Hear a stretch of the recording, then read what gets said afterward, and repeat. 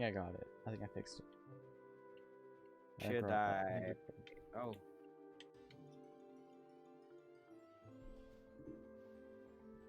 Wait, how can I see my? How Yeah, can I I see? think I fixed it. How can I see how good my other things is without Um, scratch good? Should I no, trade it with get rid of scratch? scratch. Get rid of scratch. There we go. Now my stream is doing pretty good. 0 drop frames. I had to lower my Oof.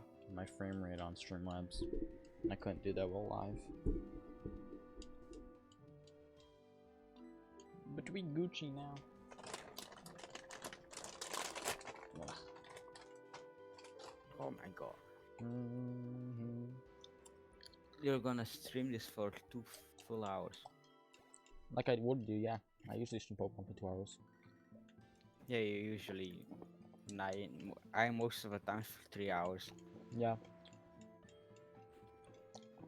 But this stream won't be, this Pokemon won't be too long because I'm really just grinding for levels. Well, I'm just actually kind of speedrunning the game. I mean, You are gonna slow down really fast because you're gonna need to level up a lot. at Like what extent? you may think it's easy, like a lot. But like at what extent? Probably like for you, since you're just doing a like a regular playthrough, you're not doing like a nuzlocke or anything. Yeah. It's probably gonna you're probably gonna have to do a good like 2 hours of grinding. Huh. Is seconds good? Probably not. No. Not really. I should just... Actually, why do I even go? I keep running away, but I can kill it in one hit. I'll try Ice Fang.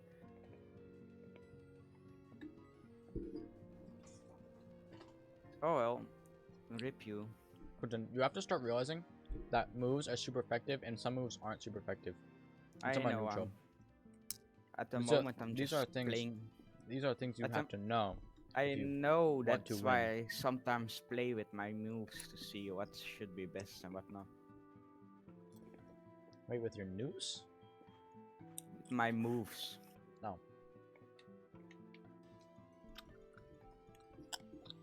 I can send you typing charts. You can send me what? They're like type charts. What's super What's effective? that? What's super effective against what?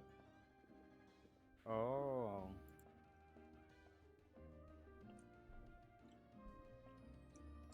Yeah, sure.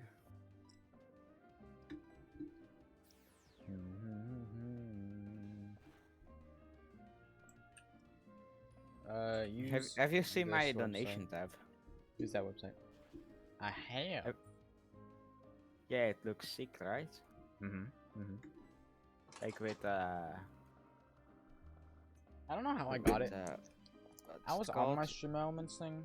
With somehow. the give and search, like the animated picture. You know, I literally spent like a week trying to figure out PayPal. Why is it that hard? Well, yeah, because first of all, my number won't work, and then I made a PayPal, but my number was my uncle who came here knows a lot of that. But then I got tired of it, and I just said I'll do it another time because I was already in, but like, and then the next time I needed to log in again, but I need the number again. And he wasn't there, and he just came back, but his number also got blocked. So yeah, that no work. I don't know why, but when I copy my number, because I find my number in my phone itself, and I don't know my number like in my head. I know mine by just saying it out loud, but I'm not gonna say it out loud because I'm live. Yeah, I don't know my number, so when I copy it, and then I paste in the PayPal, um, yeah, it's actually showed me another number, like a number that isn't mine, because I tried it. It also don't work because I get no message. So it's like I was like, what the hell is happening? Because I copy that. If I copy something, it must be the same, and that's how things work. But for some reason, it was a different number. So I tried just to like on a other screen, and like typing the numbers like kind in my head, and then like looking at the number and typing it. But I also didn't get any message. So yeah, I had to create all that. Then I made that new email. I said it to you because you know about that. That's that. Yeah. That's because that email I said. Yeah. I feel like the main reason I know my phone number so well was like off the top of my head really fast. When I was setting up my stream and stuff, I had to put it in for like 60 things. Like if I wanted to set one thing up, I would need another thing, and then I'd have it for my email, my password, my phone number, name. Mahorn, yeah. Can you send me your number one day or something? Yeah, I'll send it right now. Yeah, but don't show it on Discord. I'm not gonna show Discord. Yeah, but don't send it on Discord. How am I supposed to send it? Instagram. Why can't I send it to Discord? But I kinda show Discord sometimes, and I don't want to leak your number. Mason, because for the media share, it's all gonna be stockpiled up until I start embed, so I don't have to like wait for videos. So if you do end up posting something, the media share will be posted. Will start when I embed. What's that media share? Oh, it's your tips. It's basically they can submit videos and stuff for me to watch, and it's 10 cents per second, I think. Oh, is it in media share?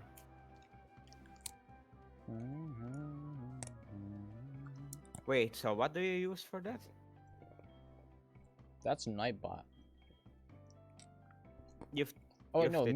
Media share is Streamlabs. That's why I use it a lot, because it connects directly with it. You have to show me it sometime, or now, if you want. If you go to my tips page, like if you're on my stream and you go to my tips page, yeah, you can see like share media. It just you insert the YouTube video and the start time, and then wait, where? I accidentally clicked the command page. Wait, hold on.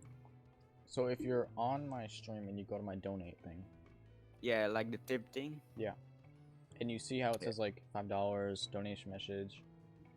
Where it says video. Share media, you put the YouTube link in there, and then you put whatever time it has to start. Oh my god! Wait, is that something you can always add? Is it like in stream? Yeah, it's I have to figure. Streamlabs.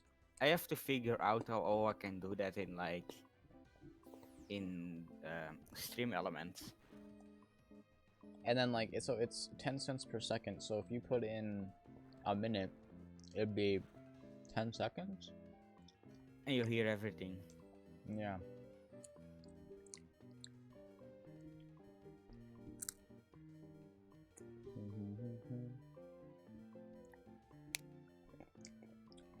Wait, where did that song request go to? What?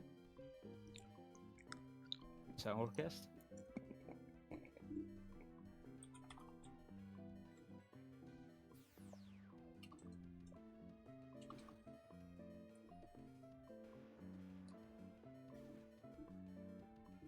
Mason, I do not use stream elements. I do not know where that YouTube video went to, or that song went to.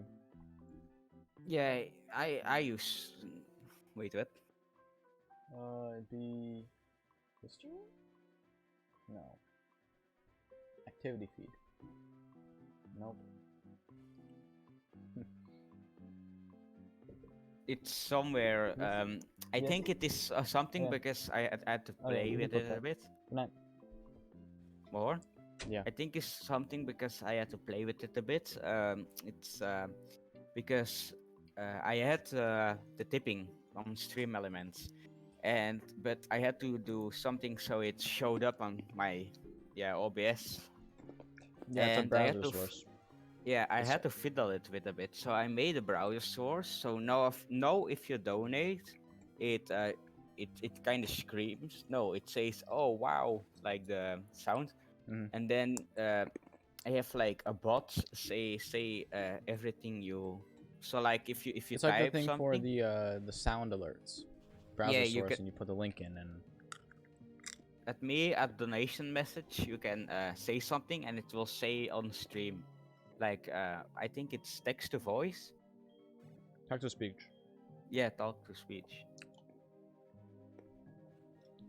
Yeah, but I do not use Stream Elements, so I do not know how to use that. I might as well get rid of it. I don't even use it for anything.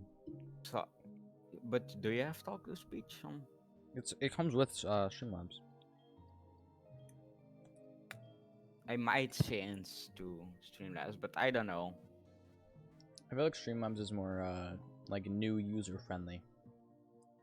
Yeah, it is actually because Streamlabs I had the normal OBS, like the OBS that almost everyone used, and now every time everyone is like going to Streamlabs.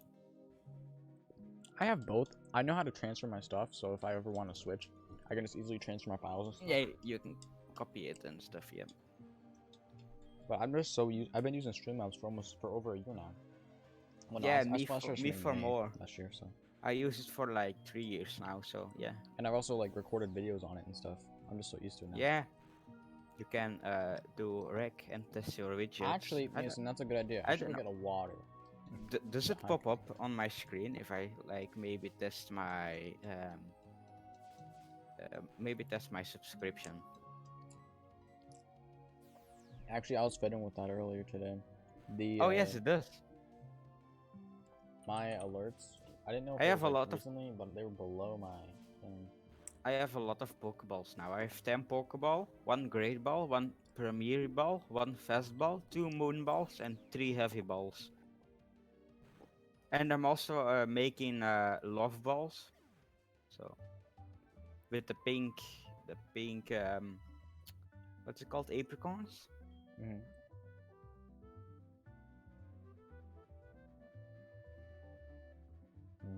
My mom was jealous about me being able to play this game.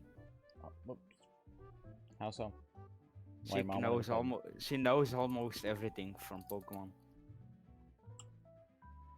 That's kind of pog, honestly.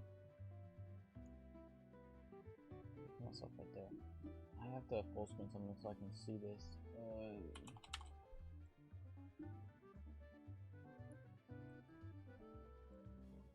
Have you ever been to I don't know if you play that. Did you play ever Pokemon Go? I currently play it, yes. You currently? Currently. Wait, what did you say? Currently? Currently. Like, I played it a few days ago. Oh, yeah, my mom is like a really good. She's like professional in it. That's why she knows all the Pokemons. And Okay, I'm gonna go get water. me too, but I don't play it anymore. I'm like non-active on it.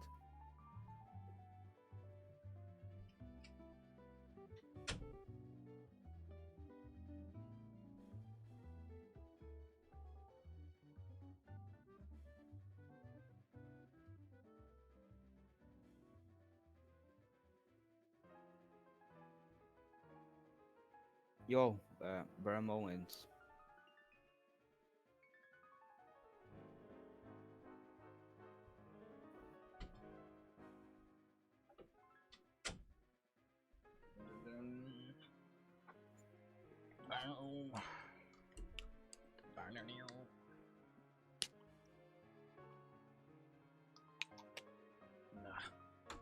Yo, Mohan. Yo. Is bro moment. Who is that guy? He's Mason. He's my friend. Yo, Mason. You can name my Pokemon. Which Pokemon is it? Because Mason knows Pokemon. It's Rattata. Rattata. Name is Ratata. Ratata. Ratatatata. Rat 8080.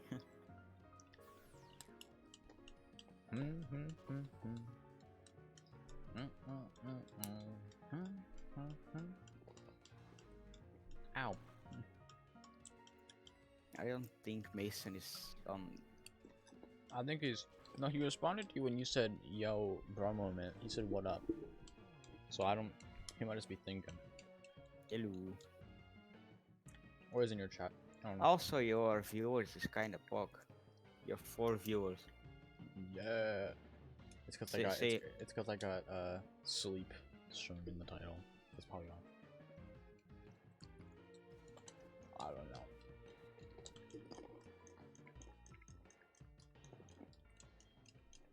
I have playing Pokemon Soul Silver for a bit, then watching Mahorn.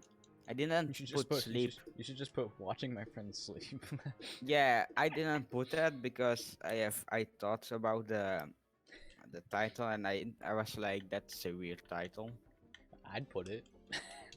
Watching my friend Quentin sleep. It's weird to Exclamation be point, funny moments. Exclamation point, he wets the bed. P.S. He actually wets the bed. Dude, I hope I don't have one of my nightmares again. Oh, yeah, that's something really cool. we can. Have you ever recorded your whole sleep? I've tried. When I was like little. I tried to record myself sleeping if I said anything So now you can record your whole room. Like set it up so I can see your room. weird. Oh, no, I have it set up so you can see like... It's like... It's on my desk. But like you can see like my bed and stuff. Well, it's at least most of your room because I know your the other- room kinda. The other half of my room is my door. I know your room at different angles. You have your desk and I think next to you have your bed behind you. Next to you is your window, like between the bed and your desk. Yep. Then on the other side you have your door, on the other side of the window. My room is shaped like an L. And I think your door is. Wait, is your room shaped like an L? Mhm. Well, then I know most of your room. I thought It's a it was. small room. It's kind of hard to I forget. think your room was like what's it called? A square, but like a long square. Rectangle? Is it called like that? A rectangle? I think yeah, a rectangle. It's like Nah, a it's an square, L. but send me blueprints. So anyway, what's that name? It doesn't say anything. Maybe it wants me to say what up. Name it what up.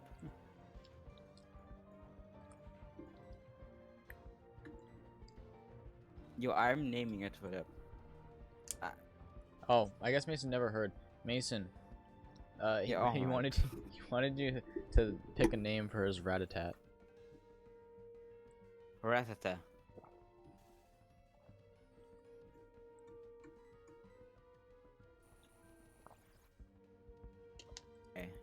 Okay, he said okay. He'll think of something. Jeff, he wants to name it Jeff. Just Jeff or something. Dude, Jeff, but in a different language. Here, what's Jeff in Korean? Give me a second. Yeah, but isn't it a shame? A name is always the same, right? Nope. In Yeah, Korean, it's symbols. Whoa, yeah. Alright. Okay. What about Japanese? Jeff is Jeff in Dutch. Well, yeah, that's logical. Jeff is also Jeff in. Oh boy, what the fuck is that? Oh, Russian. I don't. Is Dude, it? those I look- don't those think look- it's Russian. Those look like ancient Pokemon ruins. Wait, no, that's not. Actually found that. It's not Russian. That's Kazakh. Kazakh. Okay. Unless that is somewhere in Russia. Kazakhstan.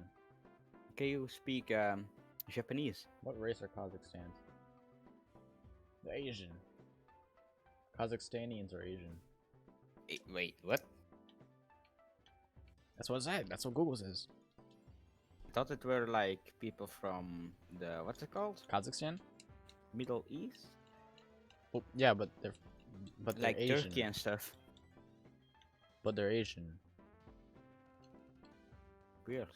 Turkey is actually very awesome. Have you ever been to Turkey? I love Turkey, bro. Turkey is amazing, especially the The food and the white candy. meat, bro. Oh my god. The candy and the food. Then the dark meat. And the watermelons and the fruit. And the chicken wing and the legs of the turkey.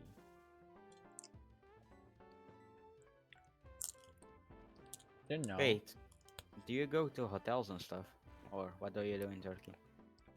I'm talking about the food. Yeah, but like in Turkey, I'm talking about... I've never been to Turkey.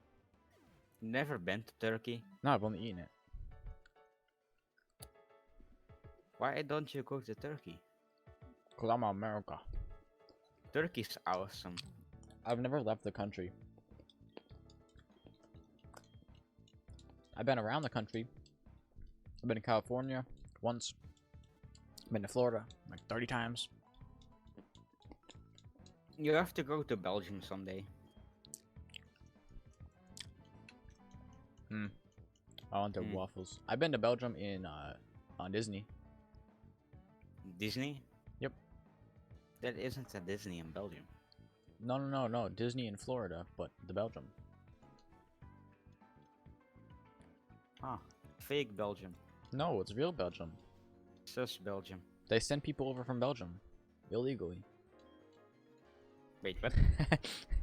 Yeah, Epcot. It's one of the parks in Disney in America. And it's called Belgium. Well, the thing with Epcot, it has a lot of different countries. I think it has like 50 different countries, like sectioned off, and like Belgium is the best. well, it's actually one of the smallest. Yeah, because Belgium, the country of Belgium is also one of the smallest. Have you ever seen Belgium? On a map, yes. It's small. It's sadly small. Dude, put Japan on Epcot, dude. Oh, my favorite store has the Pokemon.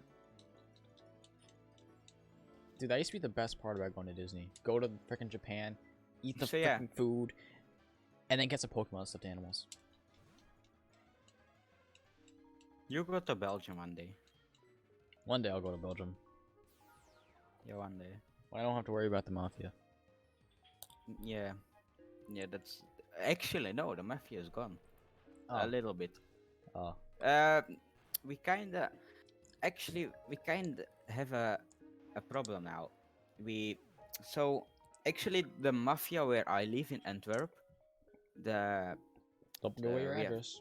I don't know what's it called, like the counselor or something, like the person who owns the state.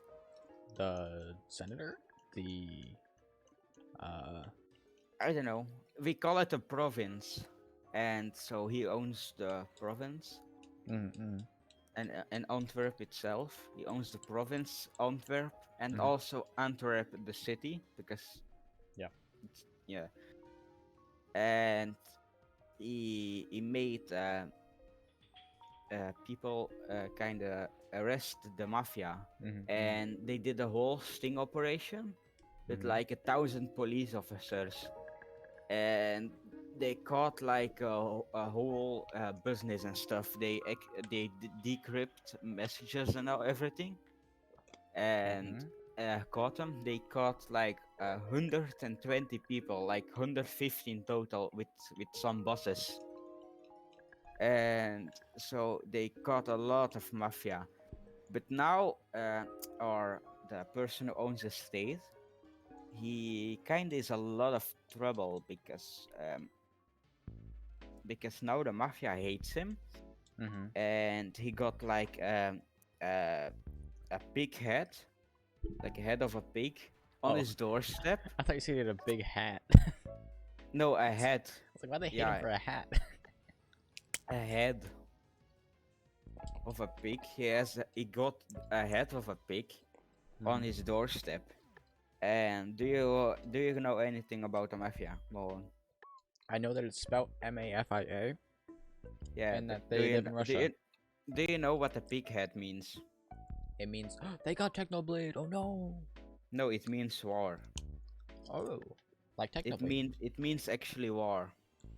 What does a pig head on my footsteps mean? Doorstep. Doorstep. Apparently, it means someone who is both stupid and stubborn. Wait, hold on. That's what Google is, and I trust Google. Big head on doorstep. One time I was on the Epcot ball ride, and then we had to stop for half an hour because they had to fix something. That's the one thing that's wrong with Disney. Their rides break down just like a McDonald's ice cream dispenser. Like the one day you want to go on rides, fucking broken down. It's either the delivery truck lost one head or someone owns the Chinese, but now it's about Chinese. Huh. I remember me and my grandma, we went on the Splash Mountain before it was racist. And we got stuck going up for an hour because someone got off the ride. Like, what the fuck, you guys don't get off the ride, bro? Doing that makes it way worse for everyone else on the ride. And it makes it so unenjoyable. You go there for a vacation and just get destroyed like that. I hate that.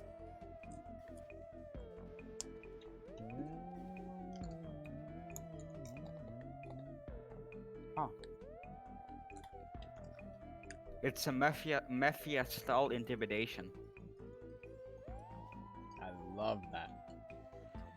Not the war thing. But to get in their heads. That's how you do it.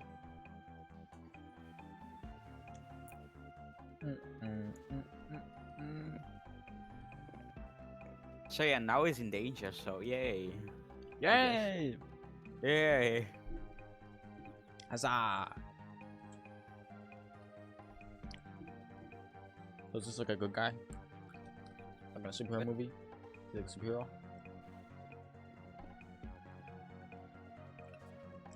Are we cheering for the good guys or the bad guys? Which team do I want to be on? Team Mafia or Team Belgium guy? Not Team Mafia, because my dad is kinda doing things with the Mafia, and he already brought my family in danger, so... So we're Team Belgium guy. Yeah. Belgium guy! Actually, funny story. My mom had a friend, and my dad is kinda abusive. And when my dad was abusive, he kinda... Well, my dad was afraid of him. He was a big guy. And one time, my dad didn't pay the Mafia, I guess. And that guy kinda took the blame of it, which means the Mafia murdered that guy instead of my family. Yeah, I remember you telling me that. Yeah. Sad times we live in. Well, sometimes life can be weird.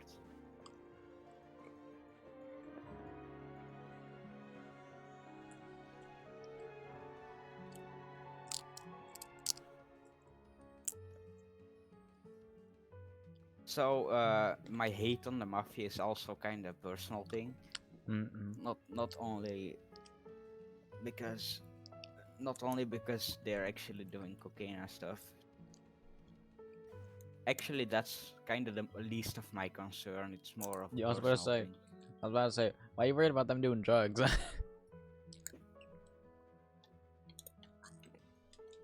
Let them do the drugs. Quentin, you can It's be also the thing that my dad kinda still does it. He has done it in front of my eyes. I don't know why. I guess he was drunk. So I kinda seen faces. Are you gonna be one of those guys that like, he gets back at the high school boys by like going to the gym every day for 6 hours for like 25 years, and then you're just gonna be like this big guy who's like bulletproof? I mean, I can join police and be very good at it, but nah. I don't think I'd ever do that. I'm too I easy. actually kind of want to keep away from it. I want to separate my life from that. I also don't want to make the mistakes that he did. Completely understand. I'm too much of a coward, and I'm too lazy to go to the gym. And now it's kind of bad because my dad, it's his dog, and the dog has been here for like 8 or 11 years, 11 years, I don't know. And when he actually almost every person when and is addicted, so when he feels sad he uses it, because that's what addicted people do. You have to cope with it. It's like smoking. It's relieving to stress. fill that missing spot that they think they have. Yes. So yeah, I have seen faces and I don't like that. I have never seen any of my parents drunk. They have never drinking in front of me. My grandma, not my mom's grandma, or not my mom's mom, but my dad's mom. They live in Florida, and man, dude, she was like, we called her a few days ago, and she's like, yeah, I'm sitting at the pool, wine glass, 4 p.m. I'm like, Grandma, it's 4 p.m. Shouldn't be having wine at 4 p.m. at the pool alone. Where's Grandpa at? Imagine your grandma saying, "Yeah, I'm at the club."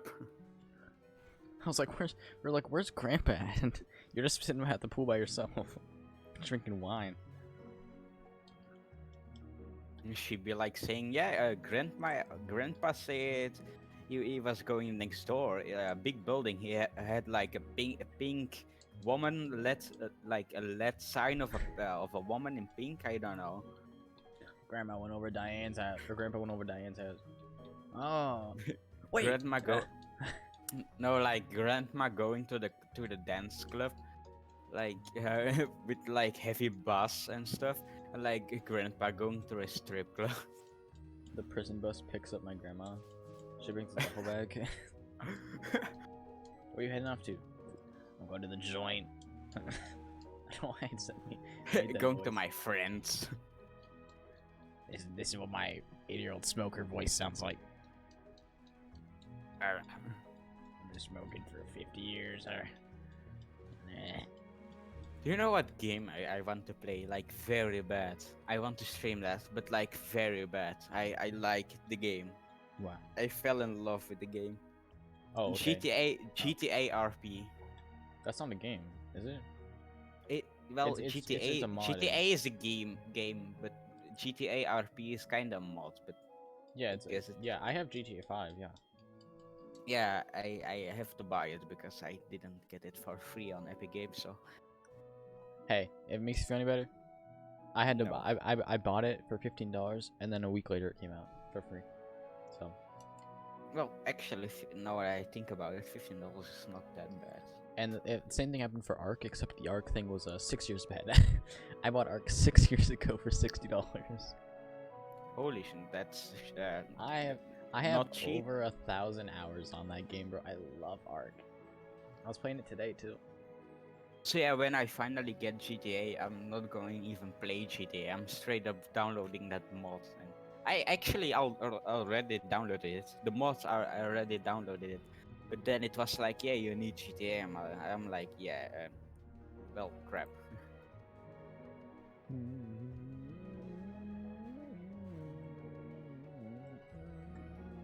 I also saving up for a new PC. I'm saving up for a new green screen. Well, when I get I mean, money, I don't at have to least save up. I have it. I have the money, but the money is probably gonna take me like 2 years. I don't know. I can get over to the side of the screen where I want to.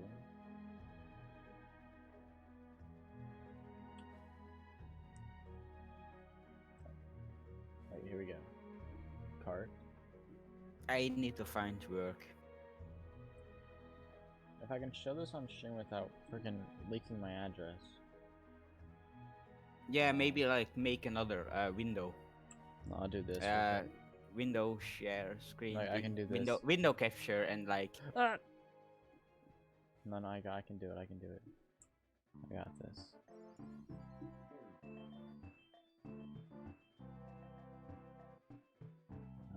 Honey. This. I mean, I kind of okay. know where to live, so. Let me just dox you. Wait, I'm just doing the same thing I over think and you over know again. you.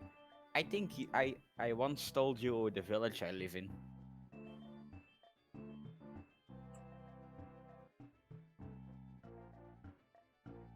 And you live close to New York. Wait, well, just look at the bottom. Look at the lower screen. Yeah, that's what I want. This. How much is it? I think it's like 125. Well, 129. that's actually expensive for a green piece of paper. Oh no, it's not paper. It's also a lot of metal. It's one of those ones where like it like goes into a frame where you can pull it up and stuff. Oh. Like you can, it's on a standing thing and you can like shoot all the way up. Yeah. Because the one I have right now is just a cloth. I bought for $15 on Amazon. And it's done me well, but as you can see, like it's very frizzy and the shadow because it's like wrinkled and. But I might want to get better lighting. Oh my god, I think. When I go I to need my to brother's equip room, I'll have a better lighting there anyway. So. Not too worried. I don't need a green screen. I don't feel like streaming with my face. I'm definitely gonna use a mask though. If I stream my face, I will not like show it fully. Maybe like the same that do you know what was he called? Renbu. Do you know the Dream SMP? Nope. Well, I know about it, but I don't know people on it. Renbu is like a pretty good guy. Now he has like 62.9 viewers because he's live. 62.9 thousand, I mean. And he has like a mask. I mean, I guess you can call it a mask. It's kind of like a scarf thing. Face mask.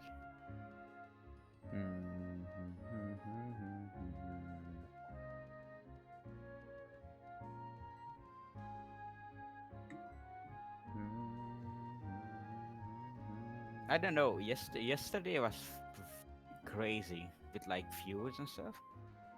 For you and me. Yeah, you had like 5 viewers and I almost had 10. I averaged 3 point something, but I peaked at 7 instead. Wait, but my peak was 10. And my average was 1.6. But I don't know, I think it was, I don't know, what was my average? You see it in the mail, by the way. Yeah. Don't you? When you get the emails about it. But are you talking like the... Hold on, let me just look.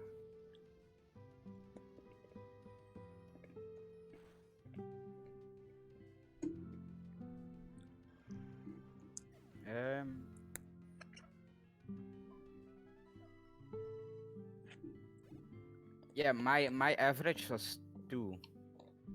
Yeah, 2. I don't know why, but yeah. Maybe because the last few hours. Like the first hour was good, but then it went like a bit crazy and... I averaged 3.1, had 10 unique viewers and 3 new followers. Max viewers it's like 7. I streamed 3 hours and like the first hour was pretty crazy and perfect, I guess. That's how it be though. And then the second 2th hour I had like 1 viewer or like 2, sometimes 3. but it like was like getting weird and bad. And like the last I had 0, and I decided to stream. I mean, like that's one of Actually, the reasons I don't stream as much, like as long. yeah, I but can get a better average that way. I don't know. I actually kind of want to be rated. That will be pretty I feel nice. like if I ever get rated, I won't be able to handle the pressure of like. Yeah. Like I already rated you. I could probably handle the pressure of max 25 viewers, but like. I gotta already get used to rated it. you. Yeah. But I mean, if someone 25 is rated me, also big. if someone rated me with like 1,000 viewers, I wouldn't know what to do. Yeah, but that's a lot. What messages would I read? Which ones do I not read? Like I don't. Do I not read any of them? I don't know. It's gonna be. If I ever get to that point, I'm not gonna learn. I don't know. I just want to get rated. I never get rated, even not with 1 viewers or 2 viewers. I keep forgetting to. I know I need to, but I keep forgetting to. Well, you don't need to. I don't want to push you to do it. So Why? Well, I just forget. you don't need to. Well, it's nice if you do, but It's on my mind, but then I just press end stream.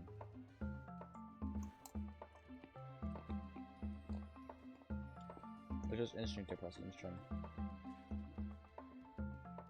hold on, be right back.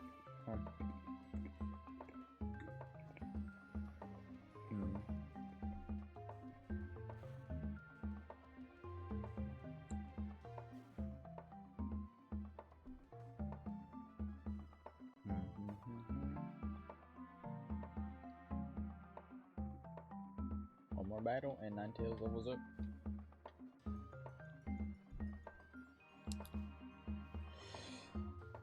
Yeah.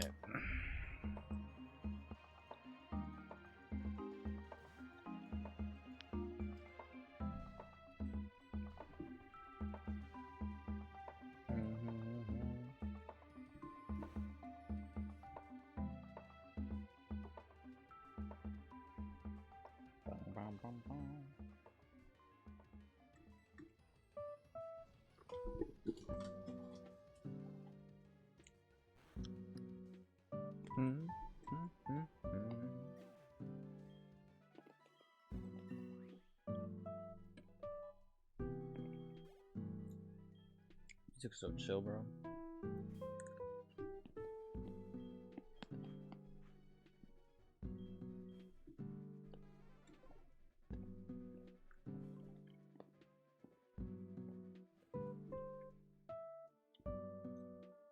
Back. Welcome back.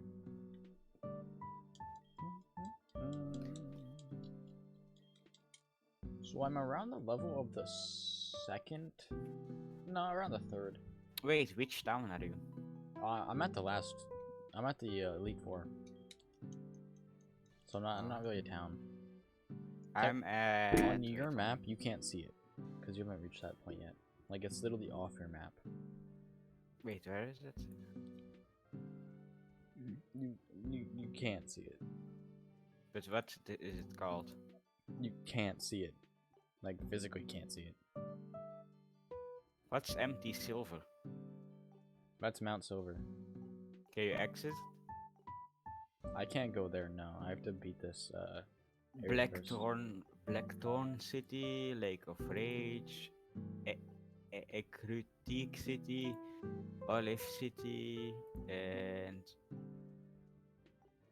Oh, that's why. You probably have to go from Route 41 to Glenwood City, and then Route 47, and then 48, and No, then actually, Safari Zone Gate. So you see Mount Silver? Yeah? I'm to the right of that. You can't see it, but I'm to the right of it. Oh, like... Oh. Yeah. Like into the desert-looking part. Yep. This is me. Oh, so I have to go... Wait, what? You can't Because go there now, until the end of the game. now I'm just following a path. So now I'm going to go to Goldenrod City. Then I am going to go to Ekrutik City, I think. Mhm. From there on, I'm going to.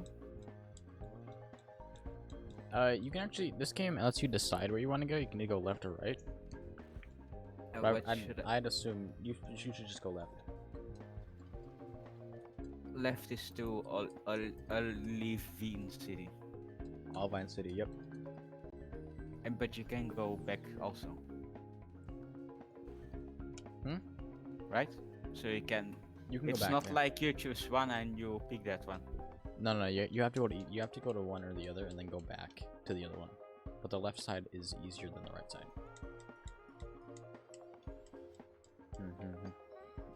Okay, Mason, what did you send me on Snapchat?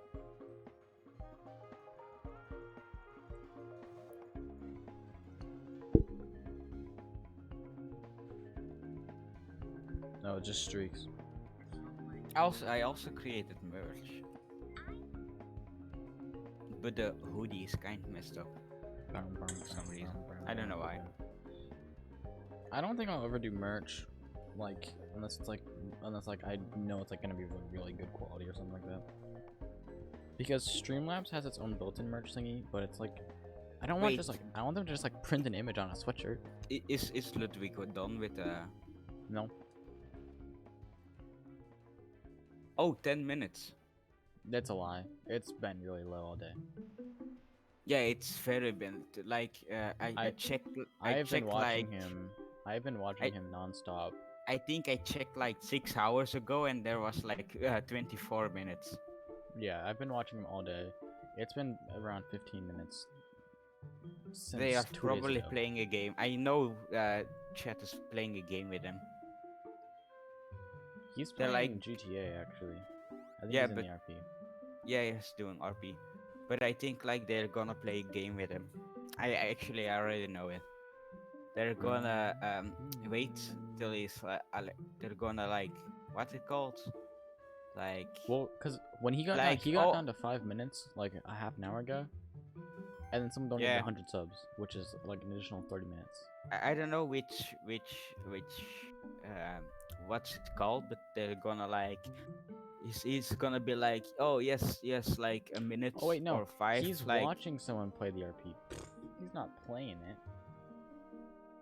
I feel like I'm so dumb. Yeah, I feel like they're gonna be like, oh yes, almost, and he's gonna have like 1 minute, and they're gonna like send a lot of descriptions. Yeah.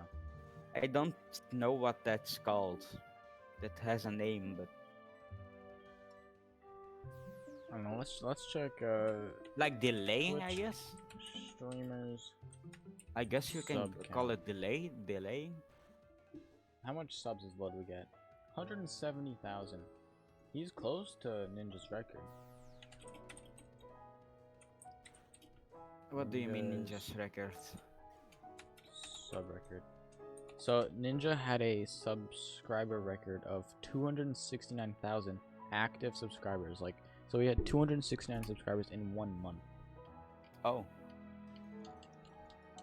And Lud's at 170. Needs 100,000 more. Well, that's a lot of money. That, but you think? Jesus Christ, that he dude. That Wait, how much? 270,000. Oh, that's a lot of money. Like Tommy Innit has like almost 10, I think. Almost 10. No, he does not. 10,000. 10,000? That is not close to 270,000. No, that's like he is like a lot. Tommy's in it is nowhere near to Ludwig's though. Ludwig has 170,000. Tommy is average. Yeah. He gets really good viewers, but he's average in the subs. Okay, so actually, I just did the math. Well, actually, for someone so young, it's very a lot. In that 1 month, Ninja made $1,350,000. Oh, it's a millionaire in 1 month. So crazy, bro.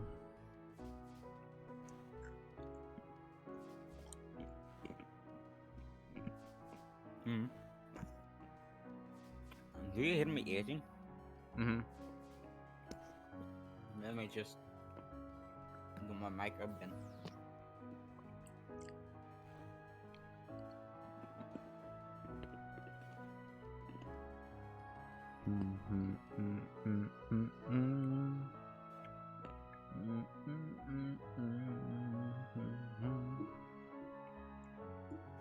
Okay, we'll take the EXP shirt off of you now. And we'll put it on you.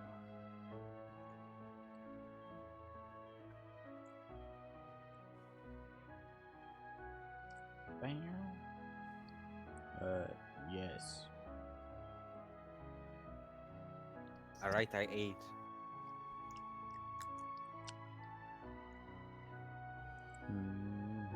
Holy damn, that girl is fast.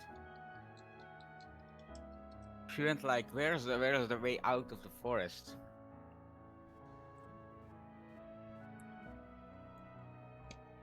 And I literally walked the same way as she, and she is just gone. Yeah. Well, I mean, I might go. Hey, try I and found water. Yo, Entei, where you at? Like, I love my map. Map? Where they at? Okay, he's right there. Can I probably can't. What? Run while in trainers, yeah.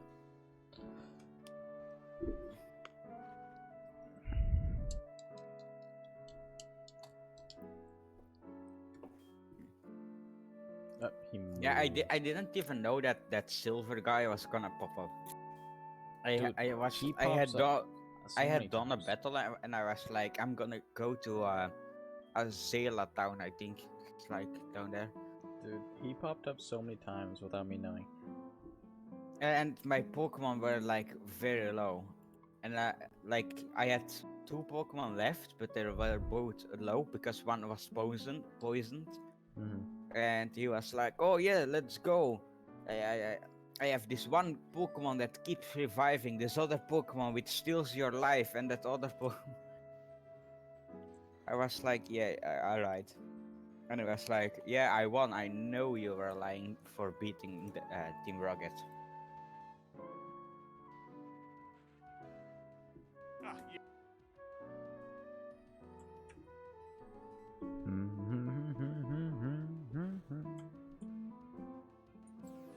Should I keep Rock Throw?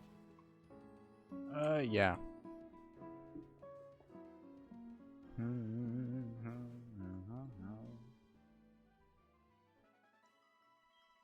What should I have Tackle, Blind, Harden, and Screech. Go to Screech. Why? Because it's not good. Here's why.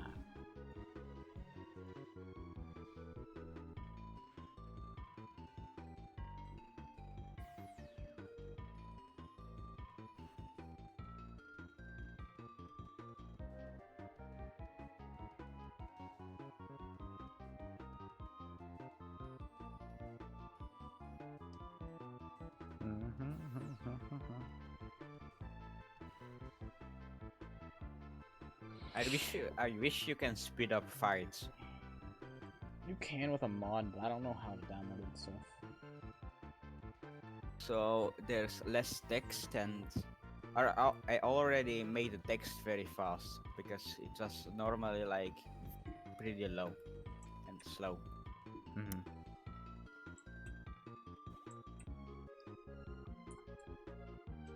So now it's fast.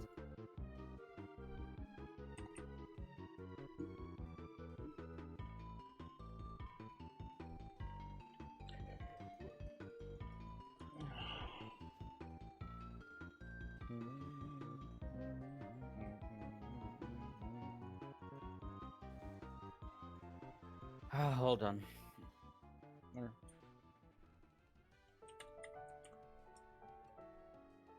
My Pokemon, my first Pokemon is now like very good because it was actually the only Pokemon I used for 3 cities. Yeah, you gotta balance somehow. Well, I have this one Pokemon now who keeps doing. He's probably gonna. Oh no, well, almost. Yeah, you gotta like Because balance them out so they're like all stay around the same level, so you don't have like one guy who's like really good. And everyone I else have. is At the moment, I have one guy who's pretty good. But like the rest are quickly leveling up because now it takes longer for the other Pokemon to level up.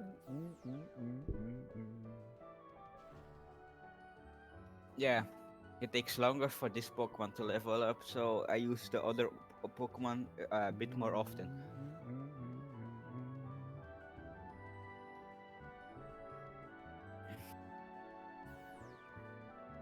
Well, Yeah, see, look, Level's back up to 23 minutes now. By the time, he'll probably still be live tomorrow, let's be honest. probably like for maybe like a week or something. Depends on how. Yeah, depends. Hold on, Sparrow. Let me just test my water gun.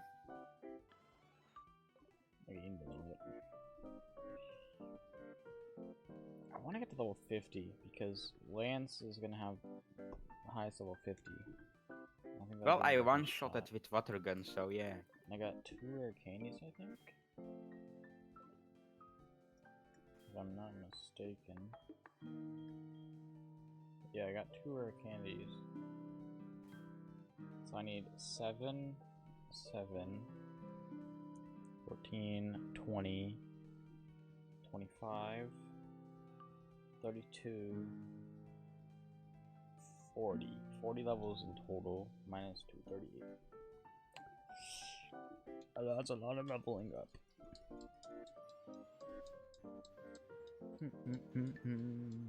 Ooh, Snubble.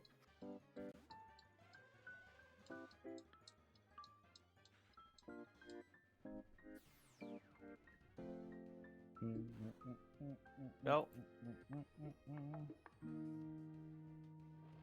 oh great, self-destruct. Love to see it.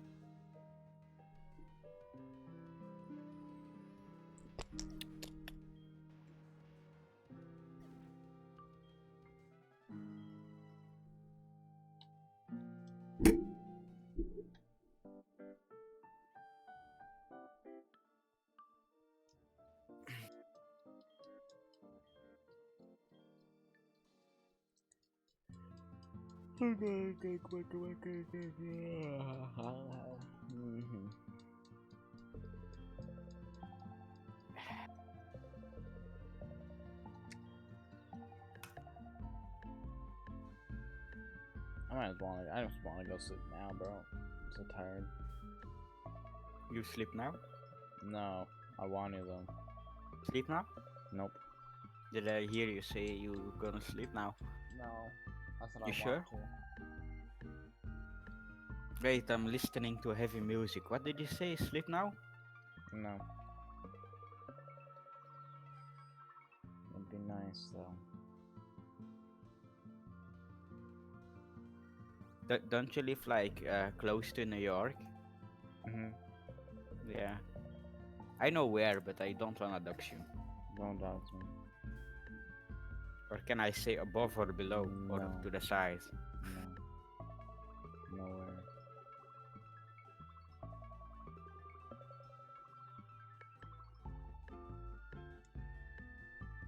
Just somewhere close to New York. No, not New York. I'm probably. in Africa. Yeah, Africa, right. No, you actually like live under the what's it called? That lady there? The lady with the torch. I don't. Lady Liberty? Yeah, don't you live there? Like in the heads, you're a pretty rich guy, you know? No, live in Africa. Zimbabwe. Nope, in Kenya. Well, now you're just doxing yourself. That's right. Like under a tree or like No, where? I haven't mentioned. Yeah. Do you also have like a lion and stuff? No, grizzly bear. Wait, what? Grizzly bear. Oh, wait, a grizzly bear in Africa. Had it imported. I, oh yeah, right. Wait, do I get Pokemon if I walk in the water? Nope. Wait, how do I want to get water Pokemon? But You have to wha- fish. how can I get a fishing rod? Work it out. How do you get fishing rod in Pokemon? Well, how to get fishing rod?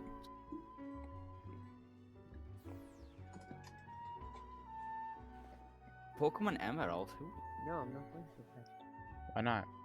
Oh, That's so high. playing my League of Legends. So? Yeah, so. You can get the good rod from a fisherman. It's in Olivine City. I'm going to there, so. It's in the next city. Oh boy. Why do I keep walking in front of these kids?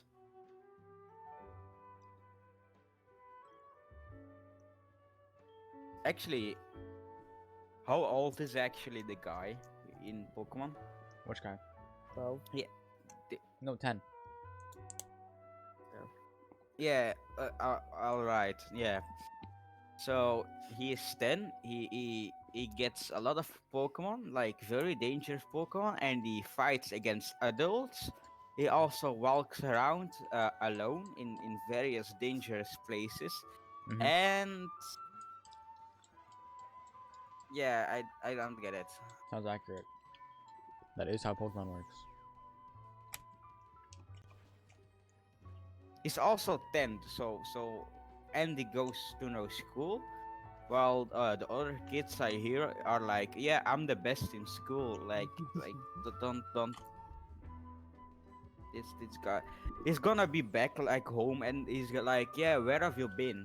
Oh, also you have detention, by the way. And he's gonna be like, yeah, I battled, I entered the cave and such. I battled dangerous Pokemon with adults, and now I'm rich and professional. So Story of my life. also I fought the mafia named Team Rocket. Not dangerous at all. Oh yeah, dude. They kind of say they're you gonna know, kill me and these such, terrorists came in. They were like, "I'm gonna steal your Pokemon." I'm like, "No," you know. Had to punch them in the face. Had to, just like shoot fire at them. yeah. Imagine that whole city getting saved by one kid. Like there are tons of other people. Like can they like tell them to hey you go away? Nope. Too scared. But this guy comes in with like a ratata, and he'll be like, yeah, I battle you to the death, and all right.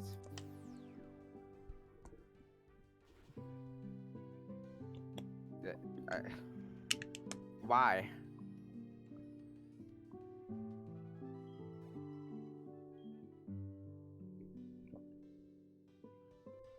They kind of need to change the lore, but yeah. No, they need to Poko- keep it this way. I like it this way. Yeah, it's fun. It's a fun lore, but like the how what? I don't want to live in the Pokemon world. No. It's been my dream since I was a little kid to live Like in Pokemon. the mom doesn't even care. I think What do you mean the mom doesn't care? She sends you gifts every time. yeah, I think she's like one of those single mothers that doesn't like his child. No, she's loving and caring. She doesn't have a father, by the way. she I mean a man. we decided to move out. So She takes the money, and she just lets a 10-year-old boy go. He's No. like, yeah, a professor told me to go all the way to there, and she'll be like, yeah, fine, fine. Can I take some money? Quentin, you're not understanding the point. Okay. Mm-hmm. The kid decided on his own to move out, and the mom Yeah, was being supportive. No. Let me finish. and that's Nope. that's just Let me finish. Let me finish. she's Shush. 10 year old, doesn't she have to go to school? Shush. Let me finish. No, Let no, me you let, shush. let me finish. You shush. Let me finish. No.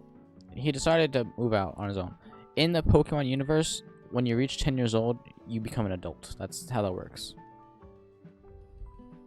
That's literally how it works. Wait, And tell me. when you turn 10 years old in the Pokemon world, you become an adult. And Alright, so that like, is it like in one of those cities, like some cities you turn like 12 and wait, back in the day in Belgium it was also like 10 years old, and when you worked you was an adult. well, this is Pokemon, not real life. But Well, in real life in Belgium, my grandpa actually had to work from he was 10 years old and he had to work in the stone bakery. so it was his rightful choice to move out, and his mom's just trying to be supportive and stuff. So she's managing his money, and she's trying to check up on him every so often, be like, "Hey, how's it going? I got you a gift. I hardly ever see you, so I thought I'd get you something." He's like, "Oh, thanks you." So Wait, who is she's- actually this girl with the hat? she's just trying to be supportive. What girl with a hat? The other guy that I see from the start with a That's blue your ball. that's your neighbor. And we both decided to go off Yeah. without working together or something. She just comes up and then say like, hey, do that. Mhm. Also, is she older? The same age. The same age, but she got the Pokemon already, and I still have to get. Well, no. That was her parents gave her that Pokemon. Oh.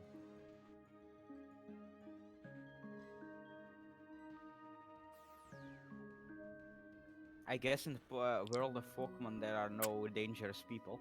Nope. Well, except Team Rocket. No people with shanks that are like, yeah, hey, I see you, I'm gonna shank you now, give me money.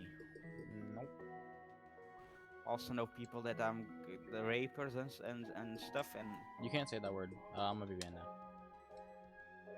so nothing. It's actually Pokemon world will be kinda cool world to live in, to be honest. I've just always thought of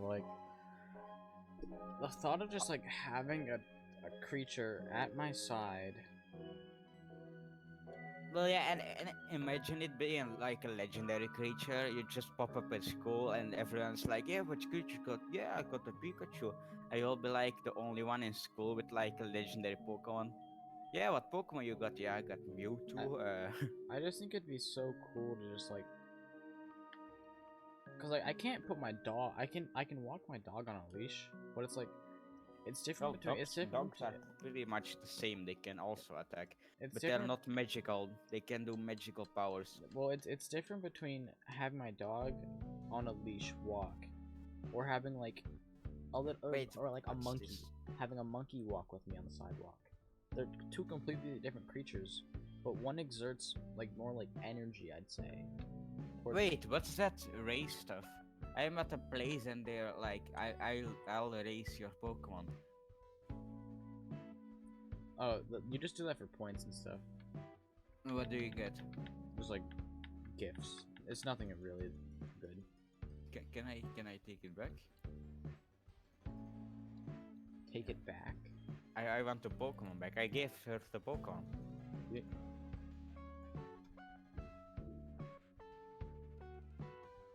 Yes, I want it back. Oh, that's a daycare. And now it costs money. I left the Pokemon for less than a minute, and now it cost me $100. Quentin, you gotta read stuff before you go in there. That's the daycare.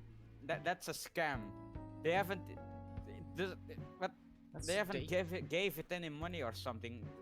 Even no food and stuff. And Quentin, that's a daycare. You have to pay. but it's not even a minute, and so if I So? You put it in there. She had to If- take the Pokemon and put it over the gate. That's Oh, worth yeah, $100. Yeah, right. The grass alone, like the grass, it messed up the grass. So Mhm. yeah.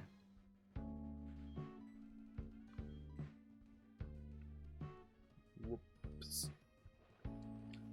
Whoopsie daisy. Daycare, man. Isn't it my? Can't it be just my neighbor's grandpa? Just all right. Now I'm gonna. Well, I'm that's not how you formally introduce someone. You don't go, hi, this is. You don't go, No, hi, this is. Hi, we'll call her Maria. Hi, Maria's grandpa. No, you go, what up, daycare guy? also Ryan is in That- the chat. I know. He just did a command. I didn't respond to him. 'Cause he And did a command. Didn't say hi. Mahorn, by the way, said like 4 times that the command doesn't work, but He wasn't here alright. when I said that. well, it should be.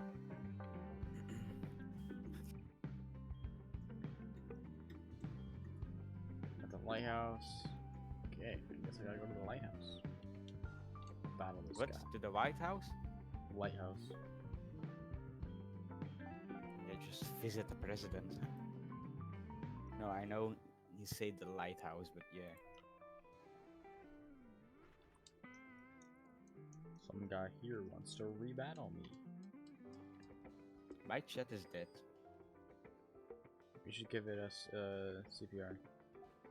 You know Fortnite's Well- gay, but my friend is making you play, and you feel kind of bad because he's like the weird kid at school. Oh, that cringe. I mean, you're being the better person. Really, think of that.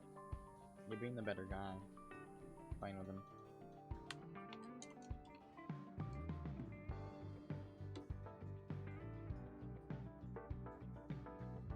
Yo, these buildings are very small.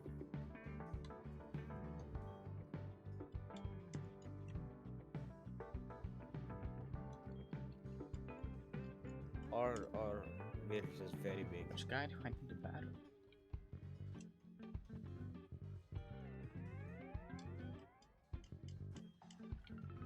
Not you.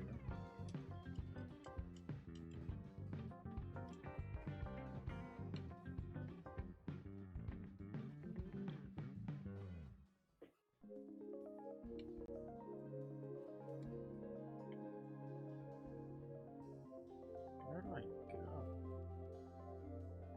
North.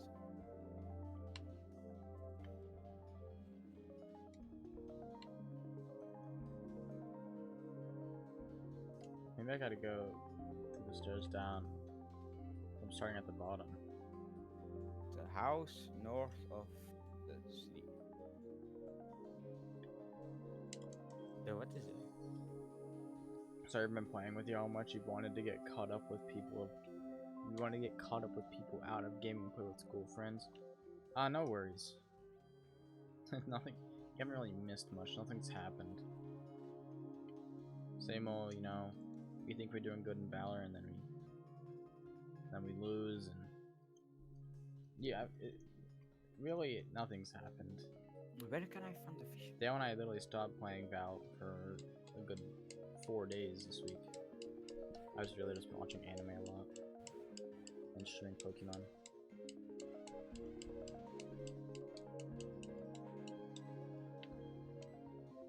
We're not pressuring you to play. You don't need to play with us all the time. Ryan, This is confused. yeah.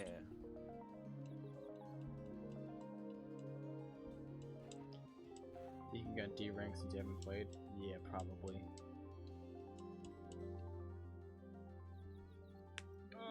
Do you get D ranked? If you don't play, yeah. Why? Because, they just do. Wow. 30 minutes till you can go to bed, bro. Oh my god. Wait, wait, hold on.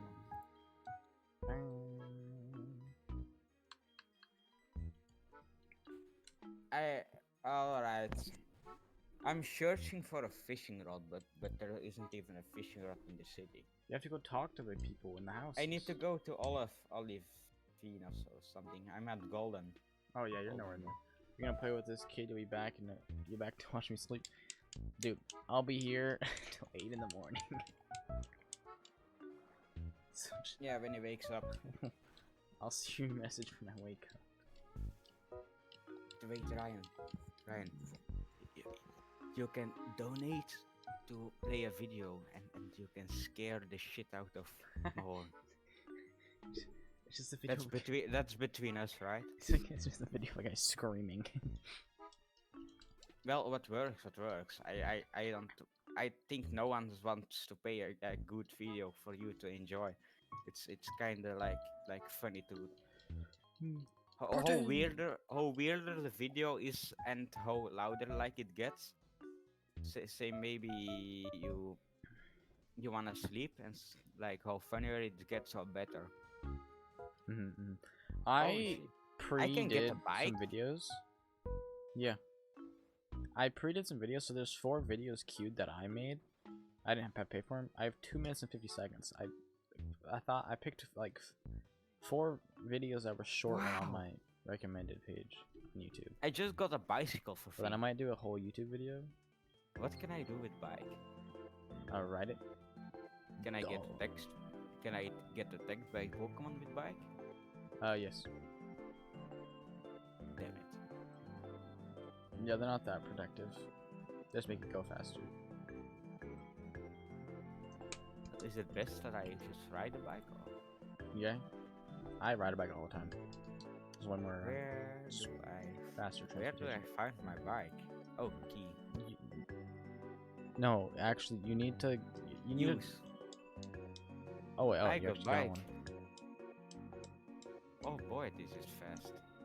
Do I get less like because normally I walk and like 5 blocks away.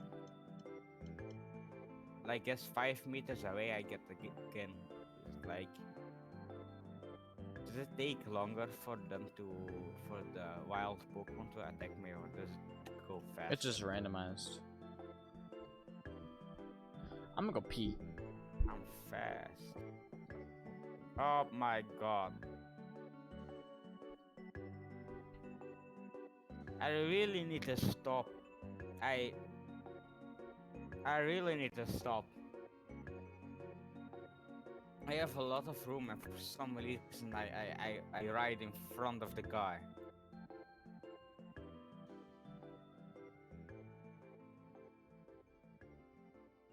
Well, that guy one shot at me, so yay.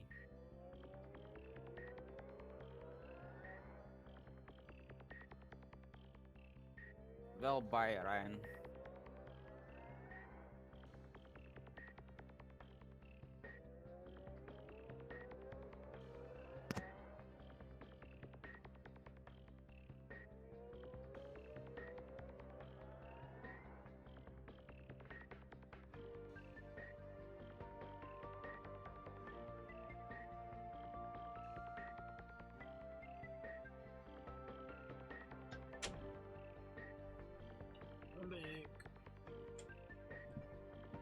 Yo, do you wanna know how I actually killed that Pokemon that keeps what's it called regenerating?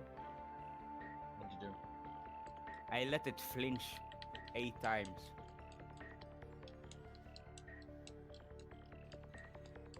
Sounds hard. Flinching isn't that easy. It's random. Well, I let him flinch 8 times. Quentin, I see you like the glitch. Oh my god, I got a Ditto. Can I catch it? Wait, how the fuck did you get a Ditto? What? Can I catch a Ditto? Catch that thing. How the hell did you find a Ditto? Don't you have a Ditto? I don't. Well, it transformed into me, so... No, I don't want to kill it.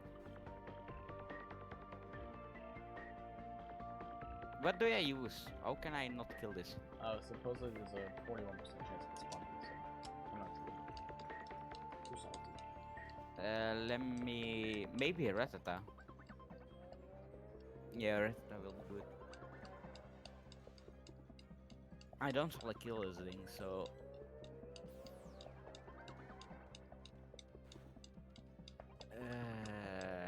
tackle.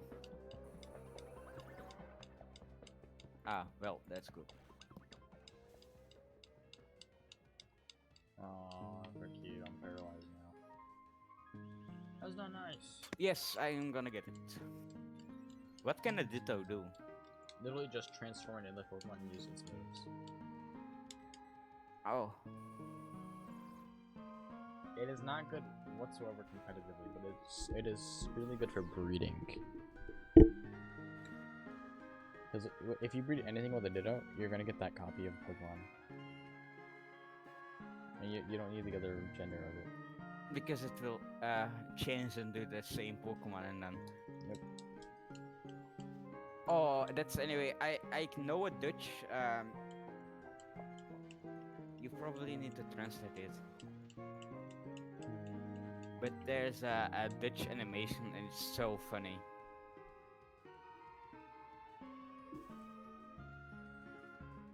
What should I call my Ditto? Wait, Ryan is gone. Just what should I? Ditto.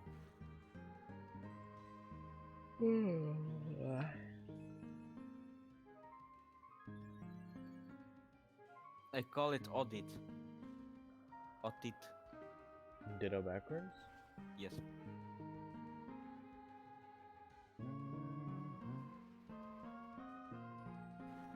Alright, I need to save and reload.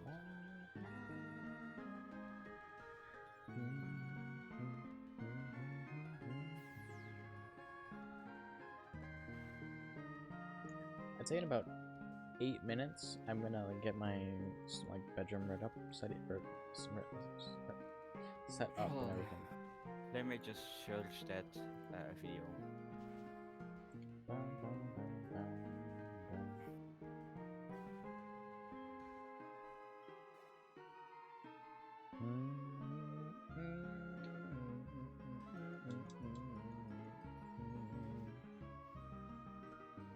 Wait, what's that?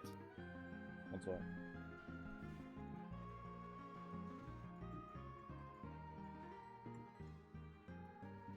What's what?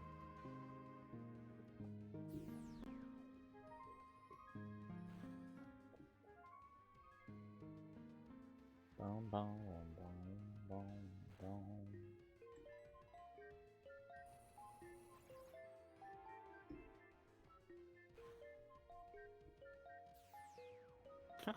What the?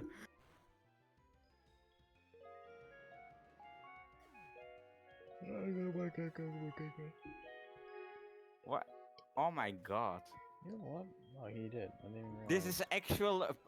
This is actually police YouTube.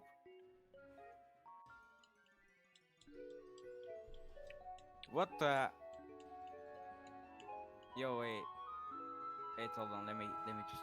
If you send me the video, I can put it in there without you having to spend money. Wait, if I what?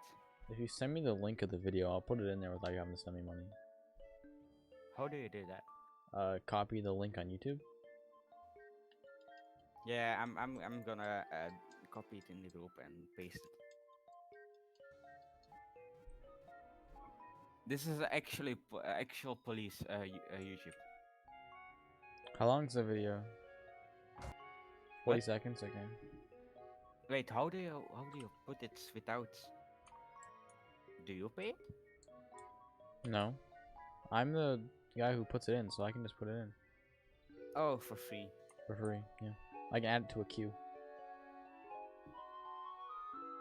And you can watch it, but Yep. on Streamlabs or. So if you want to look through some videos and stuff, you can send me things and I'll free of charge. Yeah, but only me, I guess. Come on off, Ryan or Dale or I don't want to do that. Friends. Yes, friends.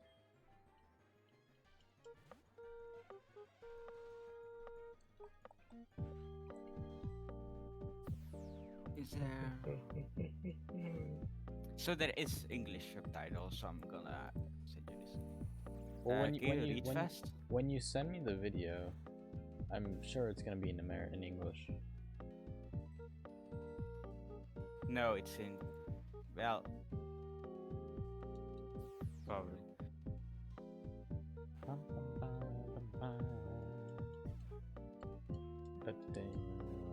Wait, let me open your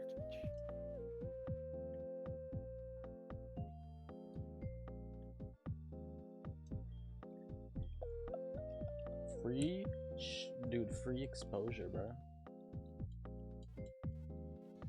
Wait, what?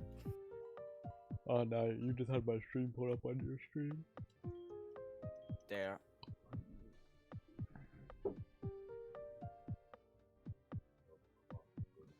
No. I'm just gonna host you for a few seconds. I'm not being loud at all.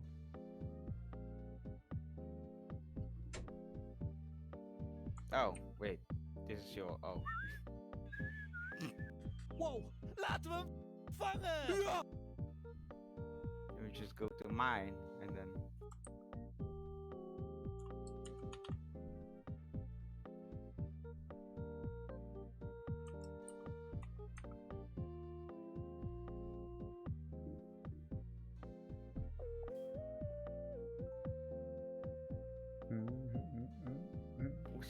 Who said that you are loud? My stepdad. You're not loud at all. I know. You aren't even. There are times that you yelled. Thank you for the host. Loud speak. Yeah, he comes to my room almost every day telling me I'm loud when I'm literally whispering. I don't understand. Well, it's cause I'm the only. Moms and dads, I guess. It's cause I'm the only voice in the whole house. Like, how can you not hear me? For some reason, stepdads and stepmoms hate the children. I don't know why. My stepmom is not nice. Also, I watched the 2 videos. You watched the 2, or you sent me the 2? No, I mean you need to watch it. Oh yeah, I put them in the thing.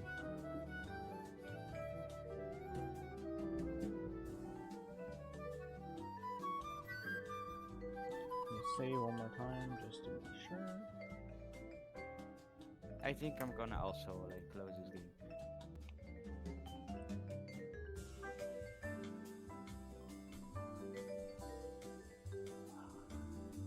I saved it 2 times just to be sure. I save it always 2 times. You can never be too sure. I'll swap these. This right here, this right Well, there. I am only hosting you for like a few seconds because it's easier for my viewers to, because they can also hear you on my stream. Because otherwise I have a delay and they hear you 2 times.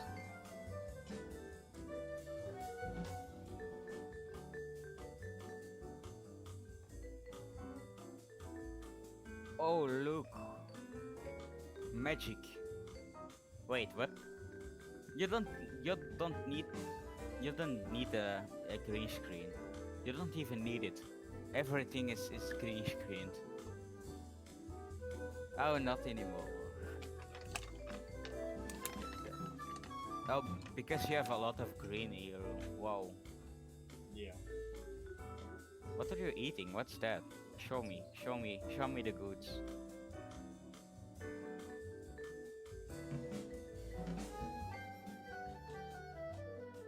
Oh, look at those shoes. Look at those. Is that a Nerf gun?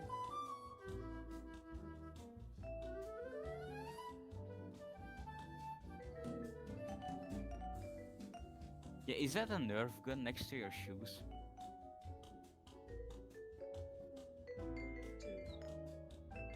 I'll also look like the box next to the shoes. Is that Yeezys? Those are Yeezys box.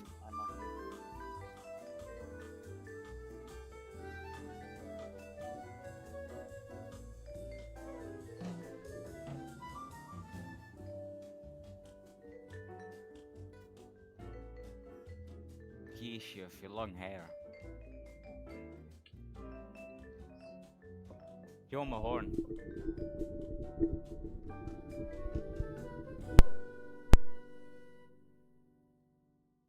Wait, hold on.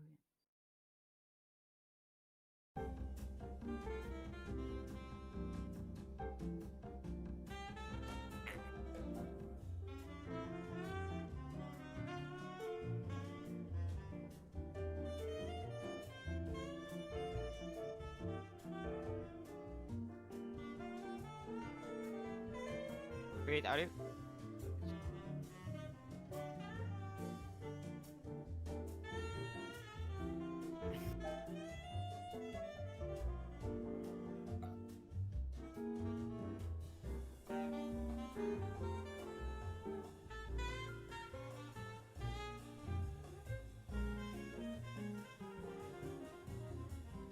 Look at this chest. I mean, listen to the chest.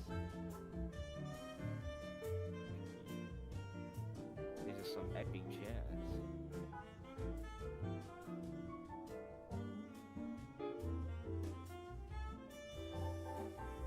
Man's testing his mic again. Oh, mic is popped off. Probably gonna get a cable.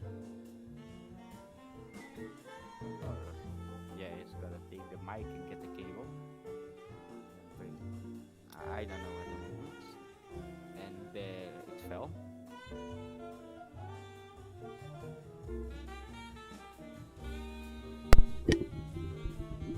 Well, I have a lot of delay. But yeah, I know it. It's gonna get the cable. And it's placing it on his desk. And also there's a delay because now he's walking off screen. And he'll be probably back when you Wait, do you hear me? And he came back. Dude, this is so weird. I'm holding my mic in my hand, bro. Like a talk show Yeah, host. you're like a reporter guy. You're famous, bro. It feels so weird. Can you show me the back of your head? Back of my hand? Show the back of your head. Head. I'll talk about the back of my hand. Yeah, show it. Whoa, long, bro. Jesus. I just got my hair cut from short to long. Also, how are you gonna watch something from that far? Oh. We will see. And also, that box next to your shoes, are those Yeezys? It's the box that came with this mic. Yeah, say those are Yeezys. Like the new Yeezys. First things first. $5,000. Autoplay. And if I do the, put it autoplay, or do I have to? Oh. How about? Well, now that video's gone. Well.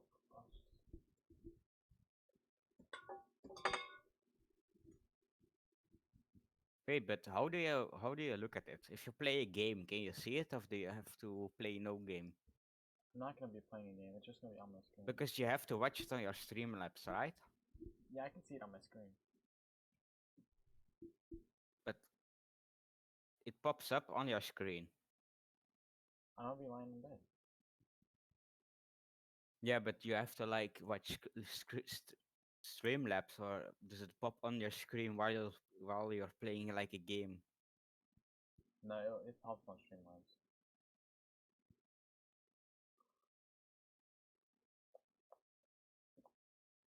Here's the video.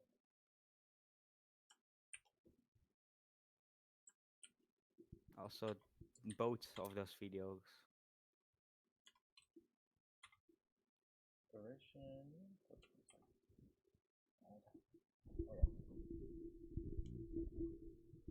I think I should be good now. Let's put my mic down.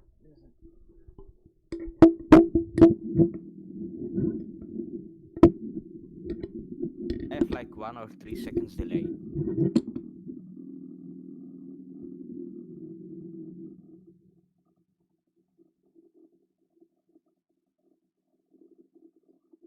Also, the mic was going for a second.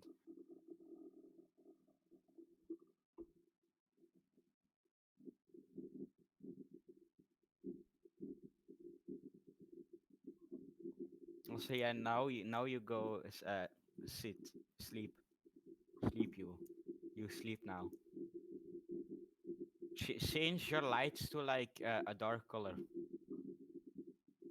so, so we can at least see you. No, I mean blue is good, I guess, or like purple. Yeah, yeah, good.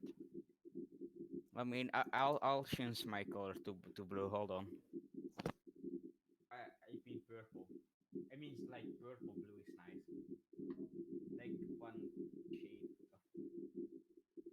yeah, right. Blue was better, but yeah. Okay, you hear me? This is so weird. Hold on. this feels Pat, so weird. how comfortable do you feel right now? Like I'm on porno.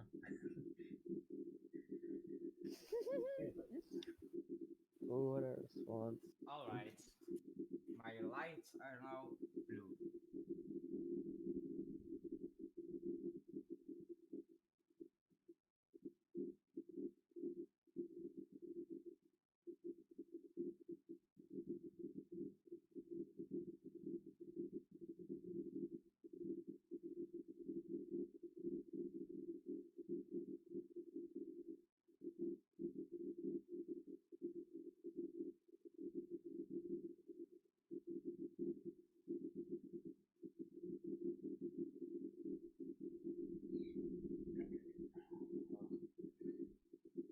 I might too.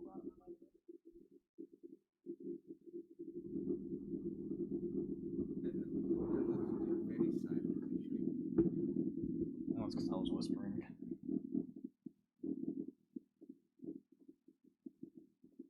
And I gotta post it on Instagram.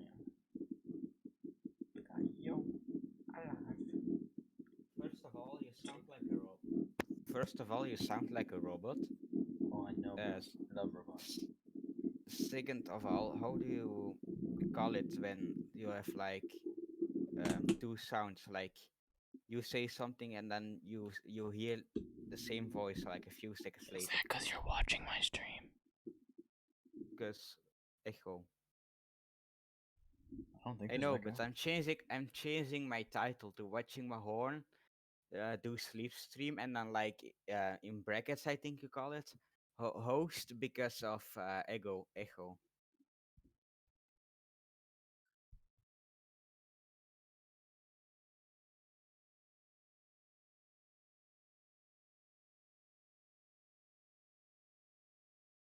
Category is sleepers.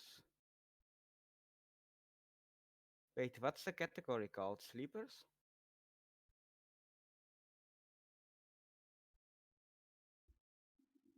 More?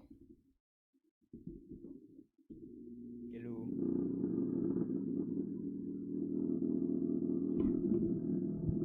I think it's called the duplicate sleepers. I think that's the category.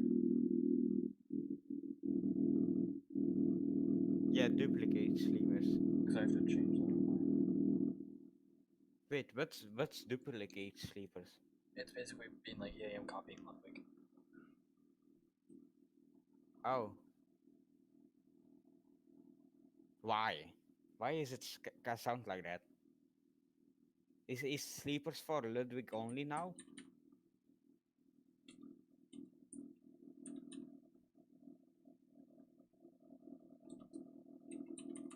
I don't get it.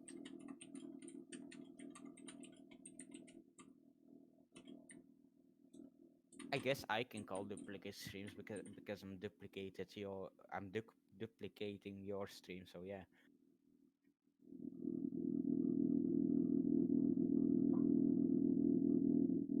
maybe say like your time, say your time zone because 8 a.m. I think time is different around the world, and also in your stream is English, so you have England and Australia and America, and those are Yeah, well, good job. Easter time zone. Eastern.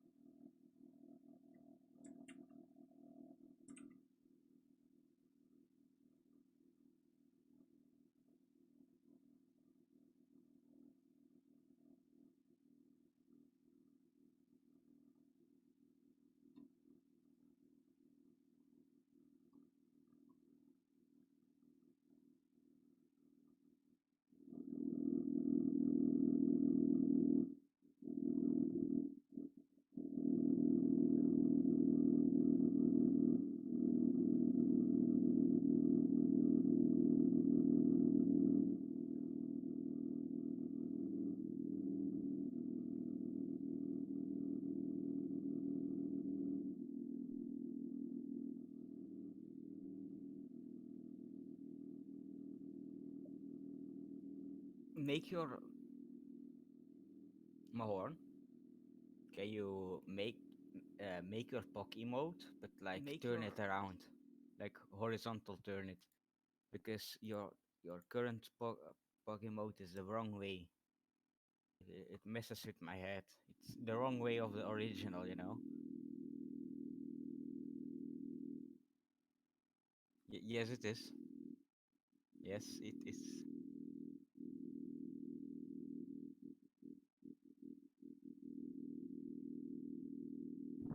Out science No, slumber yes. parties.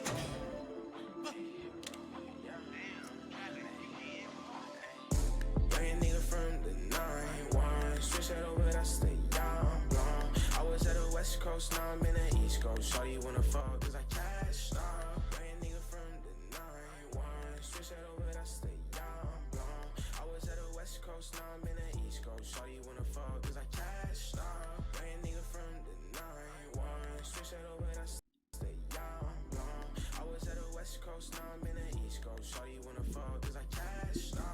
Young nigga from the 9-1, switch that over, that's the young blonde. I was at the West Coast, now I'm in the East Coast. Shawty wanna fuck, cause I cashed out.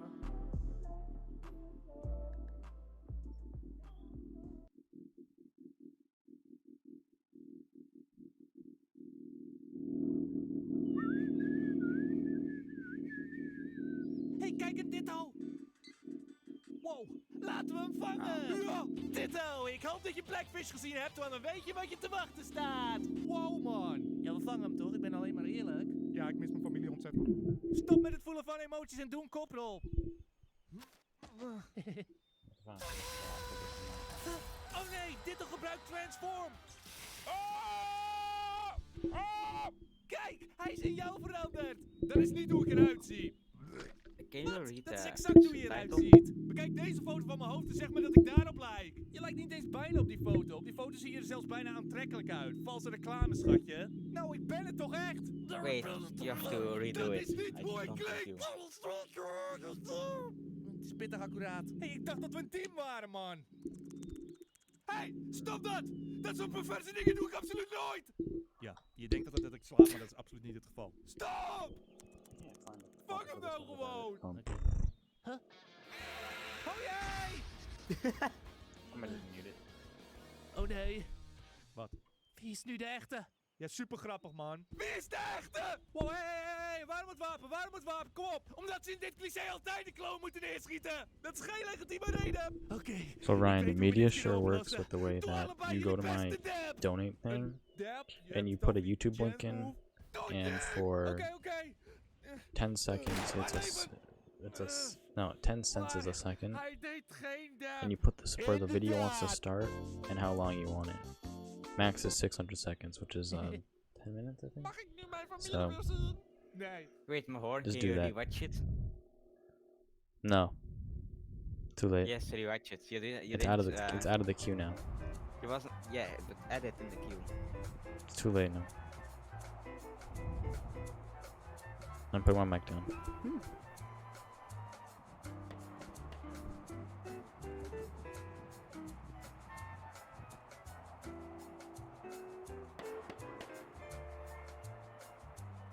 Look at this.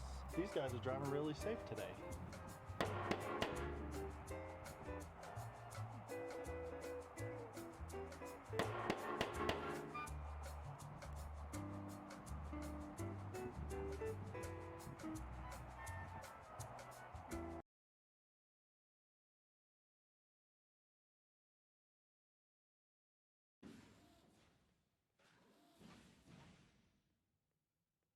Way to go, Trocky. You do not call me that. But Valior calls you Trock all the time. That does not make it right. What's up? I thought you said it didn't mean anything. No, I said it means nothing. When Valior calls me Truck, he is saying that I am worthless. A nothing. Star. There are those on other planets who feel Tamaranians are inferior. Truck is what they call us. So he's calling you a terrible name. You And you know that if you do you punch him out, seriously it's have confirmed 2 all the bad stuff mattresses? he thinks about you. Yes. You know what it feels like What'd you to say? be judged simply Do you have because of 2 mattresses? Oh, who's what? Monitors? No, your what? How do you call it? What you're laying on? Mattresses? Yeah, mattresses. One's a box spring, and then one's like a thing. I don't know. How many mattresses can you have? I think 2.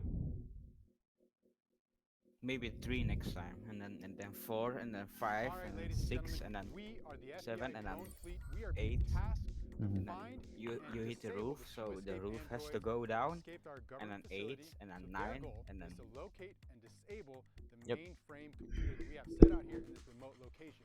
They have an AIN number that we need to find. Now, once we call in those numbers, we can disable those 2 androids, and we win this challenge. We got Ryan from the Obsessive DP. If you guys didn't know, he decked out our Team Edge gear room, so if you haven't seen that one, you're gonna have to go watch that after this. And we got DJ Freezy. Hi, YouTube. So, Joey's not here because he did just you had a make baby, so shout out to Joey. the Joey, what's it miss called? ya. Congrats on the baby. The Good luck at media home. share We have to go and place find the setup. remote mainframe computer and destroy it. All right, drones are up. Did I do what with the media share out. myself? We are gonna find the playlist. What is an AIN number? Android Yeah, identification. this is the last video. I knew that. I'm in the FBI. I meant to add a Billy few is more. on the stun gun. If he shoots those androids, Just like- they are Just stunned watch for a some couple of seconds, funny- which will help us to get in. Funny video, trying not to laugh, I guess.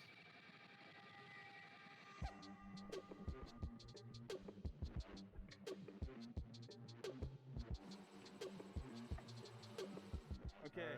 I think I spotted them. Remember, Jordan, we cannot let them see the numbers on our backs. They're moving. They're moving? Fight the power. Also, I see can it. you add the Ryan, you're better sound than alert? What was right into It's it? called the bang. They're both white. What are you doing? I'll back up. Thank you. There you go. I'm in the FBI. Can you add it? Wait, I see him. Okay, where's their number? We have to get close. Oh, they're taunting. They're taunting us.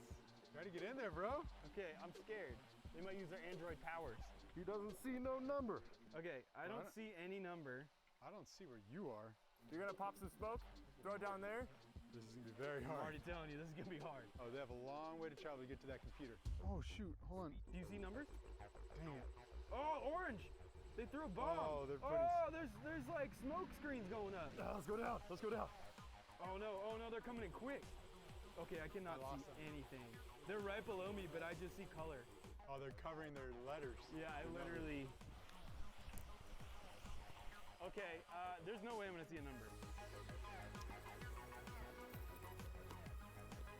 Oh, they're hiding this in the car so they Try can't and get get me stunned. now! What are you gonna do about this? Alright, we gotta go down. Let's go this way. Okay, I mean, I see where the number is. I cannot read it at all. I need a smaller smoke. Jordan, you're gonna have to help me. They're hiding under the cyclone. Use that one. That will last longer. Let's go. Because I only have one more. I'm coming around. I'll meet you. Oh, why can't I just see smoke. That's all I see. Dang, that smoke is literally doing a great job. Put it down there. It's a diversion. Man, I can't see with these glasses Yeah, I on. took mine off a while ago. Oh man, that's why I was just. Let's go. All right, Billy, see if you can get a shot off on one of them. Right. Yeah, we need help, Billy. Oh, there they are. Oh, I see him now. Drones don't like trees. All right, I'm gonna go up high because I have no idea. Not much room left. Okay, they're moving. They're on the move. Take cover in the trees. There they are. I see Okay, them. I'm blocking the entrance. Ooh, smart, smart. Okay, they have to get by my drone in order to reach the computer. We gotta be careful. There's more out there. I can hear them. I can see them. They're right there. Where the heck are you, Caden? I have no idea where you. You're in those trees? Oh man. Did you turn off sound alert? 3-7. Okay, we got the first two numbers. 3-7 for Bobby. I really want Quentin, I'm tired. I want to lie in bed. Ooh, that's funny. Turn it on. Caden just called in the first two numbers. Ryan, I suggested these YouTube videos. Yeah, Caden. I put them in because I knew there was gonna be a lot, so We got him. apparently there's like a half an hour worth of stuff. It's just random. There he is. Wait, I see him. Oh, wait, Jordan. He's shutting Put down. something in and I Oh, will on the put to the ground. front. That was perfect. They got his code. But yeah, there are just YouTube videos now, so I don't just They're like all over me right have now. nothing. I will send some videos. Okay, I'm holding the line. I'm right next to the entrance. I'm in the not middle of getting the up road. from my I'll bed. keep him here. Quentin. Because he can't go anywhere. Oh, hey, look, a swing. Bobby's just swinging around right now. Oh, yeah? Try and get it now. He's just hanging out, I guess. You can't see it. I'm just gonna take my time. Being in the air sucks, doesn't it? Ooh. Why do kids do this? See, he's smart because I can't get close enough because he's right in the Do you have trees. subtitles? a shot on them either. Dude, get his foot. Yeah, get something. Come on, Billy. I'm not like the cyborg I used to be. I need to get reprogrammed. We need him down, man. I don't know how to get at him right now.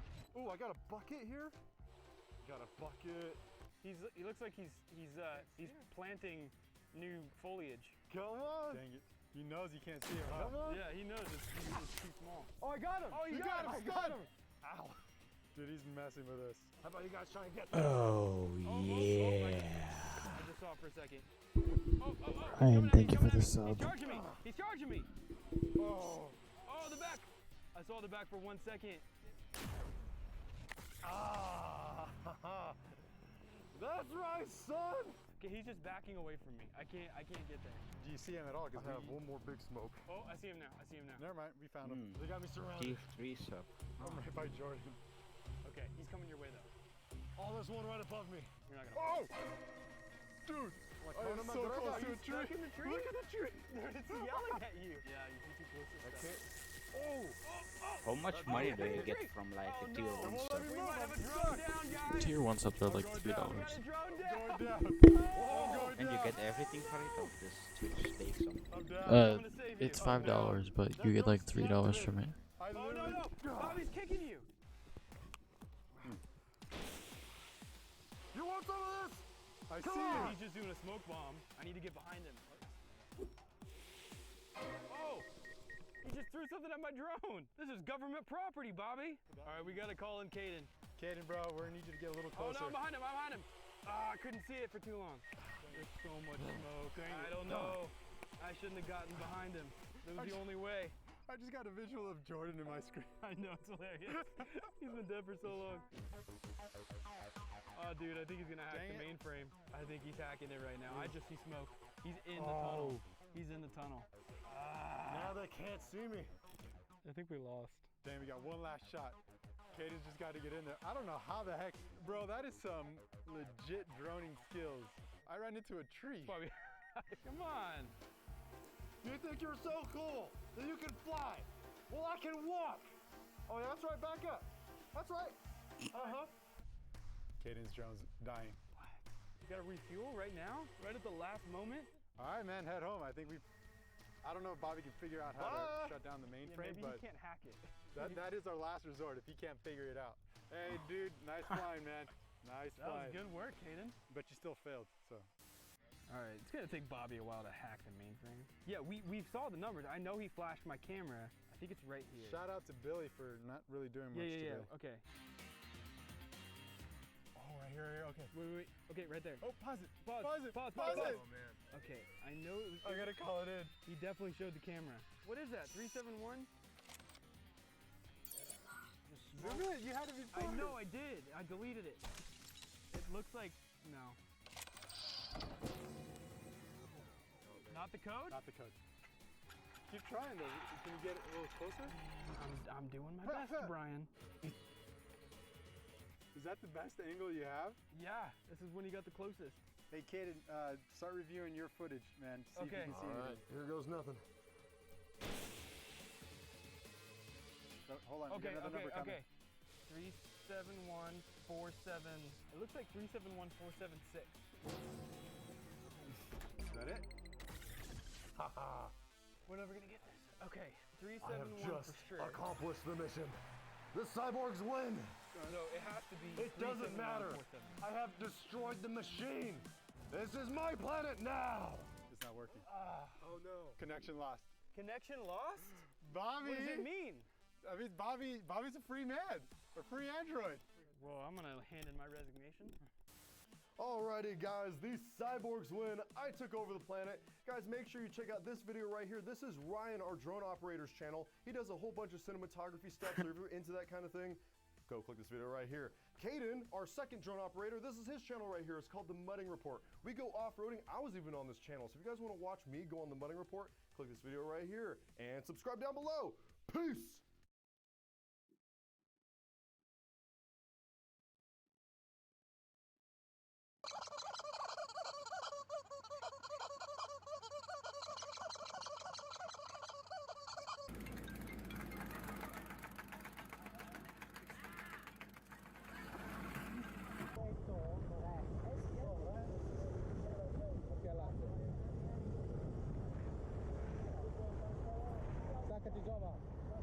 Come on, baby.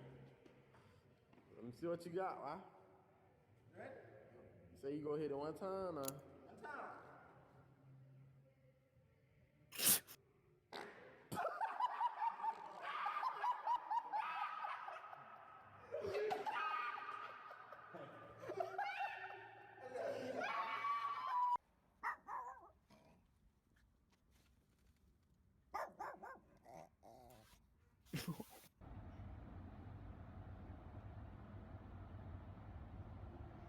I'm just finding the weirdest fits.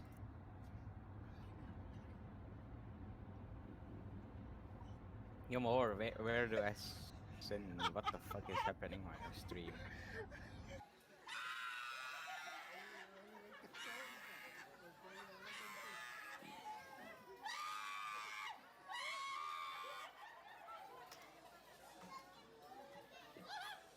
I'm just gonna send it via Discord.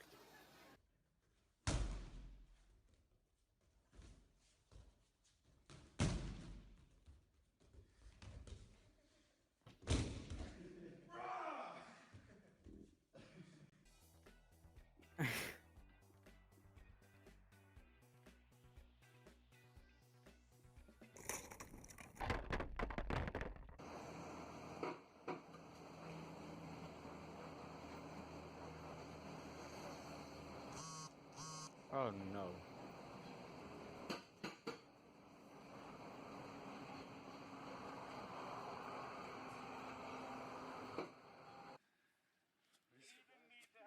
Phew.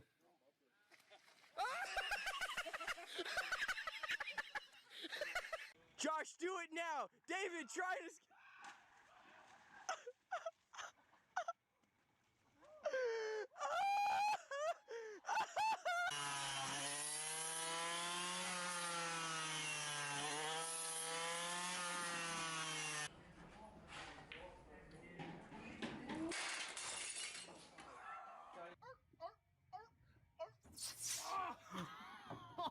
Well, rip. No! Oh my god! Swap the camera.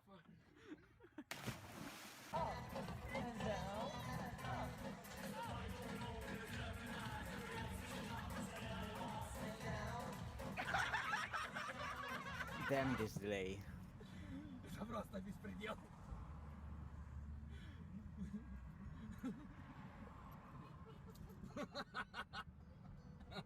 Well, that's normal, a cow in the car.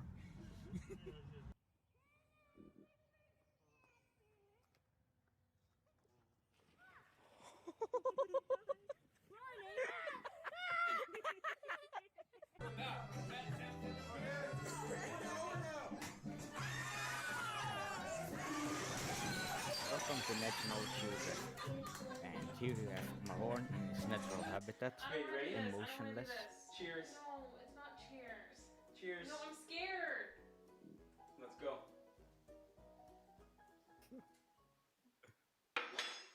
While he's watching Try Not to Laugh and literally overpower.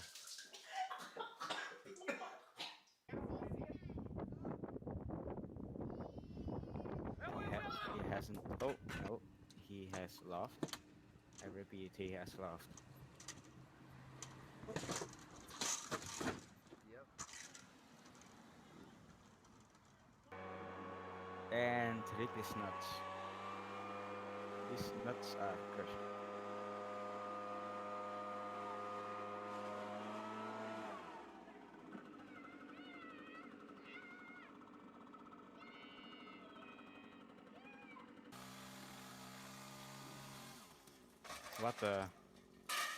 What the hell?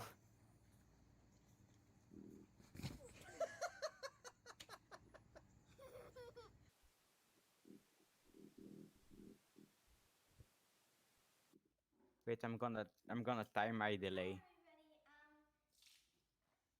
Here he comes. Right on this corner. I'm gonna crash into the wall.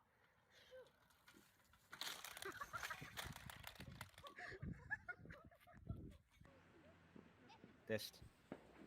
Bag up, bag up. Bag up, Terry. Put it in reverse, Terry. Put it in Wait, reverse. hold on. Oh, Lord. Lord, Test. Jesus. Oh, Lord.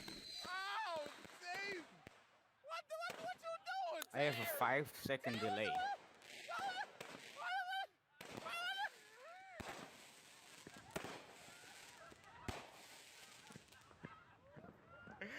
More? She goes, she's running up, it looks good, and no, there she goes, and she's Hey, taking off the don't phone. fall asleep. You have no sound alerts and everything.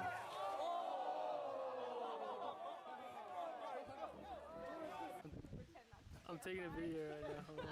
Also, I've sent you a vid, by the way. Oh shit, he wants food, I think. Oh. Oh shit. Oh shit.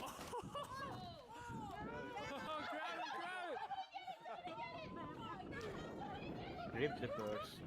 Monkey!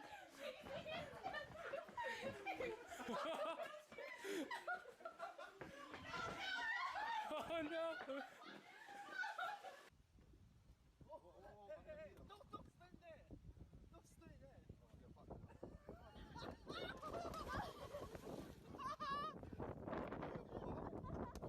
And he's in the water. And Juniper, that kid you're also is in okay. the water.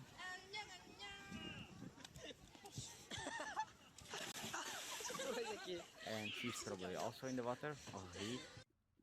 Ready for impact.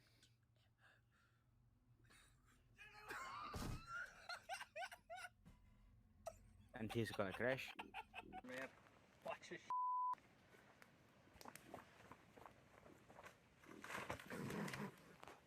And he's gonna fall in the water. So I'm gonna start putting the pressure here. Or Pass. not.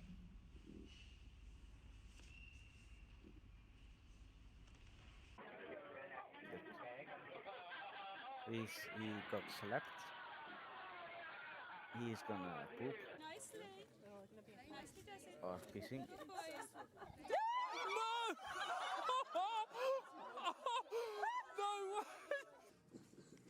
That dog pissed on the girl.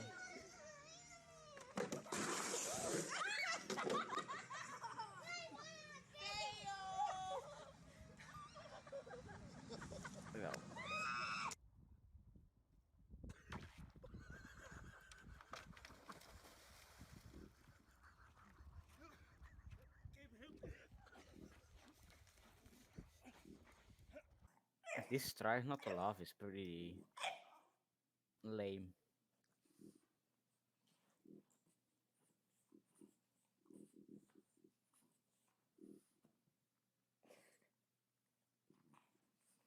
Open it! What is it? Open it!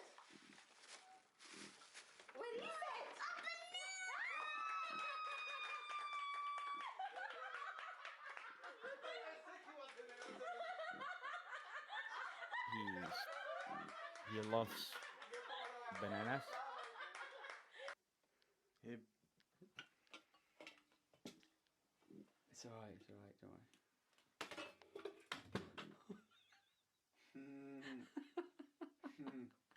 He has been buried. Going on here.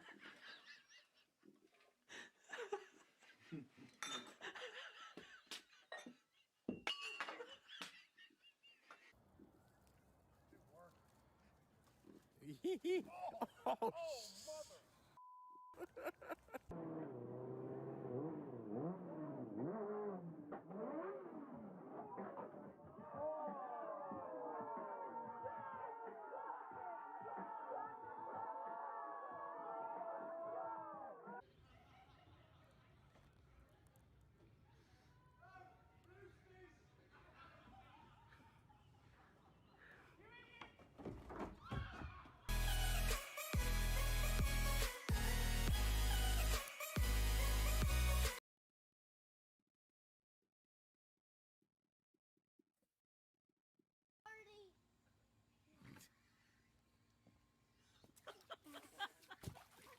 After 1 hour of trying to put Adam to sleep. Adam, no. Come here.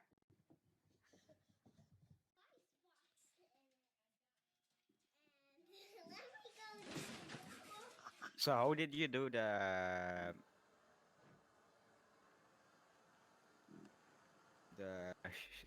media share thing? Quentin. Yeah. I'll show you tomorrow. I'm tired. What are you doing? But the stream is now. Yeah, I know. But it took me like half an hour to figure it out, and I'm just gonna donate Nate. No, Hold you on. don't got it. It's fine. Yes, I got to. Okay. I have to. You do what you think is good. What? You do what you think is best. You're a moderator. Wait, so how much is it for 1 second? good job. I think I made it 10 cents per second. I can change it. Give me a second. Make it 1 cent. Or less.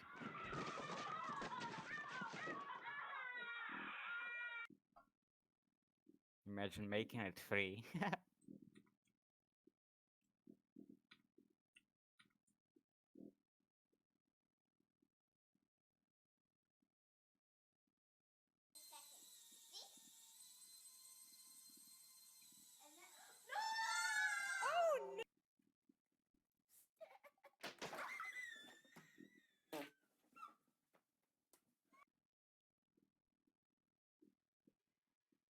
But I have to donate at least $1. What is it?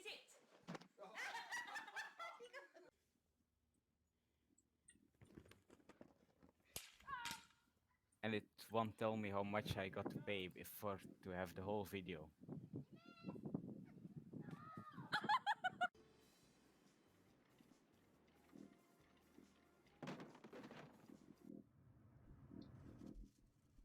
Hold on.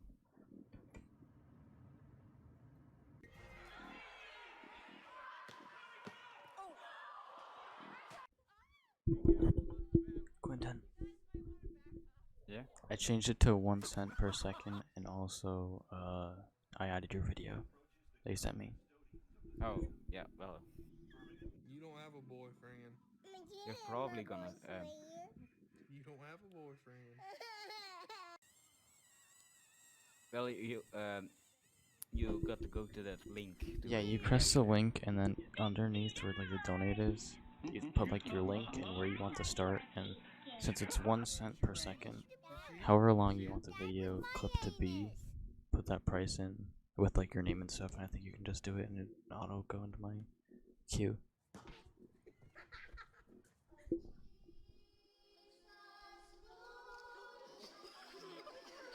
Yeah, and through it. But it doesn't show how much you need to pay. So if I just... Well, if it's 1 cent per second, that's yeah, but what if I just donate $1. $1? Then I'll just get the $1. But like, it'll only do the one minute per $1. Oh.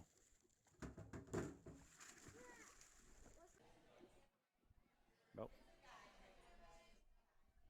If you don't know how to do the media share, I'm sure you can look it up. And if you don't have the money to do it, I'm not telling you have to.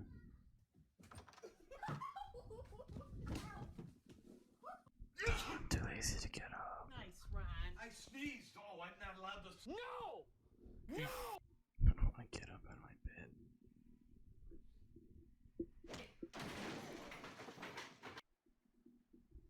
Yeah, throw my mic down.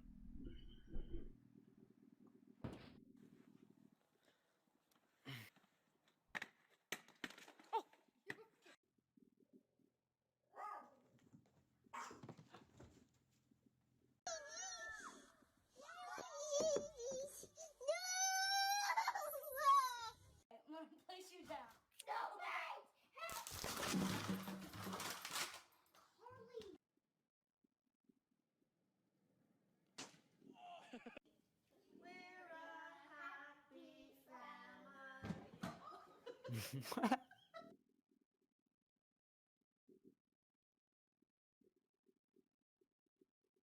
Some horn. Do you get what's it called?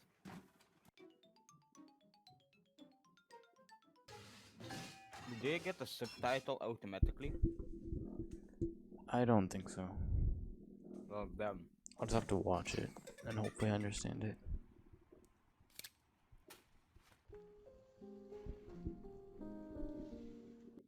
Well, I picked an English one, but the Dutch ones are better.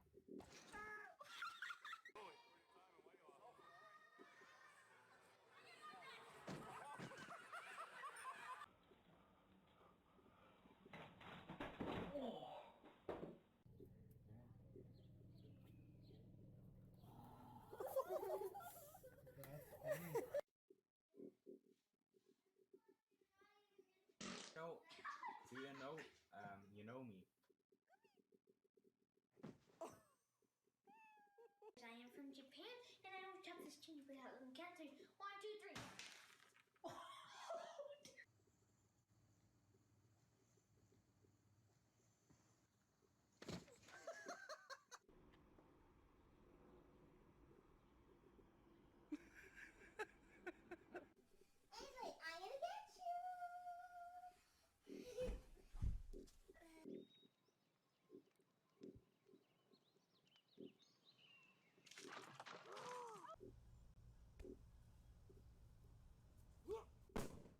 What video do you want to play?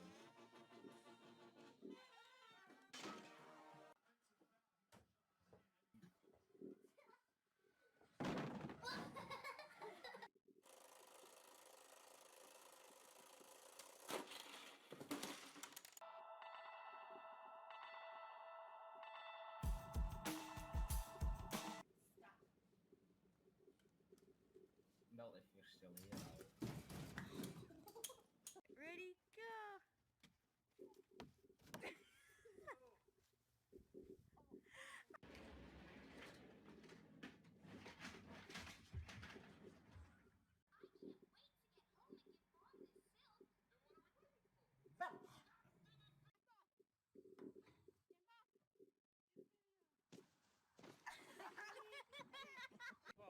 Yeah. Oh,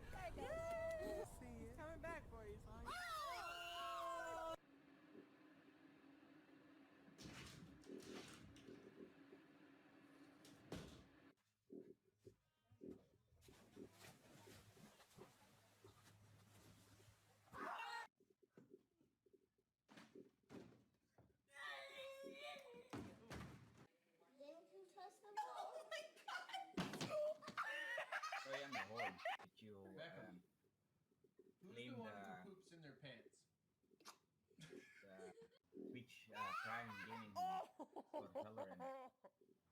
my. I just, start sneezing.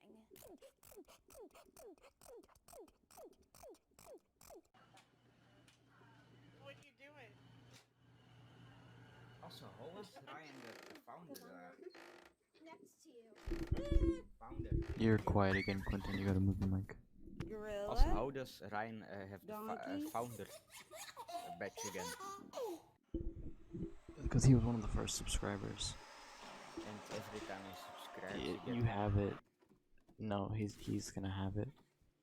Even if he never subscribes again, he's gonna have it. But he didn't have it before he subscribed. I don't know. Got that one on video. Okay, put my mic down. Going to a gender reveal party is like taking your family to Chernobyl. Everyone's at risk of dying. Gender reveal parties these days is basically just acts of terrorism to reveal the gender of your upcoming baby, whether it's starting legendary wildfires in California or Maybe just like straight up killing your relatives with pipe bombs. Like 5 it's second just delay. absolute chaos. I've been very outspoken against gender reveal parties. I'm like mothers against drunk driving, but for gender reveal parties. Fucking gamers against gender reveal parties. I feel like people should know by now that they're not that special. Your family, your friends, and especially the internet doesn't give that much of a fuck about the gender of your upcoming baby. So just give them the news plainly so they can pretend to be excited and happy for you like everybody else. And if you want to get real wacky, goofy, and silly, bake a cake pink or blue if you want to. I mean, that's simple and it's harmless. Except with gender reveal parties, I guarantee they'd use like fucking rat poisoning for the food dye and end up killing their whole family revealing the gender with a cake. You can't trust someone that wants to reveal the gender of their baby in a grand, dangerous way, because they're psychopaths. In fact, I even looked this up. You are twice as likely to die at a gender reveal party than you are swimming in shark-infested water. There have been 2 shark attack deaths in 2021, whereas there's been 4 gender reveal deaths in 2021. This is becoming a big statistic. Like, you used to read that shit about a vending machine falling on someone and killing them, and it turns out, like, well, this happens quite a bit, like, 15, 20 deaths a year. Gender reveals are about to make that look like child's play. People are fucking dropping like flies at these parties. And the fucking worst part about it is, the deaths are always like this Looney Tunes fucking Wile E. Coyote kind of thing. Like, one of them this year was a family shot a fucking cannon at their friend and killed them. Like, it's terrible stuff. The reason I'm talking about it is because yesterday there were 2 more deaths at a gender reveal party with a plane crashing. A family hired a plane and a crew to fly around doing an aerial acrobatics show while dropping colored smoke in a banner to reveal the baby's gender to the family that was watching from a boat. And while doing these stunts, they nosedived into the ocean, and the one person on board died on impact, and then someone else died after they were picked up by the rescue team and given first aid. I'll show a clip of them flying around. I'm obviously not going to show the crash, but you can see just how fucking dangerous this shit is. El niño. Rosa.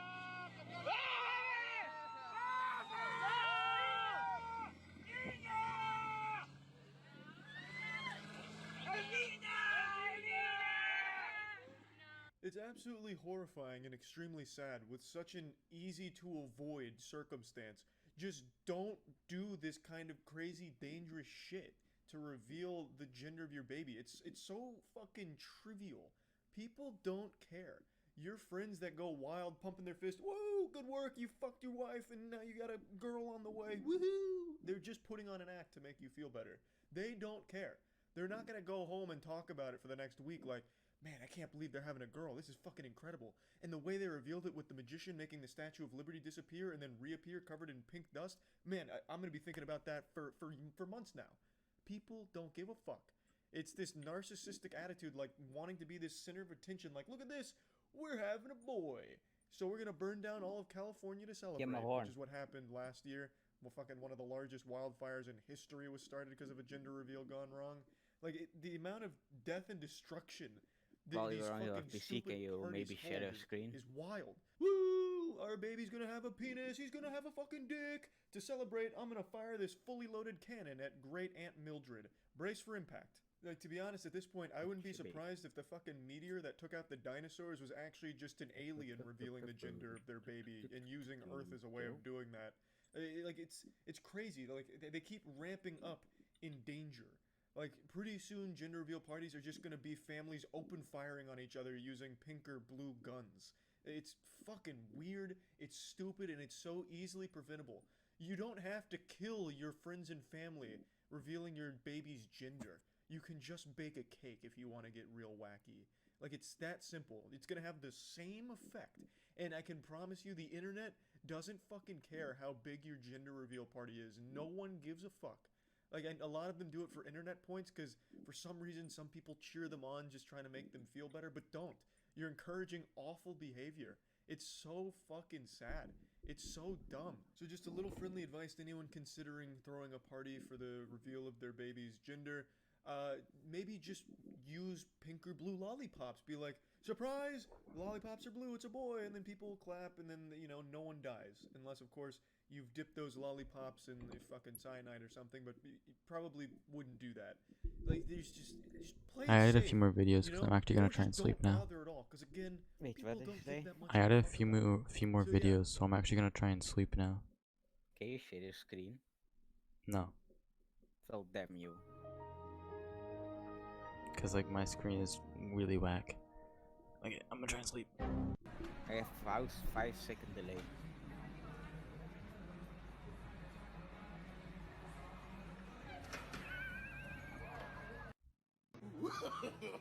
No, no, no, no.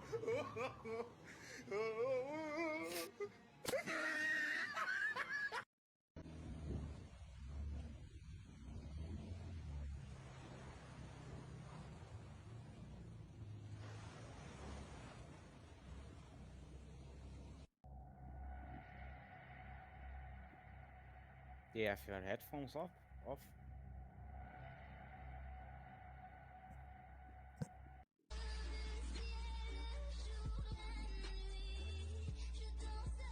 Yes or no? Thumbs down for no, thumbs up for yes.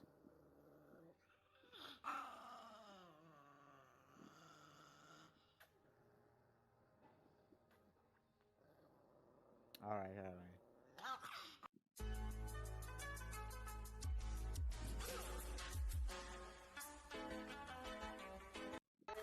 Oh my god!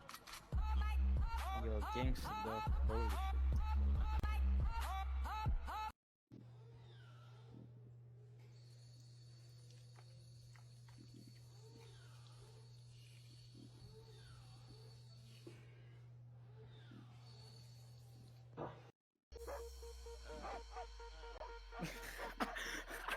That's sync.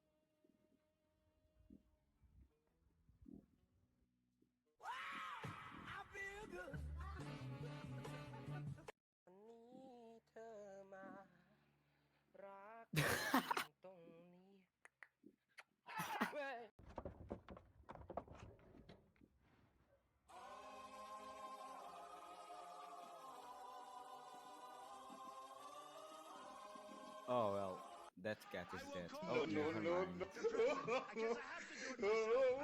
Coronavirus! Well, I think it actually died, but yay.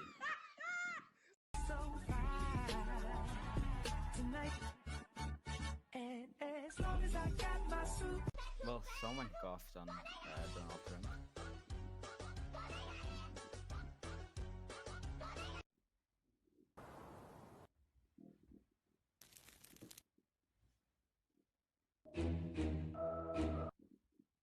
Run.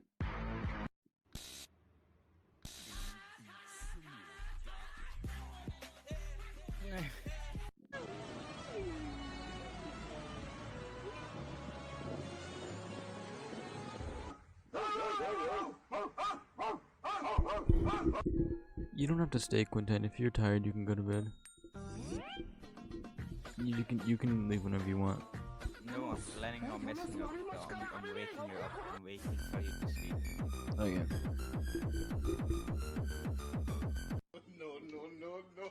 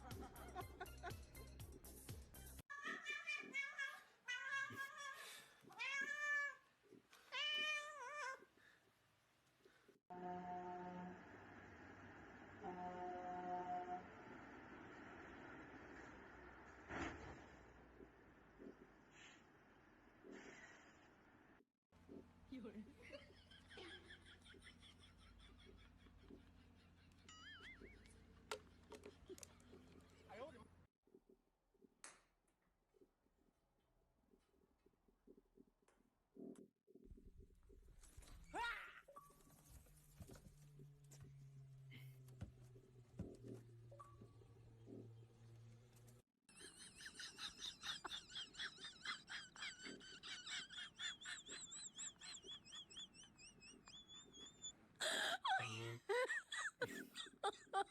my god.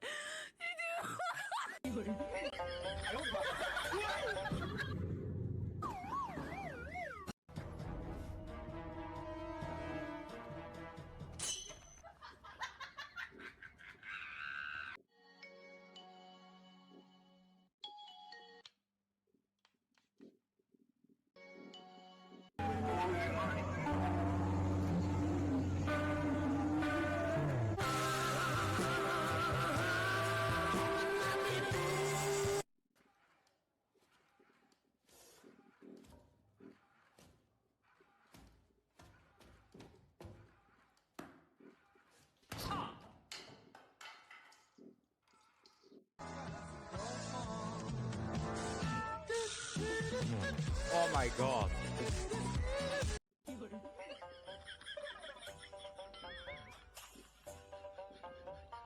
Well, rip that wall.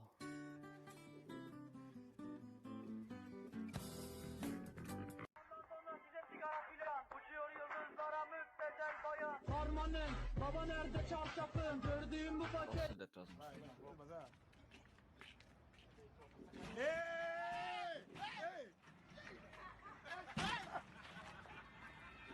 well, someone got eaten by a bear on stream. Demonetization.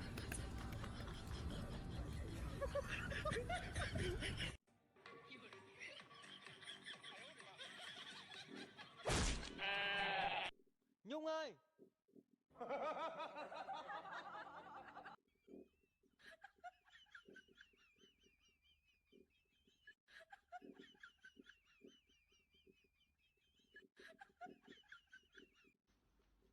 Đi đi đi đi đi đi đi.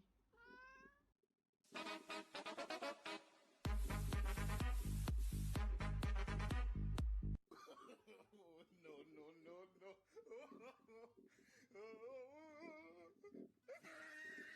Cây xanh lá xanh cây nào cũng xanh. Chừng nào em xanh em sẽ báo anh.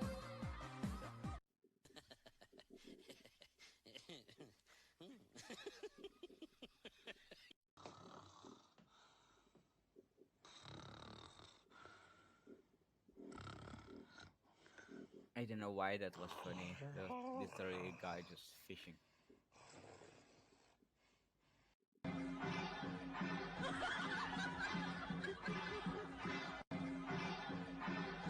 Cha cho em sự tự do, cha cho em những lời nói dối, cha cho em những vết thương em xếp ngăn.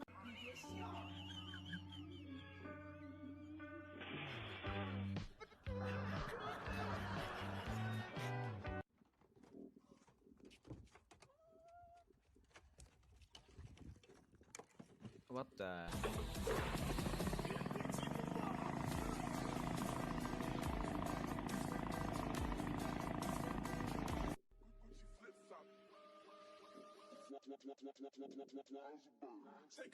Gucci flip flops, fucking hitchy bitch in my socks.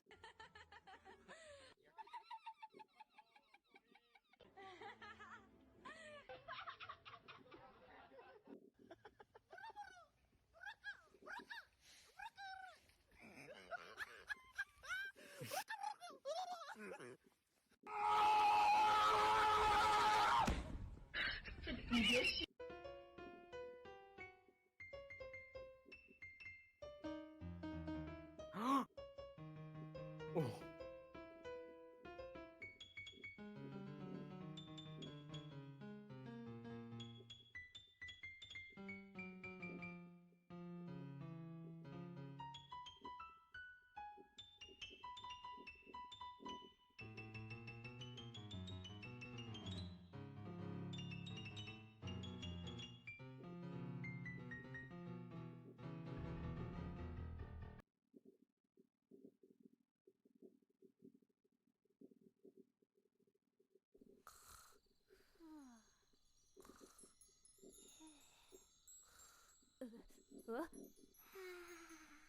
The Tooth Fairy? Are you gonna reward me for losing a tooth? Jammerhorn. No, I'm the Bedwet Fairy.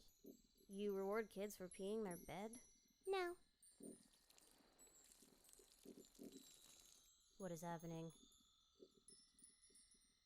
What is all this noise? Are you still not asleep? Did you pee the bed? No, it wasn't me. It was the Bedwet Fairy. I don't believe that at all.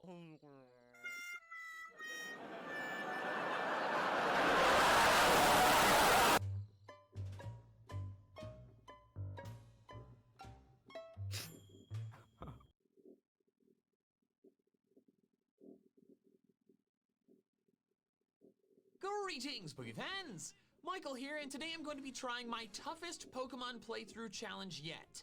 Can you beat Pokemon Platinum? That covers all the intro stuff, so let's dive in. The first step is picking a starter, and I went with Piplup. Those of you familiar with my content might be confused by this pick, since in the past I have not been shy about my disdain for Empoleon. However, I thought that maybe by choosing this Pokemon and embarking on such an incredibly difficult and challenging journey together, the two of us might form a bond. A James bond. I named the Piplup James. Next, I caught a Starly, since a strong Pokemon like Staraptor will be necessary for a challenge such as this. I named it Nimbus, but it had an attack-lowering nature, so I caught another one. I named this one Stratus, but it had a speed-lowering nature, so I caught another one. I named it Cirrus, and it had a defense-lowering nature, which I could live with, so I went with this one. After a bit of training, I had my second battle with my rival, not subbed. Because after all, those who are not subbed are the enemy. Make sure to subscribe, everyone. Turn on notifications, you know the thing. By the way, I won my first battle against my rival. I didn't mention that earlier because it didn't work well with the timing of the James Bond joke because my Piplup did not have a nickname yet, so... Anyways, for the second battle, I won it easily thanks to Cirrus OHKOing both of his Pokemon. The next event of note was the first gym battle against Rourke. James took down Geodude with 1 hit, then Onix with 2 thanks to a potion. This made James level up to its evolution level 16, and I became worried that if it got all the experience from Cranidos, it would level up again and miss Prinplup's level 16 Metal Claw as a result. This led me to do some wacky switching, bringing in Cirrus for a bit, but after surviving with just 4 HP, James took down Cranidos. After the battle, both James and Cirrus evolved, each receiving an increase in power and a decrease in cuteness. I made my way to Floroma Town in the Valley Windworks without catching any other Pokemon, which meant it was soon time to battle Mars and her demonic Purugly. Cirrus took down Zubat, but took a crit bite in the process. Then came the true threat, the Purugly. Thanks to this fat cat somehow being faster than my bird, it got Cirrus down to red HP before Cirrus could even land 1 hit. I withdrew Cirrus so I could bring it back in and intimidate later, so in went James. While the Purugly repeatedly attacked, James kept using Bubble, which was weak, but had a chance to slow it down. James got Purugly down to about a quarter health before falling, but his sacrifice allowed Cirrus to come back in and land a crit quick attack, winning me the battle. To be honest, I do not know if the crit mattered for that last quick attack, but if it did, oh my god, I would have lost. I told you guys, this is a brutally difficult playthrough challenge. A little while later, I arrived in Eterna City to admire the statue that I made that color edit of that's gone wildly viral. Seriously, I see my own picture on my Instagram Explore page like at least once a week. Then I challenged Gardenia for the second badge. Cirrus OHKO'd Turtwig right away. Cherim took a few hits to KO due to its bulk and some potions, but Cirrus eventually took it down after only taking 1 hit. Finally was Roserade, which Cirrus OHKO'd. A terrifyingly close battle, but one that ended in victory. Real quick side note for those who don't know, whenever I say I OHKO'd something, OHKO is OHKO, which is short for 1-hit knockout. I took it down using just 1 attack. With Cut in hand, I could now oust Team Galactic from their own building. On the top floor, I had to battle Jupiter, and James took her Zubat out using just a couple bubble beams. In came Skuntank, whose Night Slash did a disturbingly large amount, and my bubble beams did disturbingly little.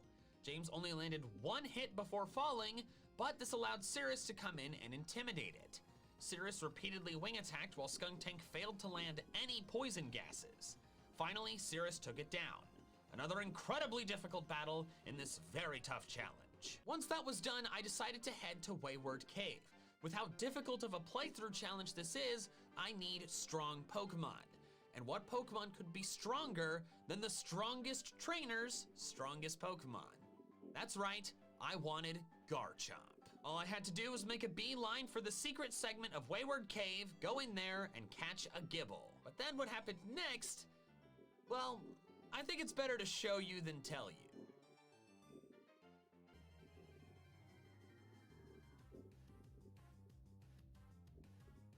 What? What? Oh my God! I don't believe this. I don't believe this. I have not modded the odds of this game. I just... What? Oh my God. And I have it on camera. I think I might just huck Pokeballs because it's a Zubat. It's gotta have a high catch rate, right?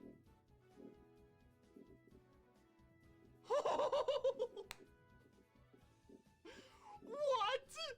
I named my full 1 in 8,000 odds shiny Zubat Ambush because it was one of the synonyms for surprise on thesaurus.com and I just thought it sounded really cool. After that chaos, I finally did what I intended to do in Wayward Cave and caught a Gibble I later named Kalahari and also biked my way through to get the TM for Earthquake, which is a crazy strong TM to get this early. I began training up Ambush, who shortly evolved into a glorious green Golbat. Alliteration. And then I went to the other side of Wayward Cave to rescue Mira. And in that process, Kalahari evolved into Gabite. After this, I decided to look up Gabite and Garchomp's level up moveset because I wanted to see when they learned a ground type move that was stronger than Sand Tomb. And I was disturbed to see that I didn't get Dig to level 40 and also never got Earthquake by level up. But I just got the Earthquake TM. Might as well use it. I promptly taught Kalahari Earthquake, meaning I had a Gabite with Earthquake before the 3rd gym. This was going to be fun. Before long, it was time for the 3rd gym battle against Fantina. Despite using Ambush to bite my way through the gym trainers, I led with James.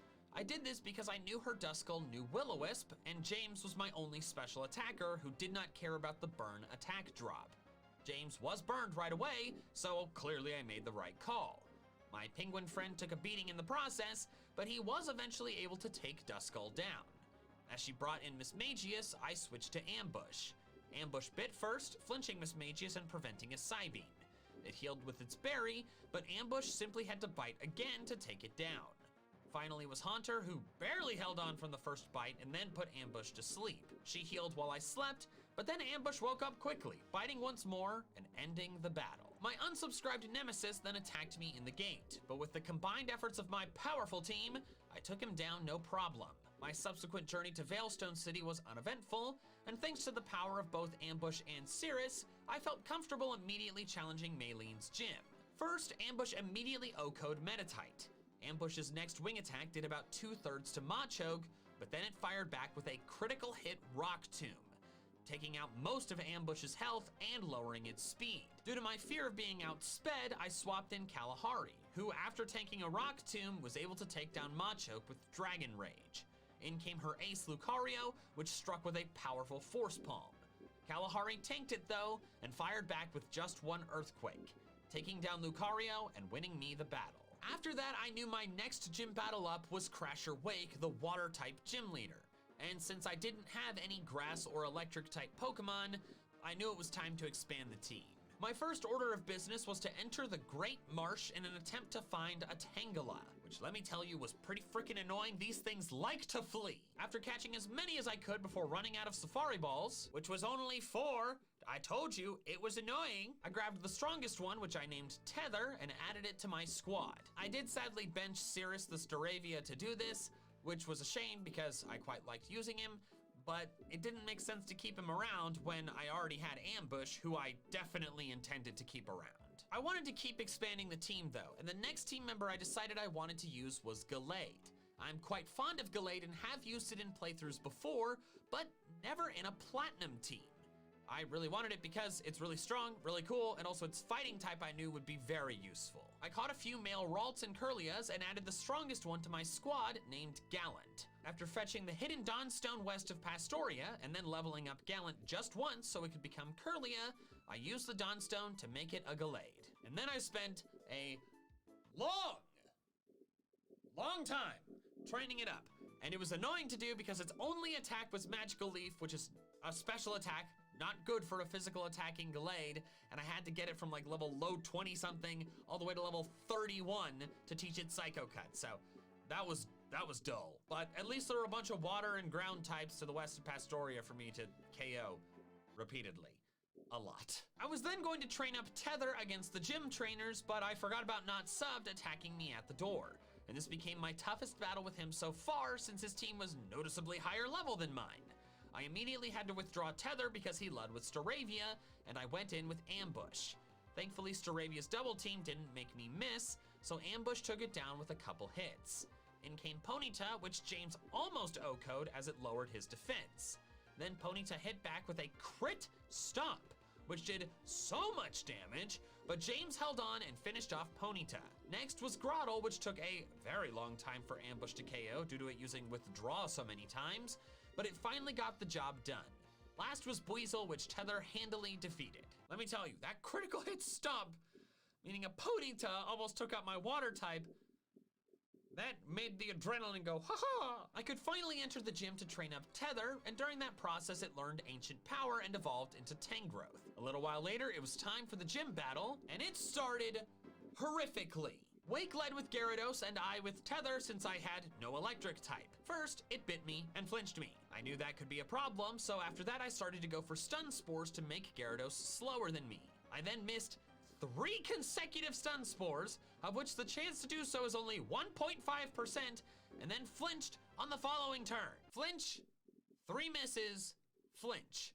I did nothing for the first 5 turns. Finally, I landed a Stun Spore, but I was forced to heal since Tether was down to red HP. I then had to use all of my Ancient Powers, plus a Mega Drain to defeat the Gyarados, since when I got it down to low health, he healed as well.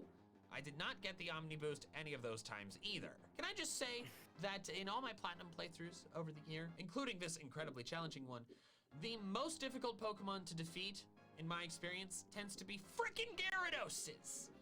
Do they have a 4 times weakness? Yes, but they tend to be pretty frickin' fast and carry ground moves. Wake, Cyrus, stop using your Gyaradoses.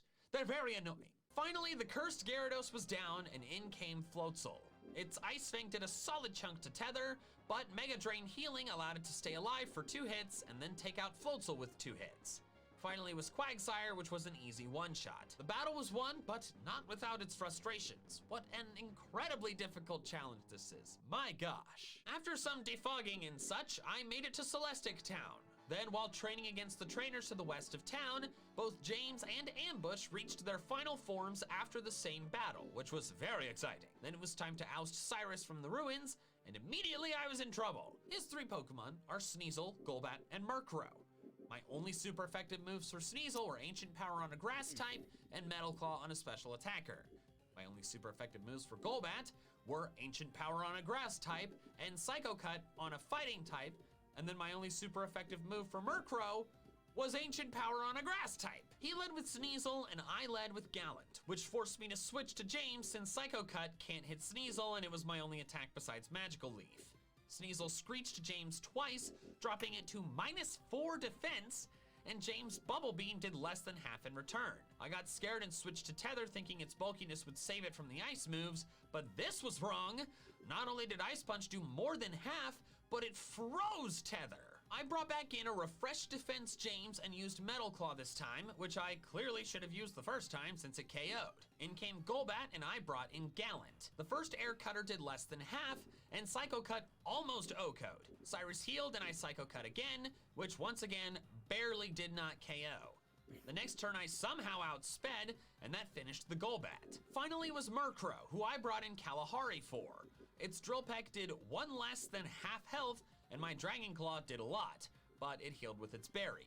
It Drill Pecked again, but got a better damage roll this time and took down Kalahari. I brought in James, who took a Nightshade, barely did not KO with Bubble Beam, then did KO with Aqua Jet the next turn. The primary lesson from that battle was that, my god, I needed some coverage against flying-type Pokemon. Now that I could surf, I got the Brick Break TM from the Orbird Gate basement, finally teaching Gallant a fighting-type move.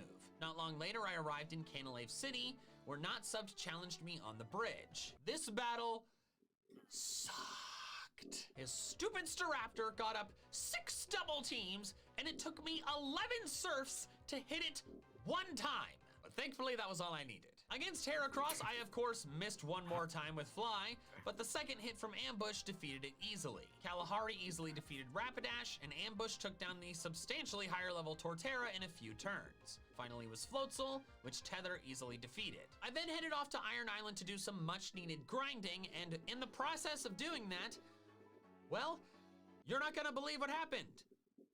But I have witnesses, because it happened while I was on call with Pokemon 7 and Super Block, so let's just roll the clip.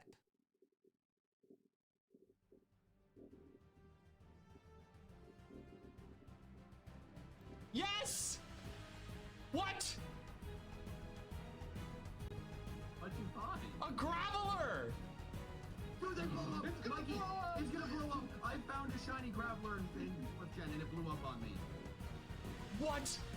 Mikey, it's going to blow up. What do I do? Alright, what level is it? 32. Okay, 32. In Platinum. Okay. Yes, it has Magnitude, Self-Destruct, Rollout, and Rock Blast. Oh my god, are you kidding? I would start chucking balls at it. Like, that's the most logical thing to do because it can blow up. It's in the ball. 1. Broke out. Oh, it shines again every time it breaks out. That's kind of rude. Oh, God. Magnitude 5. Ultra Ball number 2.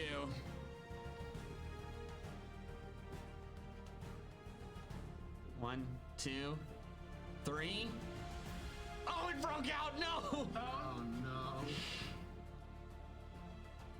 It's rolling out! Oh, wait, this is great! It's locked into rollout! Okay. It says 64, 77%. From a level 37, 80 attack and Folion to a very minimum defense level 32. Okay, so I'm probably... Time to wake up. We spent hours scanning the entire internet looking for the craziest water slides on Earth. We got them. And we're gonna react to these water slides. This is the first one. It's a dark tube. Oh my goodness. Yo. I would throw up. Yo, oh my. This is so cool. Holy crap. Yo, the water slide I went to as a kid just gave me bruises. Dude, this is the coolest thing I've ever seen. He's still going. Yo, what? It's a giant, like, donut toilet bowl thingy. What? And then it flushes you like a poo-poo. No way there's more. You were right. There's not. You can already tell it's a good water slide when it's taller than every building. Those are like hotels. Oh gosh, that's terrifying. I would decease. All right. Wow. I want to see him look back at it. Look at all those people. He just came out the other end and they're just like, you're like, are you okay?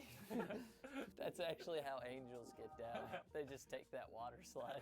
We've all seen this water slide from the memes and videos. We wanted to show you the POV going down it. It's good POV. POV. And thigh. Oh, you gotta do the James Charles, hi sisters, when it goes dark. Hi sisters. All right, this one's in Poland. Poland's not known for much. They're poles. Poland has really good poles, which can support really good water slides. Let's watch it. It's a weird correlation.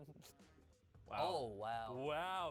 Dude, and when it goes pitch black in between the lights, oh my goodness. Yo, this one needs a tube. This is Barney. See, the problem with slides like this is these are the ones where you bruise yourself or like burn your skin when you go on the part with no water. I mean, yeah, this one, it's cool, but I want some flashing lights. I want my money back.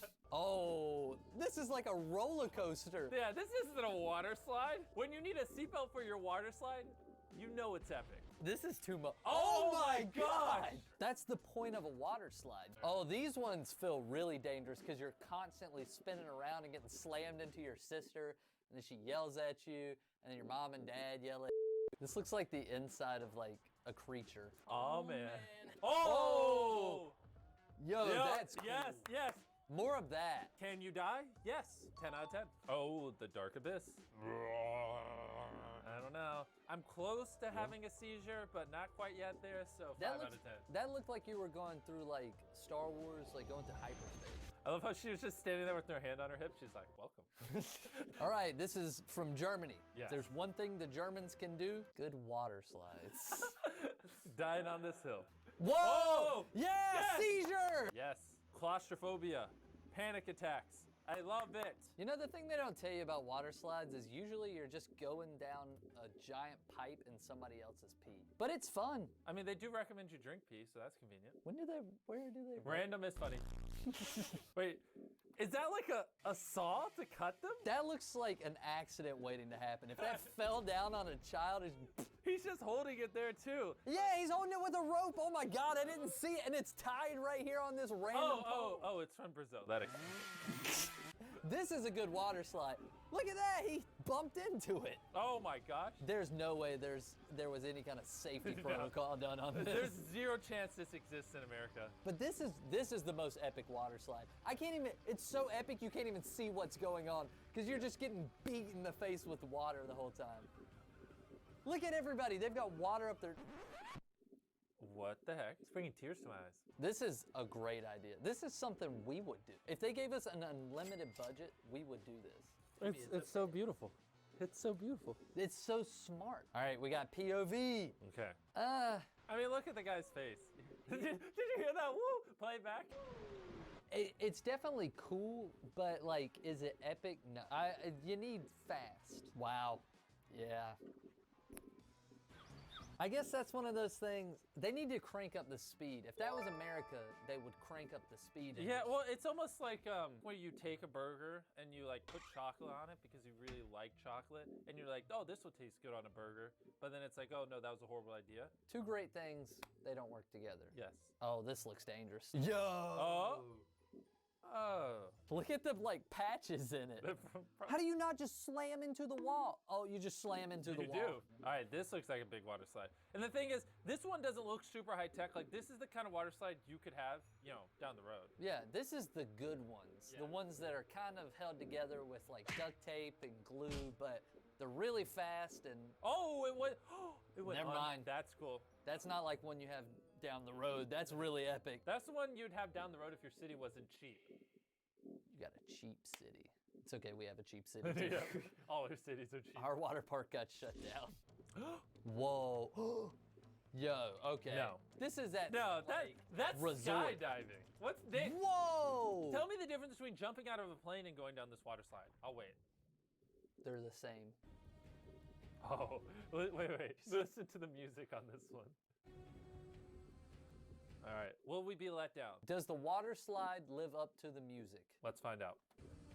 All right, so far pretty epic. Ooh, so far. I like that. Uh-huh. Oh. All right, you're in an artery. He's getting some speed. Oh, that's really fun. Like, that's like a ride, an actual ride. He's going to hell. Oh, it's not done. I thought that was the ending. Okay. And it propels him back up. This is so cool. This is actually a cool water The music's slide. still building up. We haven't reached the peak. Yes, they're charging into battle. Kind of like a anticlimactic ending, but overall really cool. Ooh, the Bahamas has some of the best water slides. Was that dude there just asleep? He literally didn't move that entire time. Hold on, rewind. He even gave him a thumbs up and he was like... Wait, did he give him a thumbs up? Look.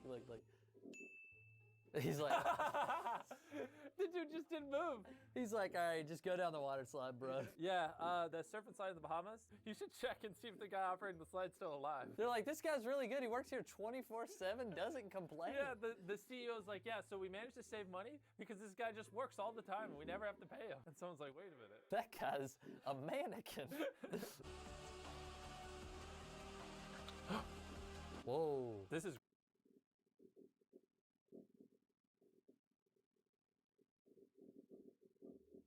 the God Gamer Gauntlet. No, the God Gamer Gauntlet. 4 games. 1 has been added to our triage. So now we are sitting with Pogo Stuck 1, Pogo Stuck 2, Jump King, and Getting Over It. The goal to beat all 4 games in less than 1 hour. My current PB, an hour and 7 minutes. We need to shave off 8 minutes. That's all. If I fail, I will gift 100 subs right now. If I succeed, however, then I will have a pretty decent YouTube video on my hands. If I was trying to be smart, I would do Pogo Stuck first and then reset if I don't beat Pogo Stuck 2 in 20 minutes. But if I was doing it for content, I would save Pogo Stuck 2 for the end. And motherfucker, we're doing it for the content. Oh, so our first you can hear game me will in be the PC. Getting Over It. The father of all games in the Fodian series. And the one that started this journey for me. I believe the fastest I've ever beat this game is 5 minutes and 55 seconds. And I beat it in 7 minutes today. The goal right now, break my PB. I haven't played the game in probably 4 months, but that's all right, because I've improved as a gamer. My hand-eye coordination at an all-time high. So just watch me move. We're gonna get a PB.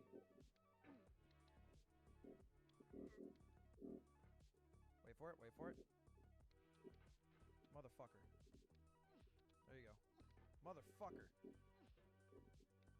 Alright, we'll PB another game. Shit.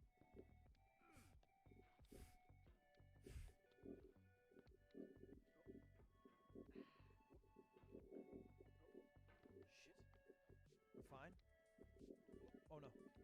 Don't choke, don't choke, don't choke. Chill. Huh. God damn it! There we go. Yes! Yo, Mahorn. One of my videos got turned in one of those. No! I don't need a reset. We're doing one run. YouTube story things.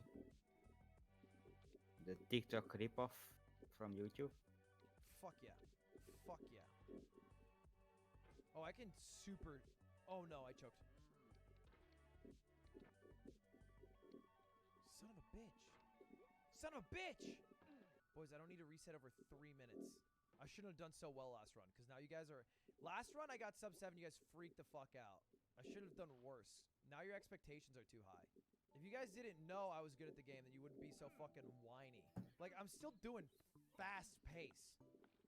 Alright? Top 0.0001% in the world. Athletic as fuck. But it's like your father was Kakashi, and you're like, damn, only 1 Sharingan eye? Damn, Sag, my dad sucks. It's like, no. Chill.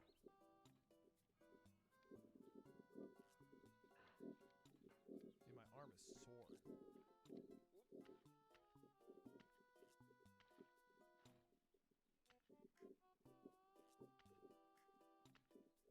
Dude, oh, how did that not flick me? Fuck, how did that not flick me? I tried to do it speedily. I should have just slowed down. Oh, if only my chat wasn't full of Sages and Pogs instead, I would have waited!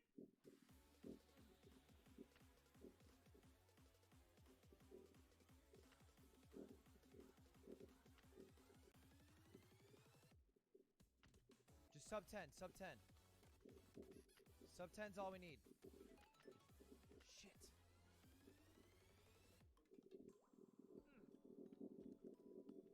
Okay, this is good.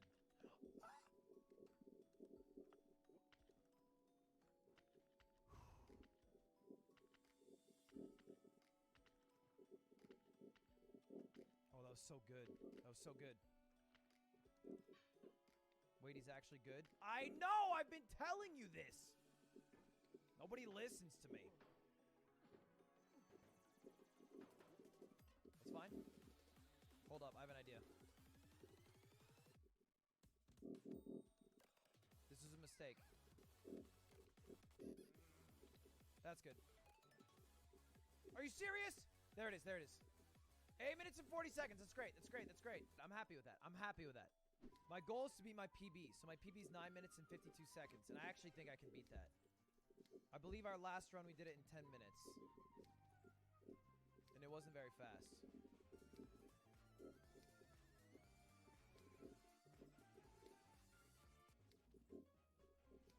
Of course I'm actually good.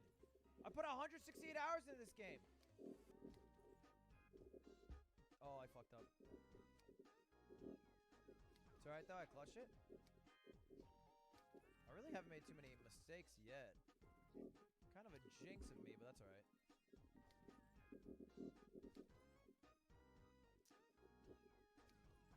Fuck. It's alright. I think the last section takes me about 2 minutes if I hit all my jumps. It's way too far.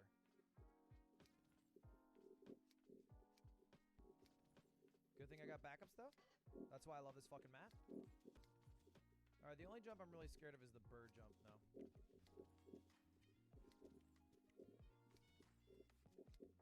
Oh, I fucked it up. That's what I get for saying I'm worried about the bird jump before I hit the fucking bird jump. Let's say PB rip. Look at the top left of your screen. I need to beat it in 9 minutes and 52 seconds. I can do that.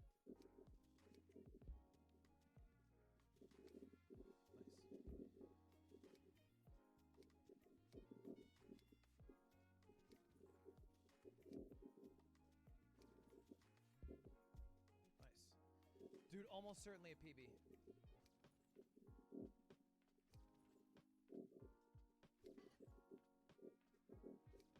That's not gonna work. Oh, fuck.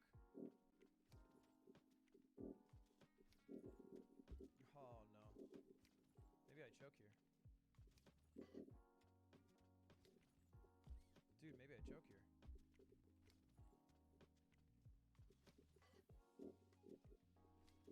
I choked. Holy shit, I lost my PB on that. Fucking how do you... Damn it! I hate this jump. It's alright. Worry about the God Gamer Challenge. It does suck that I literally failed my PB by less than 10 seconds, but it's alright. We're not going to worry about it, because we still are going to beat our God Gamer Challenge. Alright, baby, 3 of 4. I know we can beat this in under 30 minutes. Total.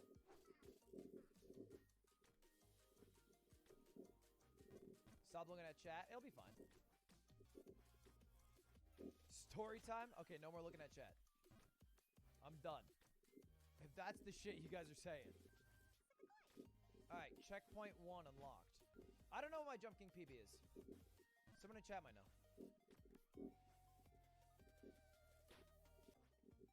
I don't think it's more than 10 minutes. I mean, I beat it today in less than 12 minutes, boys. So it's definitely not an hour and 8 minutes. This is the hardest jump in the game right here. Just based off, like, frame data. This jump is so hard. Oh, I choked it. Oh my god, dude, this jump. Holy shit. Killing me. There we go. Alright, now we shouldn't fall below. It's pretty hard to fall below here. Valmerix is the god of the God Gamer Challenge. What's funny is I invented the God Gamer Challenge, right? I was like, this is going to be great. I'm going to beat all 3 games. I'll be the first in the world to do it. And before I could beat it, Valmerix already beat all 3 of them after me telling Valmerix about the challenge on stream. Not like I told Valmerix ahead of time. I said it on stream. Valmerix was like, oh, that sounds fun. And then did it, and then beat all 3 of the games before I even did it, and I invented it. That was stupid of me. Who does that to a man? Let me have a minute of my fucking life. So when I came out of the video, I couldn't even say I'm the best in the world at a challenge I made up. I said I'll give perma VIP to anyone in my chat who gets it. Did I say that? Is he VIP right now? Easy scamas, baby. It's gonna be pretty hard to get sub 10, but I think I can do it. Maybe not. We can definitely get sub 30 minutes total, which would leave me 30 minutes to beat Pogo Suck 2, which is adequate.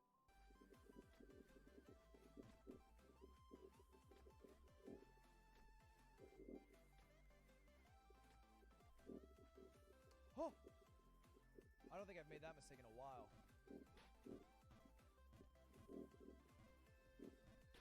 Damn, I probably lost my sub 30. Shit. I choked that. Alright, focus, focus. Stop reading chat.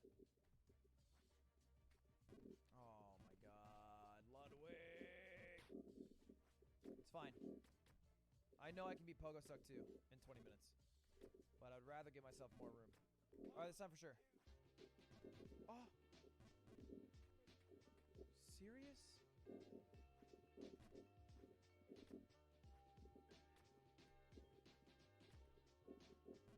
Fuck! Oh my god.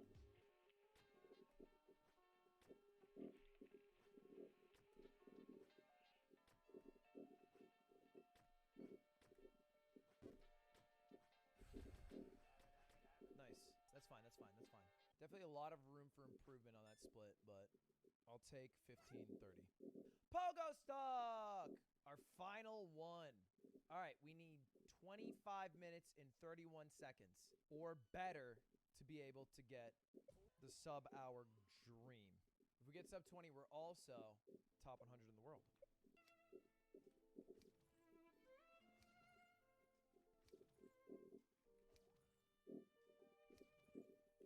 I put the most hours into any of these maps into this one in the past 3 months. In the past year, almost. Nope. Perfect.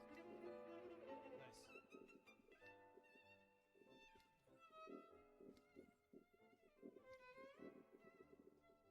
Still good?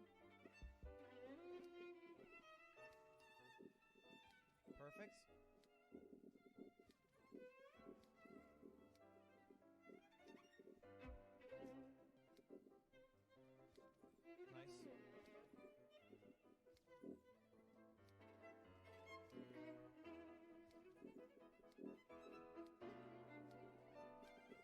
Alright! No, I shouldn't have gone for that. It's gonna work though.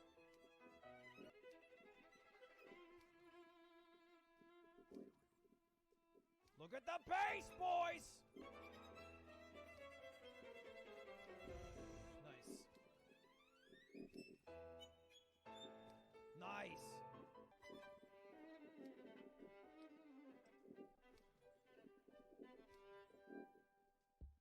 Oh. That's right. This is a checkpoint. This is a checkpoint. We're already here at 4 minutes. We have a lot of time to spare.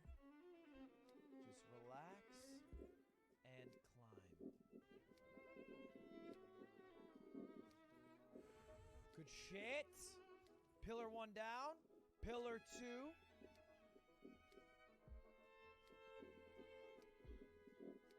Perfect. Ignore pillar 3. Yo, Mahorn. Attack the Wake up, wheels. wake up. Angle. Angle. Wall jump. Readjust. So, apparently you have to pay at least $100 for media share. Beautiful. Beautiful. Wait for it. Wait for it. More?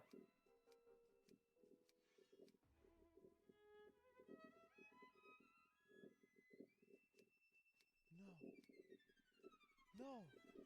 Dude, I thought I could look to the third line. I fucking set to the second. Fuck. No. Dude, I'm throwing. Chill. Come on. Get up it. Nice.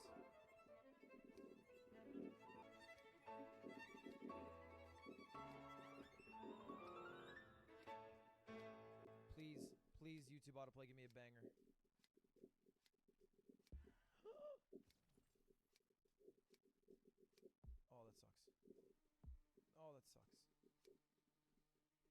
it's a banger. We can do this. We can still fucking do this, man. It took me 6 minutes to get there. It'll take me another 3 minutes right now. Another 4 minutes right now. Another 5 minutes right now. No, dude. No, I'm throwing! Ludwig, no, you're throwing! Yeah. Jump in place. Hop up the tower. One more time.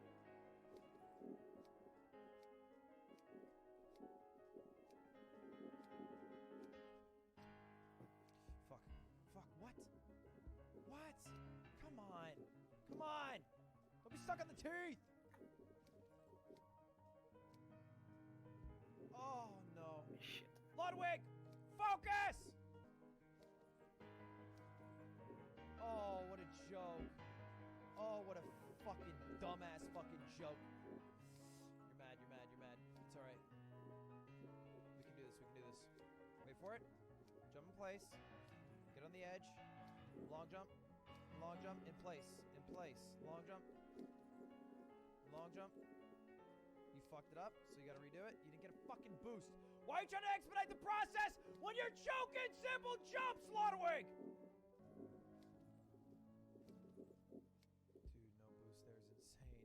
No boost there is insane to me. Oh, what a...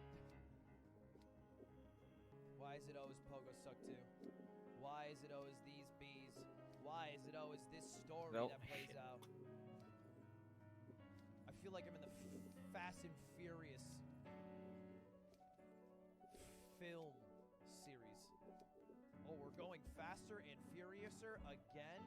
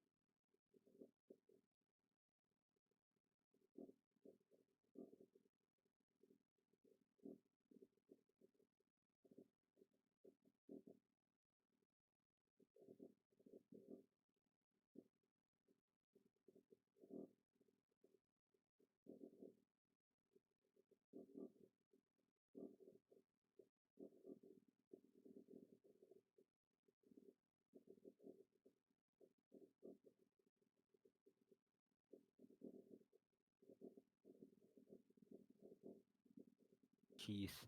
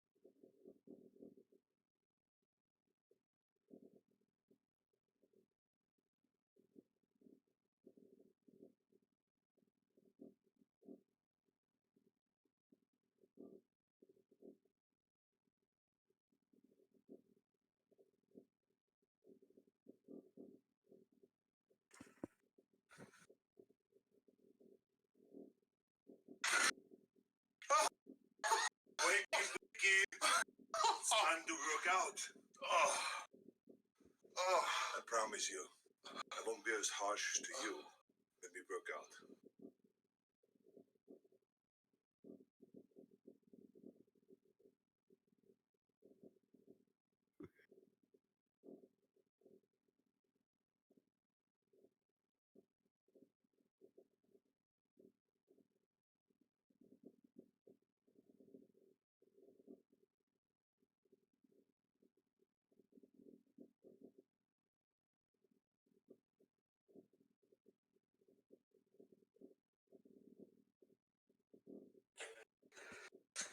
Is there anybody in here?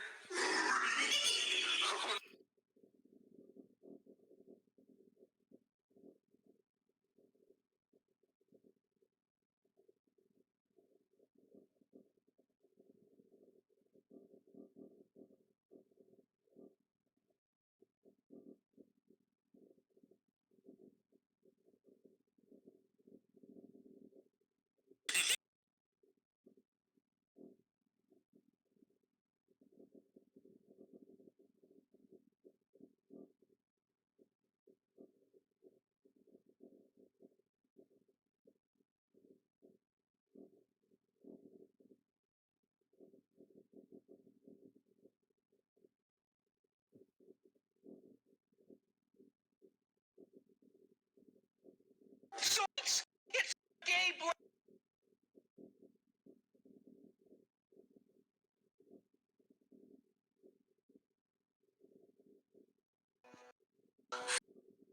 God! Sorry about that. Just be a second. It's a clean burning hell, I tell you what.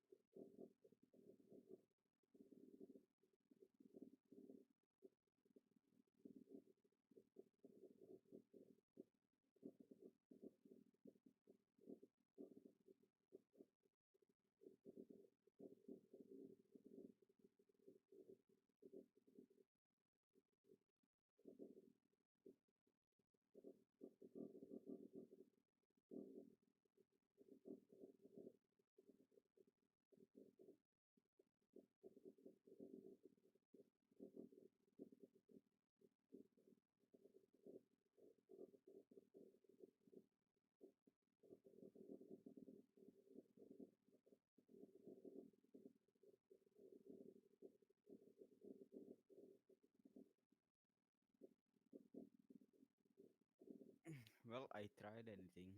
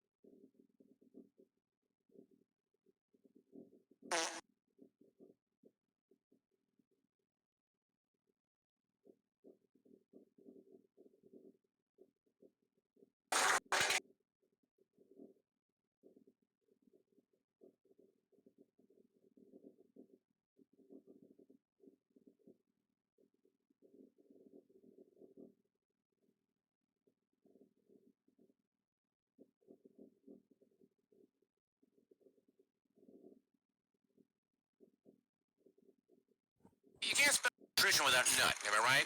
I mean, who's to say it's pronounced nutrition anyway? My mixes contain delicious nuts, specially blended for your optimal nutrition. That's right. I just changed a word in the English. Planters, nutrition starts with nut.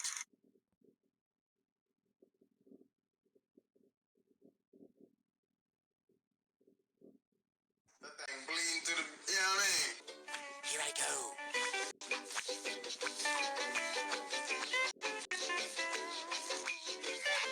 Wacky slash. That thing bleeding, Pete. Dibble me.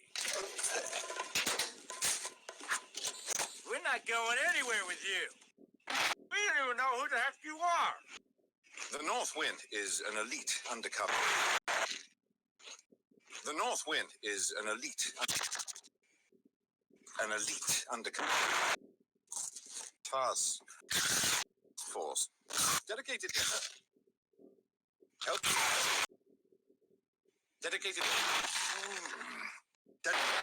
Dedicated to helping animals who can't help themselves, like penguins. Really?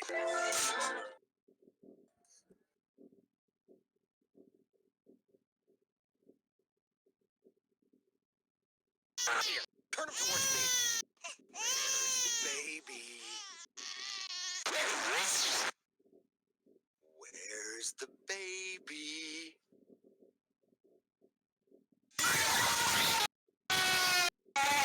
Stop it! You're scaring them!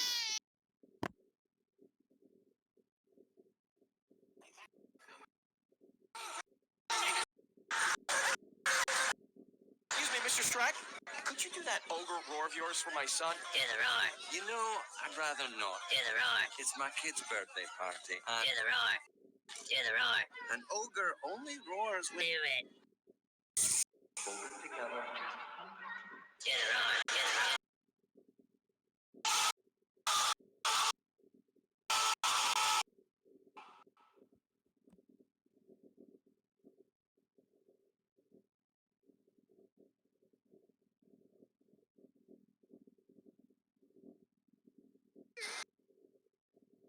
I want to be just like him.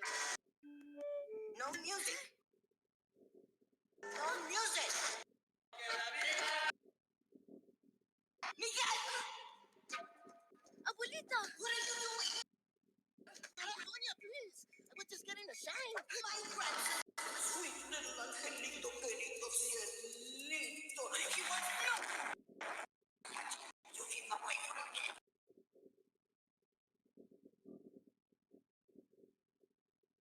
I mean, if that can wake him up.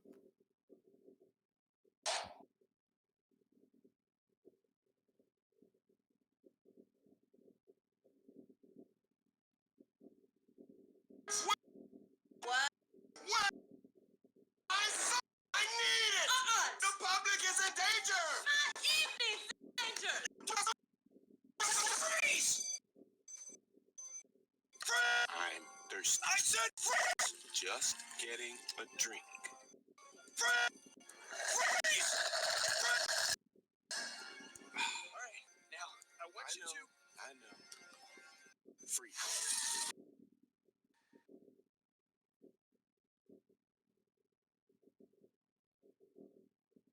Don't you think it's a little odd that the ice hasn't melted yet? One of life's great mysteries.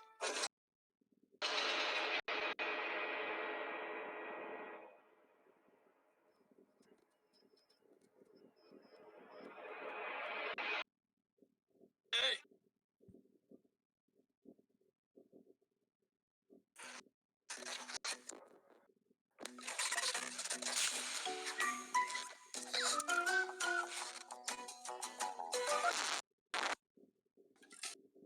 Anybody came to adopt us while we were out? Anybody came...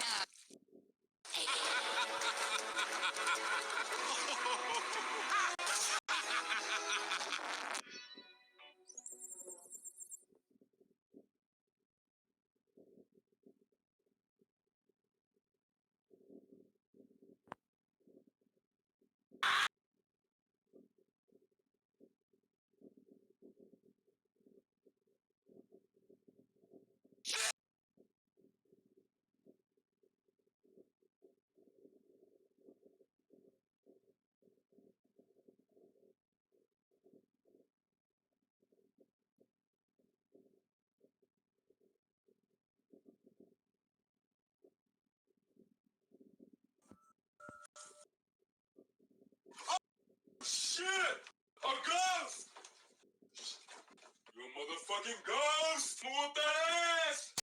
I'm gonna whoop that ass! Oh, I'm scared!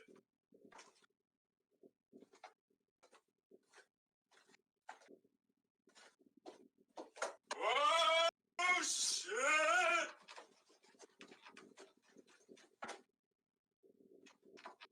Hell no!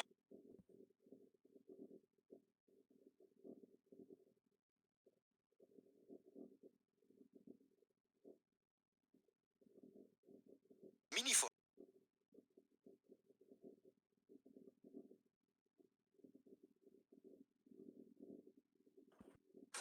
We got a problem. One of my brothers thought he could get a fresh cut while I wasn't home, and I just realized. So we got an assortment for him. Which one shall we pick? Eeny, meeny, miny, you. Oh, yeah.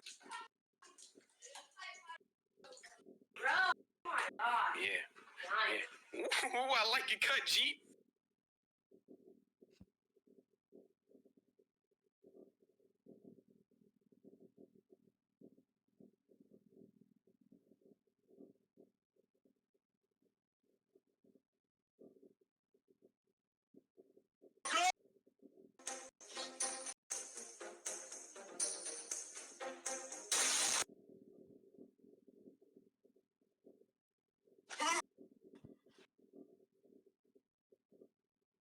Oh, shit!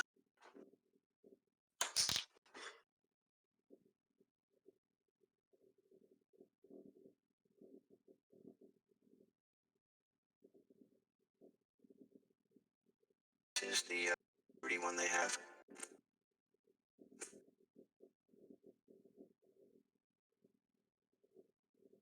Well,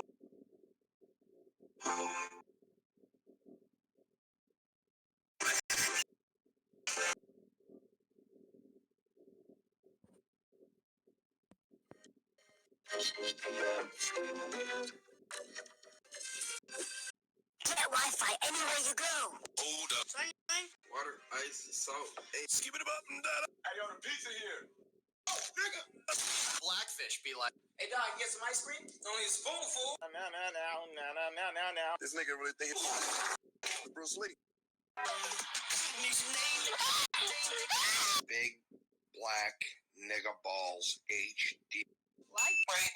Let's play Raid Shadow Legends.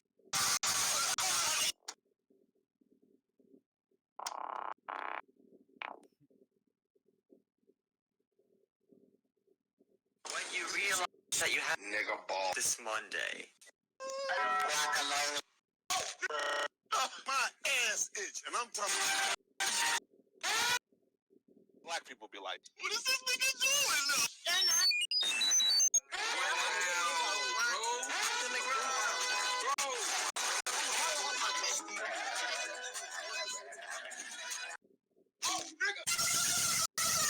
Industrial Society and its Future.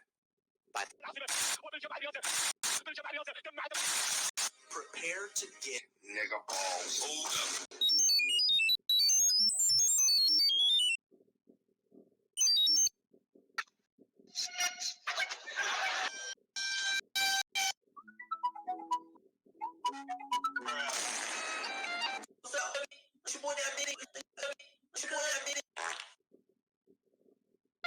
Hey, rest in peace, Bruce Lee.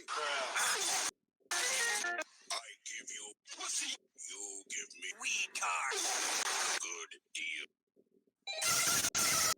I want me a double cheeseburger with onions and cheese. This nigga really think he's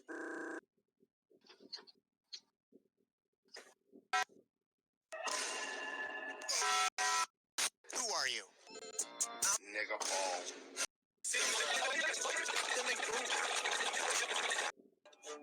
Coca-Cola. Coca-Cola. Coca-Cola is good, man.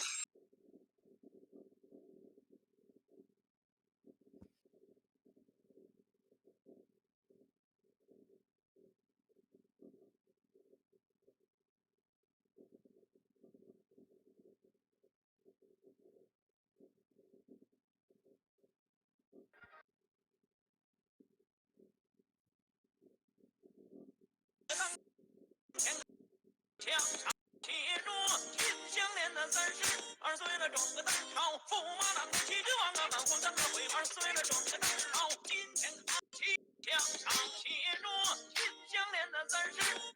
中个蛋炒，驸马郎骑着王啊，满皇上的回2岁了，中个蛋炒，今天他骑墙骑着金项链32岁了，中个蛋炒，驸马郎骑着王啊，满皇上的回2岁了，中个蛋炒，今天他骑墙上骑着金项链的32岁了，中个蛋炒，驸马郎骑着王啊，满皇上的回2岁了，中个蛋炒，今天他骑墙上骑着金项链的32岁了，中个蛋炒，驸马郎骑着王啊，满皇上的回2岁了，中个蛋炒，今天他骑墙上骑着金项链的32岁了，中个蛋炒，驸马郎骑着王啊，满皇上的回2岁了，中个蛋炒，今天他骑墙上骑着金项链的32岁了，中个蛋炒，驸马郎骑着王啊，满皇上的回2岁了，中个蛋炒，今天他骑墙上骑着金项链的32岁了，中个蛋炒，驸马郎骑着王啊，满皇上的回2岁了，中个蛋炒，今天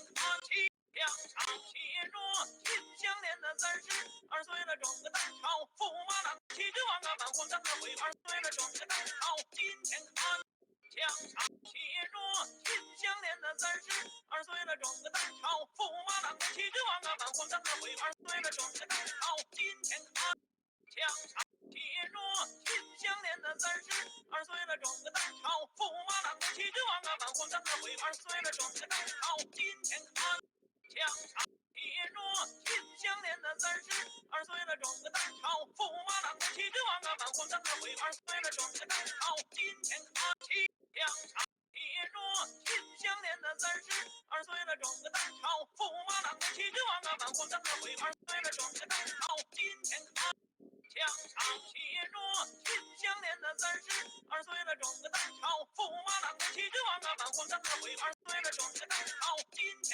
他墙上骑着金项链的32岁了，中个蛋炒，驸马郎骑着王啊，满皇上的回2岁了，中个蛋炒，今天他墙上骑着金项链的32岁了，中个蛋炒，驸马郎骑着王啊，满皇上的回2岁了，中个蛋炒。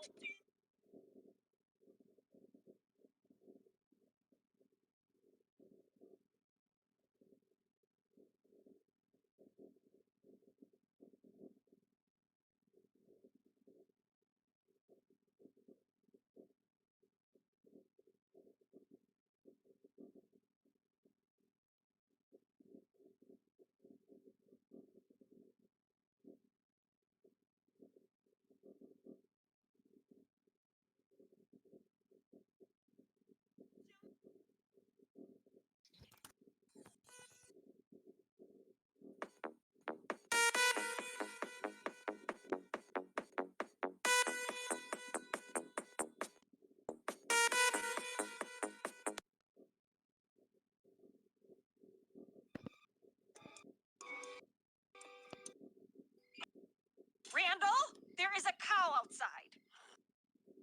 This is a cow farm. You're gonna find cows outside. No, I mean right outside this house, looming like a ghost, like a reaper. No, cows don't like houses much. They prefer it out in the meadow, where they can get a graze on. Nathan Randall III.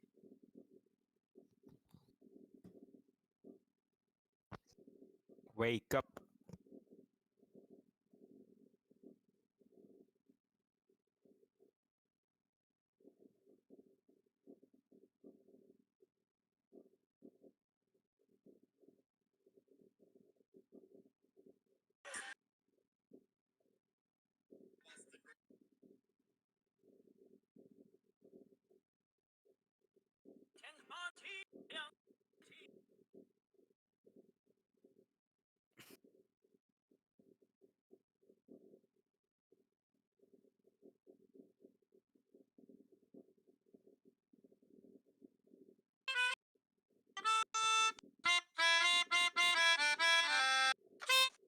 Has anyone seen Dwight? He's usually never late. No, I have not. I actually killed Dwight, so It was funnier before. Yeah, I helped Jim out. It was really fun. We faxed Dwight this FBI message that lured him to this big open field, and then we just shot him with an arrow. Yeah, she cries whenever she talks about me. I think we should call him, right? Yeah. He's not picking up.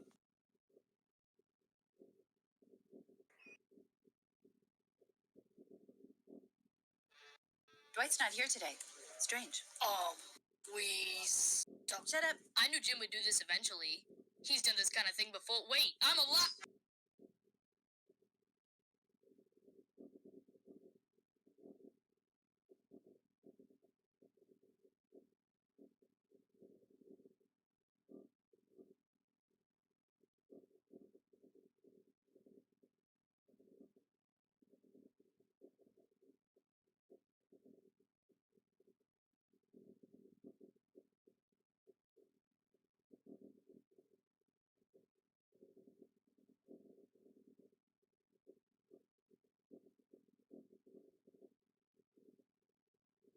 How many people would you have to kill to forge a sword of iron?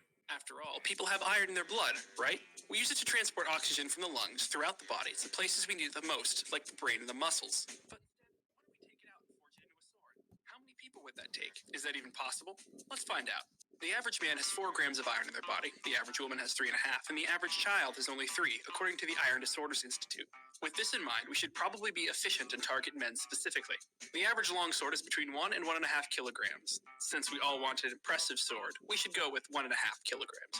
One quick conversion later, and we see that we need 375 men dead to forge our sword. But let's see where we can go with this. Using the average proportion of 1.01 women to men, we could be economical and salvage almost 16 swords per hour given the current death rate provided by the World Factbook. Or we could funnel all of the infants born into a sword-making factory, giving us 1.9 swords per hour while also curbing the overpopulation problem. However, we are overlooking a very important issue that inhibits the practicality of this: purification. The iron in the body will mostly be attached to undesirable things like hemoglobin. If we just incinerate people, they would basically become their component parts, a mess of garbage compounds which are very difficult to separate. We need to be a little bit more elegant to do this right. One of the more efficient ways to extract the iron from these babies could be to dissolve them in concentrated hydrochloric acid and then boil off all the excess. What you should be left with is a mess of metal salts, iron salts included. These can then be added into a solution of sodium borohydride, which will precipitate small iron particles, according to the paper by Glavie et al. These particles can then be caught with a sieve, smelted into ingots, and forged into swords. Of course, getting our babies to the factory is an even bigger can of worms. International shipping laws are a hassle as it is, so you can imagine that these people would be even bigger sticks in the mud when it comes to mailing babies. For example, the Republic of Niger, a country with one of the world's highest birth rates, expressly forbids the international transport of perishable, non-infectious, biological substances. In reality, you would need a network of underground, illegal baby traffickers in order to make this process work. That is, if it would even be economical. Although the company would provide an excellent opportunity for employment, the production of baby swords would quickly flood the market. Since there isn't much of a demand for swords in the first place, your startup company will most likely go bankrupt. Not that I would recommend trying to start this company. After all, I'm no expert in the field.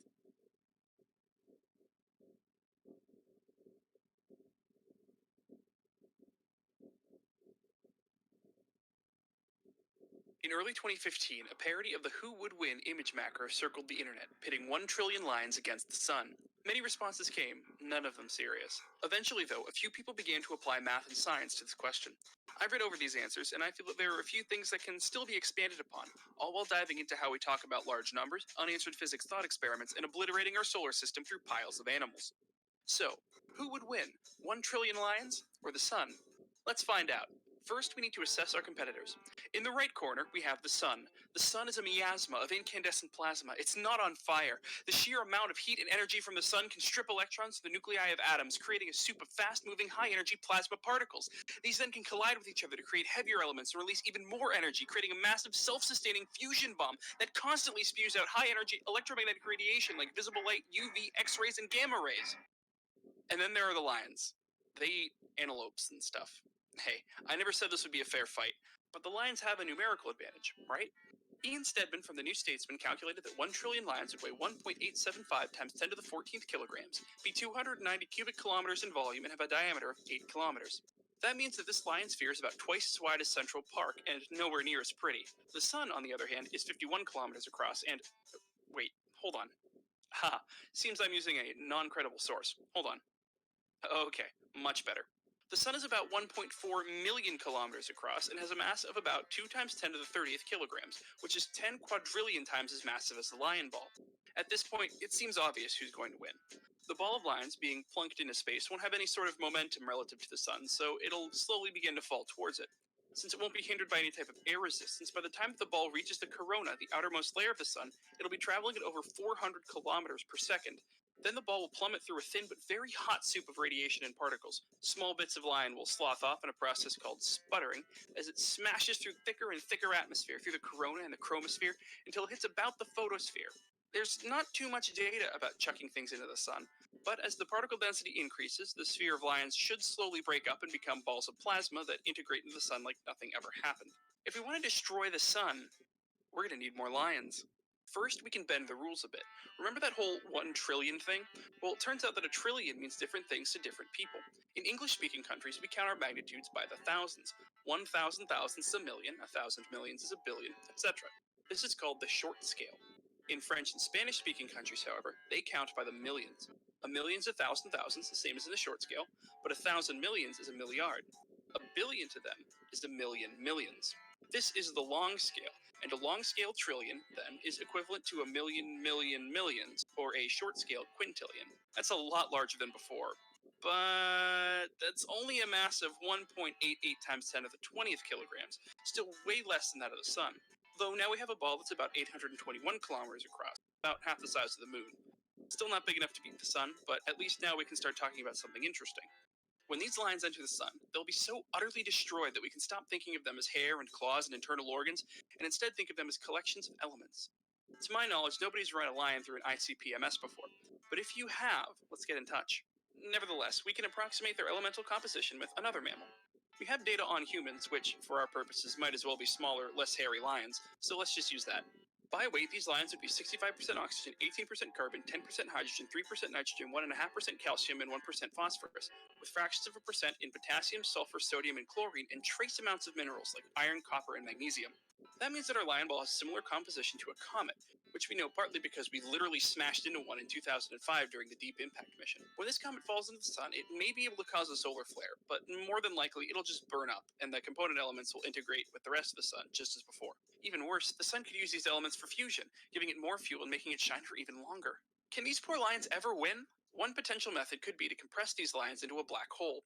If we want our 1 trillion lions to become a black hole, we would need to compress them down to their Schwarzschild radius. Schwarzschild radius is a property of anything with mass, basically giving a lower limit for how small something can be crushed before it's so dense that light would be unable to escape from it. For our ball of lions, the radius is 0.00279 angstroms. Take a deep breath. The length of the bond in an oxygen molecule that you just inhaled is 43,000 times longer than the lion black hole is wide. I have neither the knowledge, the credentials, nor the computational power to work out whether or not this lion micro black hole would even be detectable, let alone be able to engulf the sun, so I'll leave this point as an exercise for the viewer. But could lions ever beat out the sun without having to rely on a quirk of physics? Here's what I posit, a thought experiment, if you will.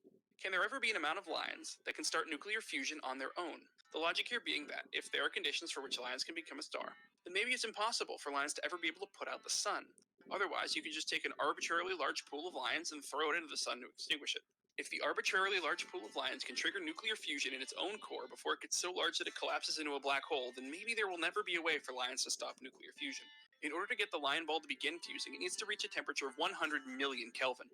In stars, this temperature comes from the collapse of large clouds of hydrogen gas, which can then sustain the process of nuclear fusion. In piles of lions, the only force that we would get would be the lions pressing against each other, which would lead to reasonably high temperatures and pressures, but it's lacking that oomph that would need to bring it to 100 million Kelvin. Well, since lions shouldn't be able to spontaneously undergo nuclear fusion, how big of a lion ball can we get before it becomes a black hole by size and mass alone? By comparing the change in the Schwarzschild radius to the change in the actual radius of a glowing sphere of lions, we can see that a pile of lions would spontaneously become a black hole when it reaches a radius of 5.01 times 10 to the 11th meters. This would require 1.8 times 10 to the 36th lions, and have a mass of 3.4 times 10 to the 38th kilograms. Now we're talking. If we threw together 3 times 10 to the 35th kilograms of lions, going a couple orders of magnitude below that upper limit, we might now be able to snuff out the sun. As this lion ball pops into existence, the whole solar system shifts its orbits. The sun begins to stretch as it falls toward the enormous planet of lions. This stretching and subsequent collision pulls the gases away from each other, decreasing the temperature and the number of plasma particle collisions. Eventually, the fusion will cease, and the gases will permeate into the lion's sphere, and the entire solar system will be destroyed. And for what? Why create this cruel, cruel challenge? Surely lions were never meant to snuff out our only source of life in this cold, unforgiving universe. And as our green earth continues its descent into its liony grave, I hope that the person who created this challenge is able to realize the magnitude of the problems that they have created. Of course, this is all pretty speculative. After all, as of 2018, the field of Leo astronomy is in its infancy, so surely we can expect more promising results in the future. Hey, if you're hearing this, that means you either enjoy this kind of content or you're a bot. If you like this kind of content, I have a whole series worth of this stuff you can check out here. And if you're a bot, I should have the next video in the series be on autoplay, so give that other one a watch too. Not like you have much of a choice.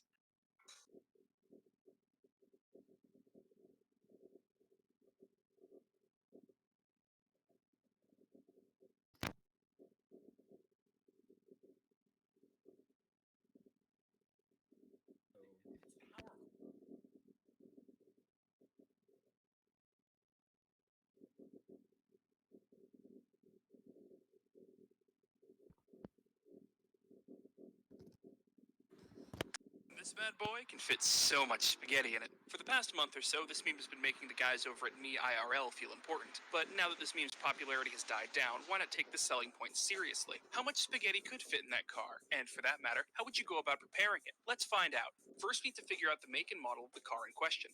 Know Your Meme Sites at Mir Gucci is the creator of the quote image pair, so I DM'd him on Twitter. He saw it, but he didn't respond. So I had to dig a bit deeper. As I was scouring through variations of this meme, I realized that Mir didn't make this drawing at all. It was posted to the website Your Mechanic back in 2016. Since this image is 2 years old without any kind of artist credit on the page, I'm okay with calling that a dead lead. But now what? A quick image search of silver cars gives us the 2016 Audi A4, which is able to both match general appearance and be out around the time that the drawing was made. So unless the artist comes out and explicitly states the car they used for reference, I think that this is close enough. But now we run into another problem. Mainly that I don't have the car readily available to test out its interior volume. Not to mention, any method that I can think of to measure volume involves either filling with or submerging in water, which I don't think the owners would be too keen on. Fortunately, there was one lonely person who actually made a 3D model of the A4, interior detailing included. Now, I'm not too good in Blender, so instead of creating a detailed model of the airspace inside the cabin, I just figured out an approximate volume of the entire car, and then subtracted that from the volume of all the solids used in the model. This gives us a rough estimate of how much room there is in the cabin, as well as in the trunk, under the hood, in the exhaust pipe, etc. So what do we come up with? 82,440 cubic units. Yeah, we're gonna need to come up with a conversion for that. Now, what on this car is both easily measurable and standardized across all different versions of the A4? Wheel diameter? Nope. Steering wheel width? Nah.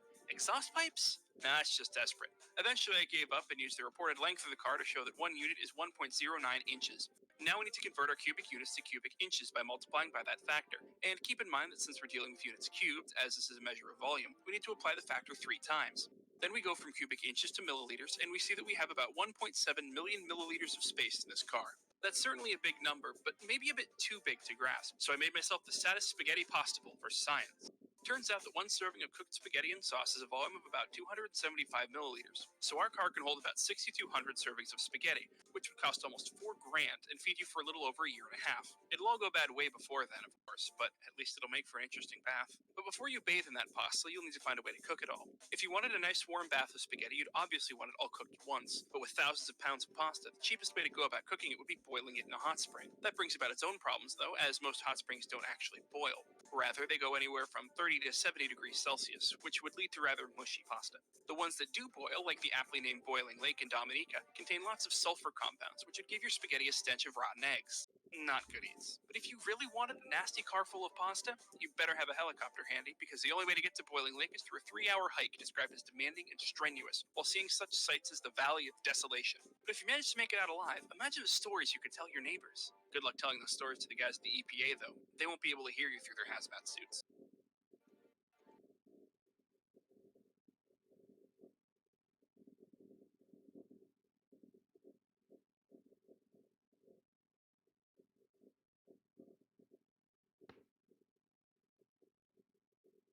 How many rolls of toilet paper would it take to reach the moon? Maybe you've thought about how far away the moon is and how insignificantly small we are and needed something to frame your reference. After all, the moon is unfathomably far away, and why not use toilet paper as measuring tape? So how much TP would it take to reach the moon? How much would that all cost? And what would happen to it all after we put it up there? Let's find out. Although there are a staggering number of toilet paper brands, let's focus in on one in particular. As a broke college student myself, I tend to use the high-quality, premium, great value brand. A one-ply bath tissue made of sawdust and children's tears. What better way to reach the moon? If we are to believe the big number on the container, there are 1,000 sheets per roll, and each sheet is 4.1 inches long, meaning that each roll of toilet paper would get you 342 feet closer to the moon. By extension, each 12-pack would get you a little more than 3/4 of a mile towards your destination. The moon, of course, is really, really far away.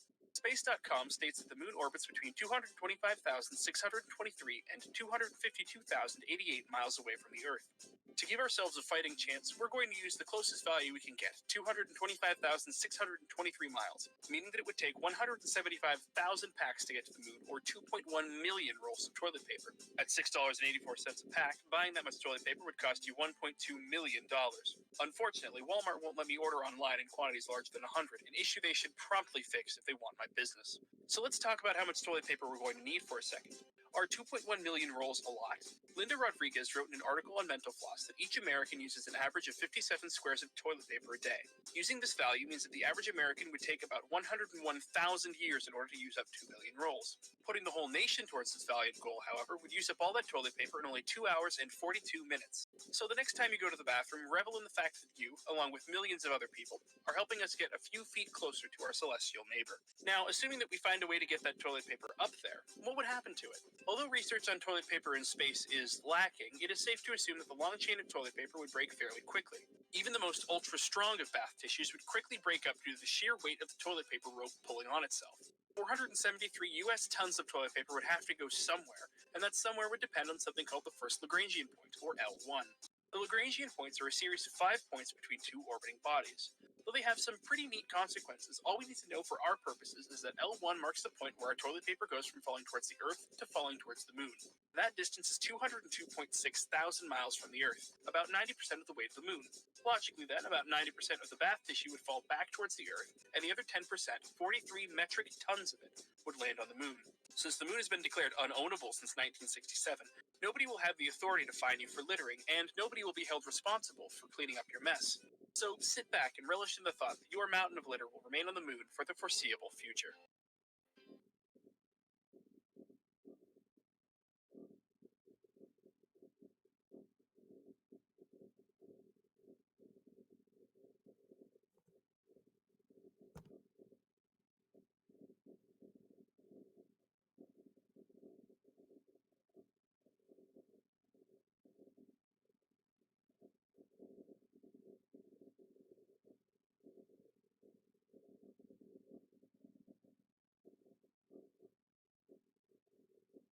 One day, Sir Isaac Newton decided to rest under an apple tree. An apple fell on his head, and boom, gravity. But what if the apple had killed him instead? What would it take for Newton to die by his own discovery? What we need to find here is the impact force. To put it simply, we're taking the kinetic energy of the falling apple and converting it into work. With a little rearranging, we end up with our formula, and we find that the apple would need to be dropped from a height of 41.4 meters in order to do some significant damage. At that point, Newton's skull would shatter, and fragments could tear through his brain, causing him to bleed out. However, if the skull fragments don't pierce too far, it could possibly be fixed through 17th century surgery. Any neurological damage, however, would be permanent. According to the Brain Injury Resource Center, potential side effects from top-of-the-head injury include difficulty naming objects, difficulty reading, and difficulty performing math problems. Needless to say, Newton would be done for. Hold on, that's not quite how this works. We didn't account for air resistance. You see, the apple will only accelerate so much. Eventually, the drag from the air will match the acceleration from gravity, and the apple will stay at a steady velocity. What's that velocity? 24 meters per second. Not even close to how fast we need it to go. It's not like apple trees even grow 41 meters tall anyways. There is one other angle we can take here, though. No, not dropping a bushel of apples on Newton. One apple, a normal height. I think you know where I'm going with this. HR2562b, an exoplanet with such an unwieldy name that I'll be referring to it as Bob from now on. The densest exoplanet currently known. Bob revolves around a pulsar, and though the conditions would be a bit harsh for people like us, Isaac Newton somehow managed to find an apple tree over there. As the apple falls, it's pulled with a gravitational strength 61 times stronger than Earth. An apple on Bob is like one large brick here. Of course, having apples impaling your head would be the least of your concerns while living on Bob. Because of the immense gravitation, you yourself would weigh 61 times what you normally do. Even if you were able to keep yourself from falling to the ground, your heart would be too weak to pump blood to your head and you would quickly pass out. But of course, Bob is 110 light years away. There's no way that humans would be able to set foot there in the near future. So, here we are. One dead Newton on a rock incredibly far away from Earth in 1680. What would happen to history without our Newton? It's difficult to say. Newton was a very social person, always sending letters to other intellectuals, so some of his early ideas could still have been salvaged. However, this aptly death would prevent Principia Mathematica from ever being written. Without the Principia, fundamental concepts would have been left unpublished, like Newton's laws of motion, which lay out all of today's non-quantum physics, the law of universal gravitation, and some of the early foundations of calculus. Without these advancements, surely the world would be a much different place. Granted, other intellectuals would figure out these things eventually, but the time frame for it would probably be a little bit longer than we know. But hey, at least Leibniz will be credited for his work on calculus, so that's nice.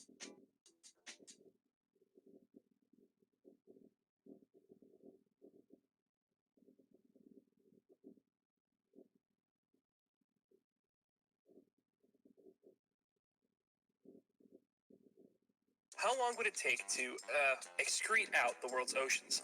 This is actually a pretty straightforward question. All you need is how much urine a person excretes in a given amount of time, and then divide that by the volume of the oceans. Fortunately, the U.S. National Library of Medicine not only has these values, but they also have equally straightforward tests to make sure that you're, outputting enough. Also, shout out to you diabetics, as you excrete more urine in a 24-hour period, which gives you a slight advantage. Anyways, they give values of between 800 and 2,000 milliliters in a 24-hour period. For simplicity's sake, let's use 1,500 milliliters per day. A quick unit conversion gives roughly 17 milligrams of urine per second, a little more than 4/5 of a housefly, every second. Now let's find out how voluminous the oceans are. The National Centers for Environmental Information tells us that the ocean's volume is approximately 1,335,000,000 cubic kilometers, with a 1% error estimate. Convenient. Now let's set up this bad boy. Convert cubic kilometers to milliliters and then divide by our conversion. What do we get? 7.69 times 10 to the 25 seconds. As a quick review on scientific notation, that's 769 followed by 23 zeros. That's a lot to wrap your head around. 2.4 quintillion years. That's 179 million times the age of the universe. If you were growing a beard during this, by the time that you were done, your beard would reach the moon and back 600 million times. Although, that means if you put together everyone from any country more populous than Bangladesh, you could get it done in less time than the universe has been in existence as we know it. Hell, if you put all of China towards it, you would get it done in only 1.7 billion years, a little more than 1/8 the age of the universe. According to Wikipedia, multicellular life hasn't even been around that long, only for 1.5 billion years. And keep in mind that humanity as we know it has only been around for 195,000 years. This exercise hopefully gave you insight on how our world and the universe are incomprehensibly huge. The numbers we're using here are just so massive that we have to use the current age of the universe to bring it down to size, which, keep in mind, is almost 14 billion years old. The numbers are just too big for our puny brains to grasp.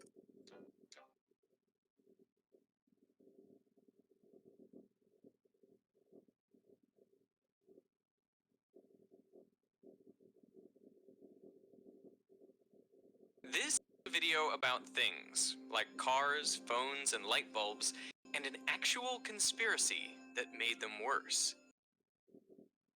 This video was sponsored by NordVPN. More about them at the end of the video. I am outside Livermore Fire Station number 6, and in here, they have the longest continuously on light bulb in the world. It has been on for 120 years, since 1901. There it is, huh? It's not even connected to a light switch, but it does have a backup battery and generator. So the big question is, how has this light bulb lasted so long? It was manufactured by hand not long after commercial light bulbs were first invented. And yet, it has been running for over 1,000,000 hours, way longer than any light bulb today is meant to last. A while back, a friend of mine told me this story, that someone had invented a light bulb that would last forever, years ago. But they never sold it because an everlasting light bulb makes for a terrible business model. I mean, you would never have any repeat customers, and eventually you would run out of people to sell light bulbs to. I thought this story sounded ridiculous. If you could make an everlasting light bulb, then everyone would buy your light bulb over the competitors. And so you could charge really high prices, make a lot of money, even if demand would eventually dry up. I just couldn't imagine that we had better light bulbs in the past and then intentionally made them worse. But it turns out I was wrong. At least, sort of. Inventing a viable electric light was hard. I mean, this is the typical incandescent design, which just involves passing electric current through a material, making it so hot that it glows. You know, less than 5% of the electrical energy comes out as light. The other 95% is released as heat. So these are really heat bulbs, which give off a little bit of light as a byproduct. You know, the temperature of the filament can get up to 2800 Kelvin. That is half as hot as the surface of the sun. At temperatures like those, most materials melt, and if they don't melt, they burn. Which is why in the 1840s, Warren de la Rue came up with the idea of putting the filament in a vacuum bulb, so there's no oxygen to react with. By 1879, Thomas Edison had made a bulb with a cotton thread filament that lasted 14 hours. Other inventors created bulbs with platinum filaments or other carbonized materials, and gradually the lifespan of bulbs increased. The filaments changed from carbon to tungsten, which has a very high melting point, and by the early 1920s, average bulb lifetimes were approaching 2,000 hours, with some lasting 2,500 hours. But this is when lifetimes stopped getting longer and started getting shorter. In Geneva, Switzerland, just before Christmas 1924, there was a secret meeting of top executives from the world's leading light bulb companies. Philips, International General Electric, Tokyo Electric, Osram from Germany, and the UK's Associated Electric, among others. They formed what became known as the Phoebus Cartel, named after Phoebus, the Greek god of light. There, all these companies agreed to work together to help each other by controlling the world's supply of light bulbs. In the early days of the electrical industry, there had been lots of different small light bulb manufacturers, but by now, they had largely been consolidated into these big corporations, each dominant in a particular part of the world. The biggest threat they all faced was from longer-lasting light bulbs. For example, in 1923, Osram sold 63 million light bulbs, but the following year, they sold only 28 million. Light bulbs were lasting too long, eating into sales. So all the companies in the cartel agreed to reduce the lifespan of their bulbs to 1,000 hours, cutting the existing average almost in half. But how could each company ensure that the other companies would actually follow the rules and make shorter lasting light bulbs? After all, it would be in each of their individual interests to make a better product to outsell the others. Well, to enforce the 1,000-hour limit, each of the manufacturers had to send in sample bulbs from their factory, and they were tested on big test stands like this one. If a bulb lasted significantly longer than 1,000 hours, well, then the company was fined. If a bulb lasted longer than 3,000 hours, well, the fine was 200 Swiss francs for every 1,000 bulbs sold. And there are records of these fines being issued to companies. But how do you make a worse light bulb in the first place? Well, the same engineers who had previously been tasked with extending the lifespan now had to find ways to decrease it. So they tried different materials, different shaped filaments, and thinner connections. And if you look at the data, they were successful. Ever since the formation of the cartel, the lifespan of light bulbs steadily decreased, so that by 1934, the average lifespan was just 1,205 hours. And just as they had planned, sales increased for cartel members by 25% in the 4 years after 1926. And even though the cost of components came down, the cartel kept prices virtually unchanged, so they increased their profit margins. So did people know that the light bulb companies were conspiring together to make their products worse? No. The Phoebus cartel claimed that its purpose was to increase standardization and efficiency of light bulbs. I mean, they did establish this screw thread as standard. You can find it on virtually all light bulbs around the world now. But all evidence points to the cartels being motivated by profits and increased sales, not by what was best for consumers. So, one of the reasons this light bulb has lasted so long is because it was made before the cartel era. Another reason is because the filament has always been run at low power, just 4 or 5 watts. It was meant to be a night light for the fire station, to provide just enough light so that firemen wouldn't run into things at night. And the fact that it was always on reduced the thermal cycling of the filament and components, limiting the stress caused by thermal expansion and contraction. The Phoebus cartel was initially planned to last at least until 1955, but it fell apart in the 1930s. It was already struggling due to outside competition and non-compliance amongst some of its members, but the outbreak of World War II is really what finished it off. So this cartel was dead, but its methods survive to this day. There are lots of companies out there that intentionally shorten the lifespan of their products. It's a tactic known now as planned obsolescence. This was actually the subject of Casey Neistat's first viral video, all the way back in 2003. Apple, my name's Ryan. May I have your first name, please? Casey. All right, what seems to be the issue today? I have an iPod that I bought about 18 months ago, and the battery is dead on it. 18 months? Okay, it's past its year, which basically means for, there'll be a charge of $255 plus a mailing fee to send it to us to refurb it. Correct it. But at that price, you might as well go get a new one. This video got millions of views in a time before YouTube or social media, and it spawned a class action lawsuit, which Apple settled out of court. But it didn't stop the company from practicing planned obsolescence. After an iOS update in 2017, users of older iPhones found apps loading significantly slower or the device shutting down altogether. Apple said they throttled performance to protect the battery of older devices and increase their longevity. Of course, that wouldn't be an issue if the battery were replaceable.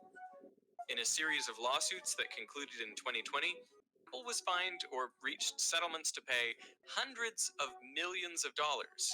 Undoubtedly, this amount pales in comparison to the extra revenue they generate by limiting the lifespan of their products. But some would argue that planned obsolescence isn't just about greed, but that it's also good for everyone. During the Great Depression in the 1930s, when as much as a quarter of Americans were out of work, an American real estate broker, Bernard London, proposed mandatory planned obsolescence as a way to get people back to work and lift America out of the Depression. He wrote, "I would have the government assign a lease of life to shoes and homes and machines when they are first created, and they would be sold and used within the term of their existence definitely known by the consumer. After the allotted time had expired, these things would be legally dead and would be controlled by the duly appointed governmental agency and destroyed if there is widespread unemployment." Now, this might sound like a wild, fringe idea, but people were clearly afraid of being put out of work by technological progress and products that were too good. There was even a popular Oscar-nominated film about it. This is The Man in the White Suit from 1951.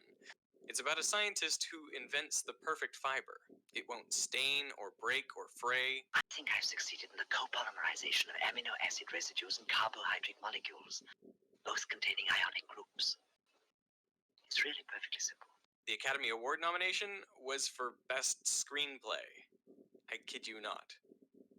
Anyway, everyone is initially excited about our hero's scientific discovery.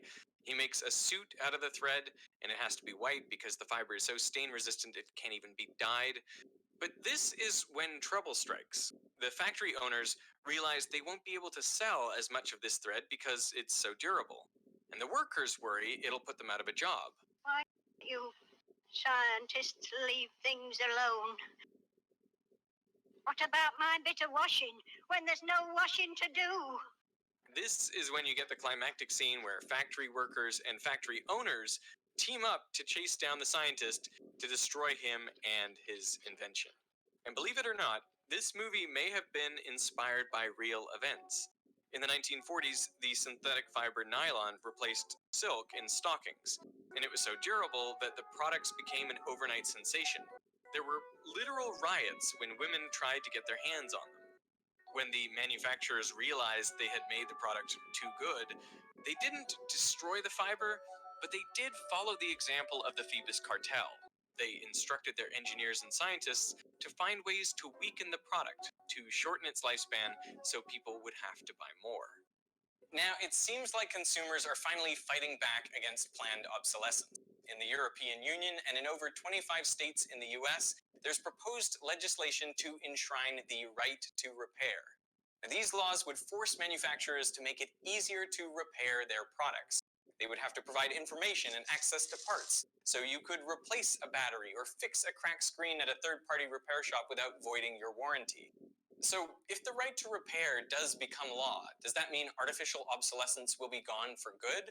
Sadly, no, because there is one last thing manufacturers can use to make their products obsolete, which is you. Henry Ford released the first mass-market car, the Model T, in 1908, and he envisioned it like a workhorse, an affordable tool that wouldn't wear out, a bit like the everlasting light bulb. In 1922, Ford said, "We want the man who buys one of our cars never to have to buy another. We never make an improvement that renders any previous model obsolete." But by 1920, 55% of American families already owned a car. Nearly everyone that could afford one had one. And that same year, there was a small economic downturn driving down sales for both Ford and General Motors. In 1921, DuPont, the chemical and paint company, took over the controlling share in General Motors, and they started experimenting with painting cars different colors. Up until then, Henry Ford had said, you could have whatever color you like, so long as it's black. It took a couple years.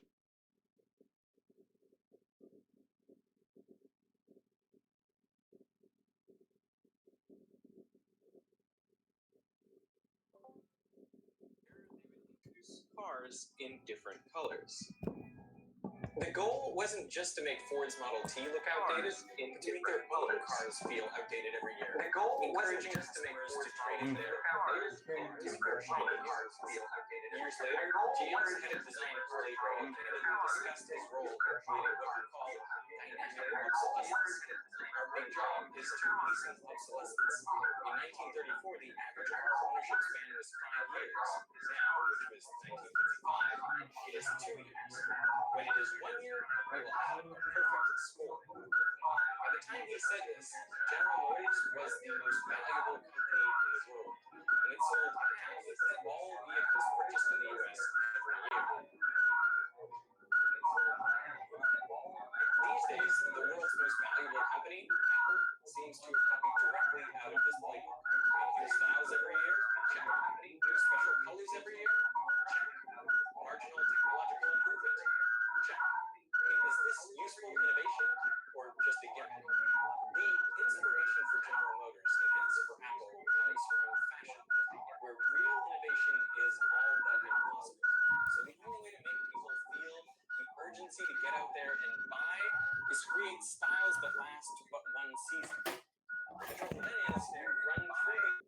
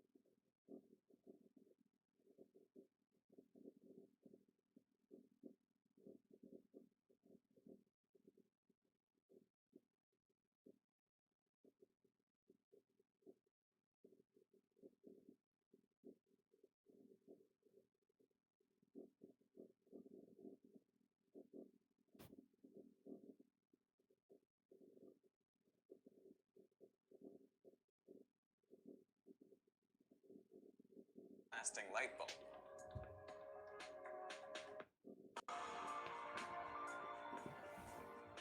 Hey, this video was sponsored by NordVPN. You know, I am featured in an episode of the British TV program QI. It's a show I really like, and I'd highly recommend it if you haven't seen it already. How long would it take to excrete out? Hoeveel schoolboeken heb jij in je hele leven opengeslagen? Zijn het 20, 50, misschien wel 100? How big is a mole of people? If you remember anything from your high school chemistry class, it's probably that alkali metals explode in water, and atoms are really, really small, and that a mole is a unit described by a huge number. Let's have some fun putting that huge number in perspective, shall we? Let's talk about a mole of people. How big would it be? Could we ever support them all? How much of the planet's resources would they all use? What even is a mole anyways? Let's find out. But first, we need to understand what a mole is in the chemistry sense and how chemists use it. In short, the mole is created as a way to bridge the gap between the atomic world and ours. You see, most, if not all, reactions occur in ratios. React 2 atoms of A with 1 atom of B and get a molecule of C. If chemists want to understand how reactions work, surely they need to react things atom by atom, which is basically impossible, because atoms are really, really tiny. Then one man figured out that 12 grams of carbon-12 had 6.022 times 10 to the 23rd atoms in it. That number became known as Avogadro's constant, which was first alluded to by, you guessed it, Johann Lockschmidt. What? Does that surprise you? Imagine how Rosalind Franklin felt. But I digress. Since each different atom and molecule weighs a different amount, you can't readily see the ratio process of moles and working with grams and kilograms of substance. Then enter the mole, which connects the mass measurement to that counted number of particles, and lets you tap into those ratios to help better understand what's going on during reactions. 1 mole is equivalent to 6.022 times 10 to the 23rd particles. And for reference, 1 mole of water has a mass of about 18 grams, or about a tablespoon.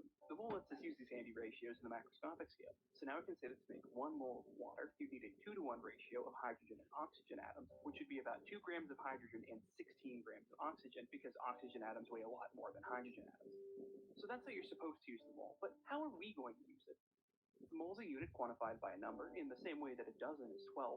We can use the mole to quantify people. Only problem is that a mole is a lot bigger than a dozen, and people are a lot bigger than salt molecules. How big is a mole of people? As Red Elaine puts it in an article on Wired, a mole of people, if tossed into space, would congregate into a ball that would be about 10 times the size of the Earth. Materializing a mole of people in space is one thing, but is there any way that we could reach that number in real life? If we could, we need to scratch the surface of population dynamics. To put it simply, living things need food to grow and reproduce. How large a population gets depends on how much food is available based on the Verhulst model. As long as food is plentiful, you grow exponentially like a bacterium. As you get closer to the number of people that can be supported by the area, called that carrying capacity, the population starts to even out. If you have more people that are supported by that carrying capacity, people are going to starve, bringing that population back down towards the carrying capacity. Eventually, you reach a somewhat stable population that fluctuates only slightly. Surely, all we need to do is estimate Earth's carrying capacity, right? Well, for us, a problem arises here because it's difficult to determine how Earth's carrying capacity is going to change in the future, as that depends on how we'll spend and gather its resources. You see, people farming sustainably in mud huts use up less of the Earth's resources than people who fly everywhere in private jets, so estimating people's future resource consumption is going to be a bit difficult. In the same vein, advances in agriculture have led to increased crop yields, and global warming is changing how much land is farmable. So we don't know how many people the Earth will be able to support going forward. Putting both these together, we can't accurately say how Earth's carrying capacity is going to change over time. Instead, we can use past numbers for consumption of Earth's resources. And there's no better or more depressing way to see how many resources humans consume than by looking at Earth Overshoot Day. What's Earth Overshoot Day, you ask? It's a way to show how much of the Earth's resources we're using. It works like this. The Earth creates a finite amount of resources each year. People on the planet use more resources in that year than the planet creates. The estimate of when we use up a year's worth of Earth's resources is referred to as Earth Overshoot Day. In 2018, that fell on August 1st, meaning that we used up all the resources the Earth would make in a year in 7 months. But that's just 7 billion people. When will Earth Overshoot Day occur if 1 mole of people are using Earth's resources? This is where the units get a little esoteric, but bear with us. We're going to be measuring global hectares, which, to paraphrase global footprint now, is the calculation of all the land and sea area in the world in a given year, and therefore how much that land is used for humans. In 2012, the Earth has a capacity of 9.2 billion global hectares, while the average person requires 2.2 global hectares each. This led to a deficit of 1.1 global hectares per person, which is actually pretty sad. But if we had a mole of people, that would require 1.7 global hectares, which would burn up a year of the Earth's resources in 0.00000000117 seconds. Here's one more nail on that sustainability topic. An average adult inhales about 6 grams of air per breath. Our mole of human, in one breath, could inhale the entire planet's atmosphere 123 times over. So yeah, we can't support all those people on Earth. All is not lost, however. We may one day have the technology required to populate other planets and spread across the universe like a virus destroying its host. According to research headed by Eric Pettigura, 22% of sun-like stars harbor Earth-like planets that could, with a bit of work, sustain us. This means that, conservatively, there are 880 million solar Earth-like planets in the Milky Way. If we were to infest all of them with 7 billion people each, we could support 6.16 times 10 to the 18th people, which is an unfathomably large number of people. But we would still need another 100,000 galaxies worth of stars in order to sustain everyone. Of course, we still have a lot of problems to figure out before we colonize, and hopefully we can figure them out before we destroy 100,000 galaxies. It was created as a way to bridge the... How much would the sea level change if all of the whales disappeared? I mean, whales are some of the largest animals in the world. Surely removing them would change our oceans drastically, right? And for that matter, how much whale is there in the world anyways? What can we even do with all of it? Let's find out. Since whales are actually a very diverse bunch of animals, let's hone in on the largest whale, the blue whale. Coming in at up to 200 tons, the blue whale reigns supreme. However, despite being the largest animal, it is also an endangered species with only 10 to 25,000 individual whales. This means that with the most liberal numbers, the blue whale biomass is 4.54 times 10 to the 9th kilograms, which is huge, more than 1,800 Olympic-sized swimming pools. But 1,800 pools of whale are nowhere near as huge as the amount of water in the oceans. According to data compiled by the Physics Factbook, the ocean has a mass of 1.4 times 10 to the 21st kilograms. The difference is almost 12 orders of magnitude. Let's put that into perspective. Imagine you've just plucked off a single strand of arm hair. Congratulations, you've just proportionately lost more mass than the oceans did by losing all of its blue whales. Finding the change in sea level, though, is a far more difficult endeavor. The sea isn't nearly as level as you may believe. Aside from the obvious waves and tides, the ocean gets pressed down by higher atmospheric pressure, its density changes due to dissolved salts, as well as the water cycle's constant flow. At any given moment, water is flowing into and out of the ocean at levels that put the whales to shame. The sea level wouldn't drop any more than a measuring error. The bigger question still remains, though. What happened to all the whales? Surely their lives were not taken in vain. After all, 28% of whale is blubber, and 60% of blubber is whale oil. The same whale oil that was used to light lanterns in the early to mid-1800s, and it would still serve as a reasonable energy supply today. With all the whale we've collected, we would be able to power all of the United Kingdom for 8 days. But there's more to whale than just the blubber. Blue whales are also 40% muscle, so we could replace all the beef for whale in the United States and be able to meet demands for 2 months. Seems a bit underwhelming, doesn't it? Let's put that into perspective with another type of whale. With a population of 3 million, they're far more prolific than the blue whale. However, weighing in at an average of 77 kilograms each, the Welsh certainly underperform in the weight category. This gives them a biomass of 2.31 times 10 to the 8th kilograms, about 5% the mass of the blue whales. The Welsh are a bit thinner than the whales, though, with an estimated 20% body fat. I'll spare you the details of rendering. But after everything is butchered, boiled, spun, and separated, you'll be left with 4.62 times 10 to the 7th kilograms of usable fat. Using similar methods previously, we could repurpose the old whale power plant for the new Welsh power plant and provide 4.57 times 10 to the 8th kilowatt hours of energy, which would provide the new United Kingdom energy for 13 hours. When it comes to selling meat, disregarding the potentially abysmal sales numbers, you'd be able to replace meat in the United States for 2.6 days. I'm sure that marketing would be able to find a good way to spin it, though. I mean, you should see the things some people need.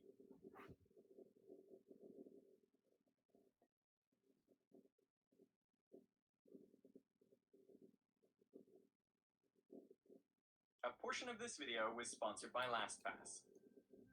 This video is about a pattern people thought was impossible, and a material that wasn't supposed to exist. This story begins over 400 years ago in Prague. I'm now in Prague, in the Czech Republic, which is perhaps my favorite European city that I've visited so far. I'm going to visit the Kepler Museum because he's one of the most famous scientists who lived and worked around Prague. I want to tell you 5 things about Johannes Kepler that are essential to our story. Number 1. Kepler is most famous for figuring out that the shapes of planetary orbits are ellipses. But before he came to this realization, he invented a model of the solar system in which the planets were on nested spheres, separated by the Platonic solids. What are the Platonic solids? Well, they are objects where all of the faces are identical and all of the vertices are identical, which means you can rotate them through some angle and they look the same as they did before. So the cube is an obvious example. Then you also have the tetrahedron, the octahedron, the dodecahedron, which has 12 pentagonal sides, and the icosahedron, which has 20 sides. And that's it. There are just 5 platonic solids, which was convenient for Kepler because in his day they only knew about 6 planets. So this allowed him to put a unique platonic solid between each of the planetary spheres. Essentially, he used them as spacers. He carefully selected the order of the platonic solids so that the distances between planets would match astronomical observations as closely as possible. He had this deep, abiding belief that there was some geometric regularity in the universe. And of course there is, just not this. 2. Kepler's attraction to geometry extended to more practical questions like, how do you stack cannonballs so they take up the least space on a ship's deck? By 1611, Kepler had an answer. Hexagonal close packing and the face-centered cubic arrangement are both equivalently and optimally efficient, with cannonballs occupying about 74% of the volume they take up. Now, this might seem like the obvious way to stack spheres. I mean, it is the way that oranges are stacked in the supermarket, but Kepler hadn't proved it. He just stated it as fact, which is why this became known as Kepler's conjecture. Now, it turns out he was right, but it took around 400 years to prove it. The formal proof was only published in the journal Form of Mathematics in 2017. 3. Kepler published his conjecture in a pamphlet called De Niva Sexangula, on the six-cornered snowflake, in which he wondered, there must be a definite cause why, whenever snow begins to fall, its initial formations invariably display the shape of a six-cornered starlet. For if it happens by chance, why do they not fall just as well with 5 corners or with 7? Why always with 6? In Kepler's day, there was no real theory of atoms or molecules or how they self-arrange into crystals, but Kepler seemed to be on the verge of understanding this. I mean, he speculates about the smallest natural unit of a liquid like water, essentially a water molecule, and how these tiny units could stack together mechanically to form the hexagonal crystal, not unlike the hexagonal close-packed cannonballs. 4. Kepler knew that regular hexagons can cover a flat surface perfectly, with no gaps. In mathematical jargon, we say the hexagon tiles the plane periodically. You know that a tiling is periodic if you can duplicate a portion of it and continue the pattern only through translation, with no rotations or reflections. Periodic tilings can also have rotational symmetry. A rhombus pattern has twofold symmetry because if you rotate it 180 degrees, 1/2 turn, the pattern looks the same as it did before. Equilateral triangles have 3-fold symmetry. Squares have 4-fold symmetry, and hexagons have 6-fold symmetry. But those are the only symmetries you can have. 2, 3, 4, and 6. There is no 5-fold symmetry. Regular pentagons do not tile the plane. But that didn't stop Kepler from trying. See this pattern right here? He published it in his book Harmonices Mundi, or Harmony of the World. It has a certain 5-fold symmetry, but not exactly. And it's not entirely clear how you would continue this pattern to tile the whole plane. There are an infinite number of shapes that can tile the plane periodically. The regular hexagon can only tile the plane periodically. There are also an infinite number of shapes that can tile the plane periodically or non-periodically. For example, isosceles triangles can tile the plane periodically, but if you rotate a pair of triangles, well then the pattern is no longer perfectly periodic. A sphinx tile can join with another, rotated at 180 degrees, and tile the plane periodically. But a different arrangement of these same tiles is non-periodic.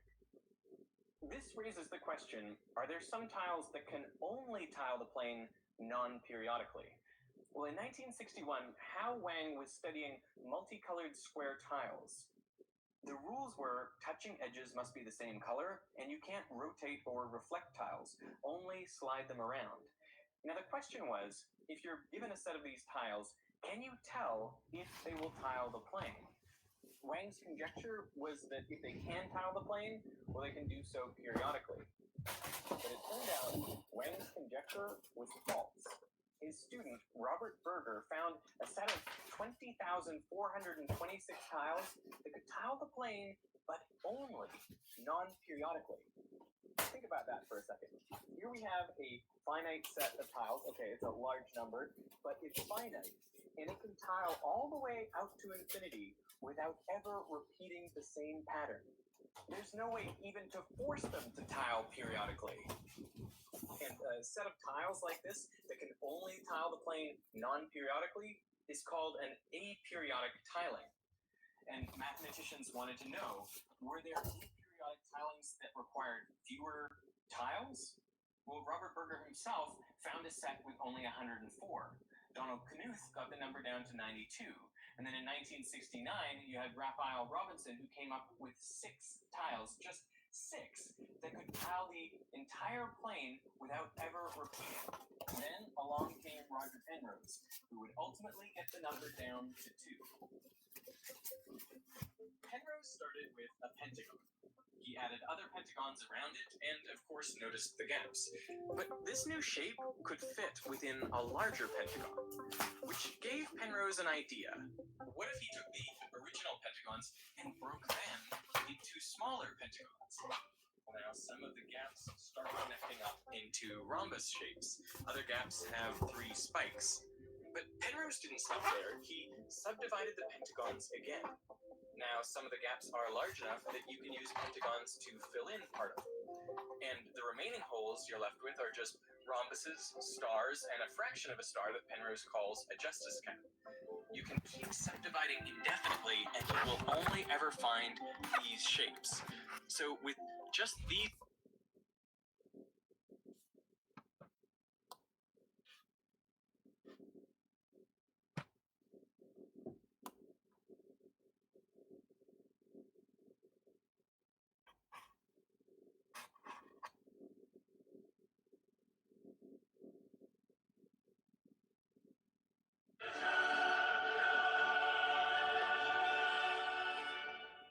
How much would you have to cry to fill a salt shaker with the salts from your own tears? If you've ever had a good cry, you've probably noticed that your tears taste salty, and that's not a coincidence. Tears contain many things like antibacterial agents, proteins, and salts, so why not suck the salt out and put it to good use? How many tears would it take to salt your meal? How long would it take to cry out? Is this even worth doing? Let's find out. First, the math. My personal salt shaker comfortably holds 84.6 grams of salt. Those sadists over at the Icelandic Web of Science tell us that there are 6 milligrams of salt per liter. This means you need to cry out 14.1 liters of tears in order to get a shaker full of salt. That's 282,000 teardrops. Now, how do we go about finding how much somebody cries? As always, these things are easier on paper than in practice. You see, there are actually 3 different types of tears. First are the reflex tears, the kind of tear your body uses to flush out your eyes when you shove an onion in your face. Secondly, we have the emotional tears. These are the ones that get invoked when you just can't even... Excuse me. We don't really know why we cry when we get emotional, and surprisingly, we don't really have any data for the rate of emotional crying, probably because of those prudes of the U.S. Department of Health and Human Services. That leaves us with the basal tears, which keep your eyes moist and uninfected. These tears are excreted all day, every day. Even though the experiment used to measure them is unsettling, we do have some data on basal tears. We secrete them at a rate of 1.2 microliters per minute. With 14 liters of tears to cry, it would take you 22 years of agonizing dry eyes in order to cry out enough salt to fill your shaker. But it's not like knowing the flow rate of emotional crying would have helped us anyways. Imagine this. If you were to take someone and force them to cry, ignoring other bodily functions, they would eventually become dehydrated, so you'd have to provide them with water. Then they would run the risk of lack of electrolytes, so you'd have to feed them salt and other nutrients. See the problem? Why strap down people and buy the licensing rights to the ending of Marley and Me when we're really just using people as an overly complicated filter? No wonder this idea hasn't caught on.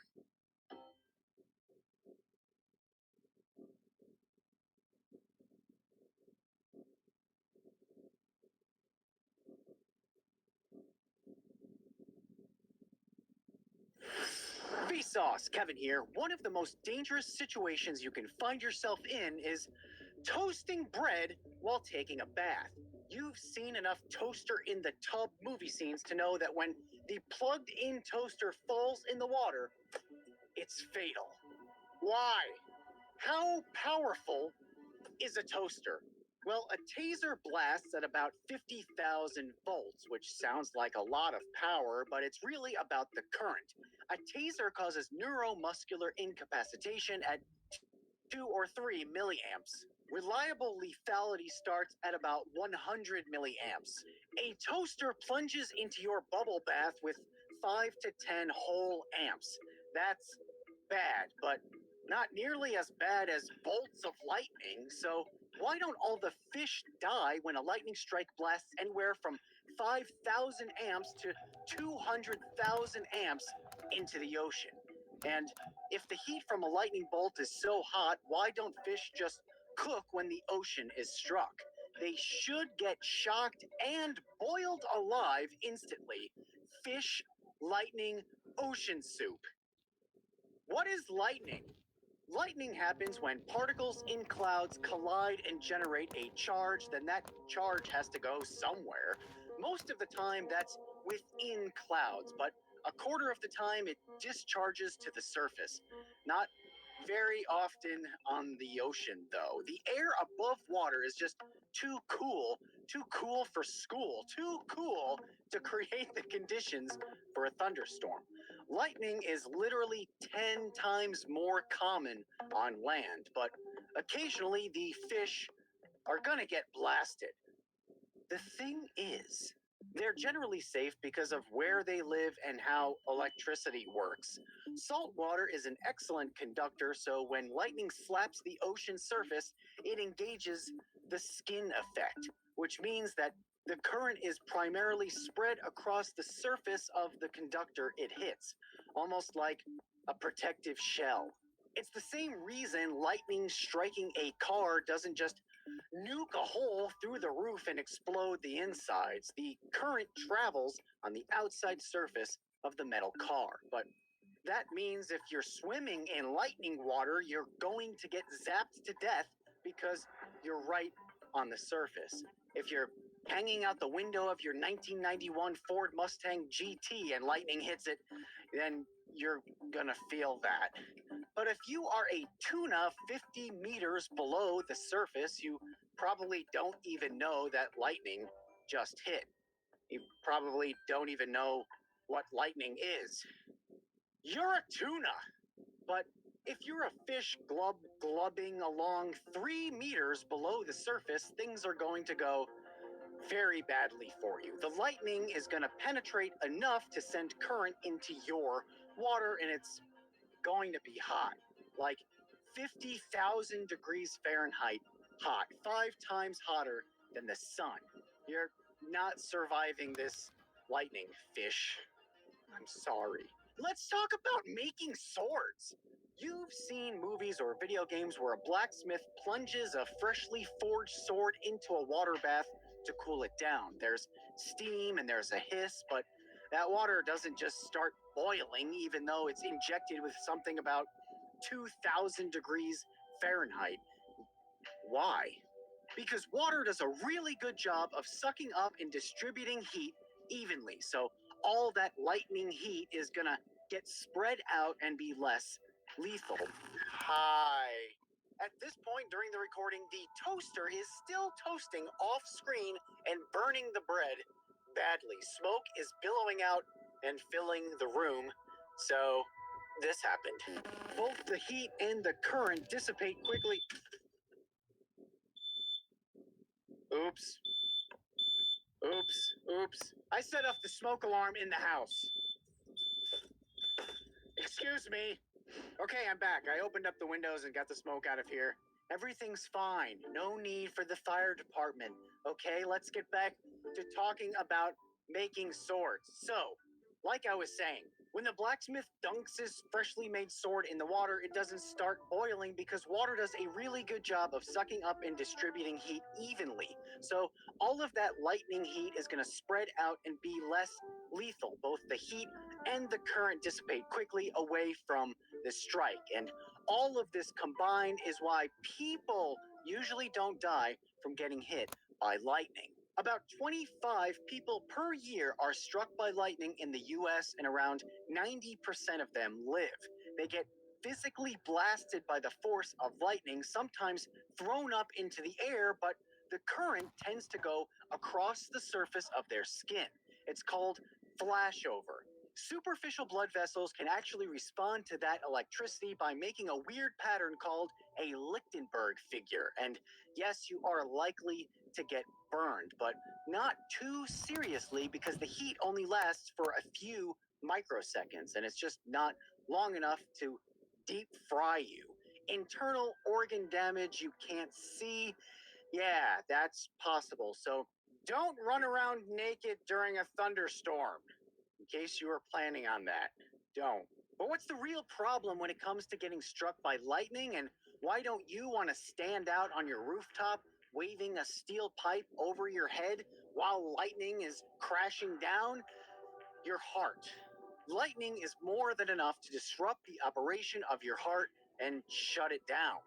Your heart is a muscle that runs on electric impulses, so even if 50 milliamps of current reach your heart, that system is disrupted enough to cause arrhythmia. And if it's more severe than just being irregular, you've got ventricular fibrillation. Your heart is basically useless at pumping blood. You need blood. Immediate CPR to the victim of a lightning strike is usually a necessity to get their heart working again, or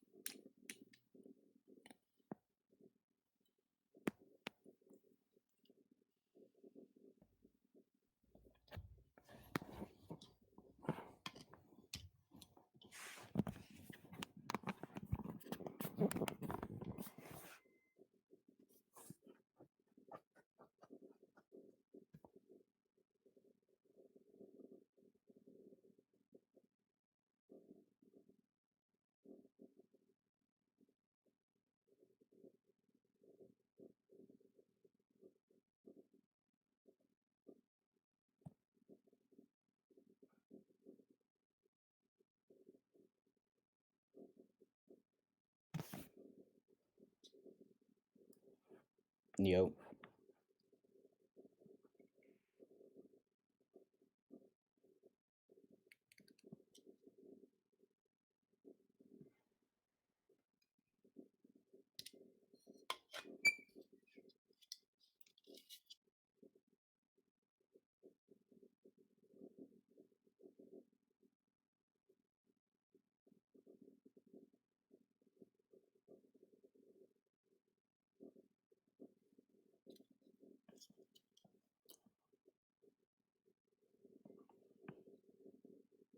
Cheers.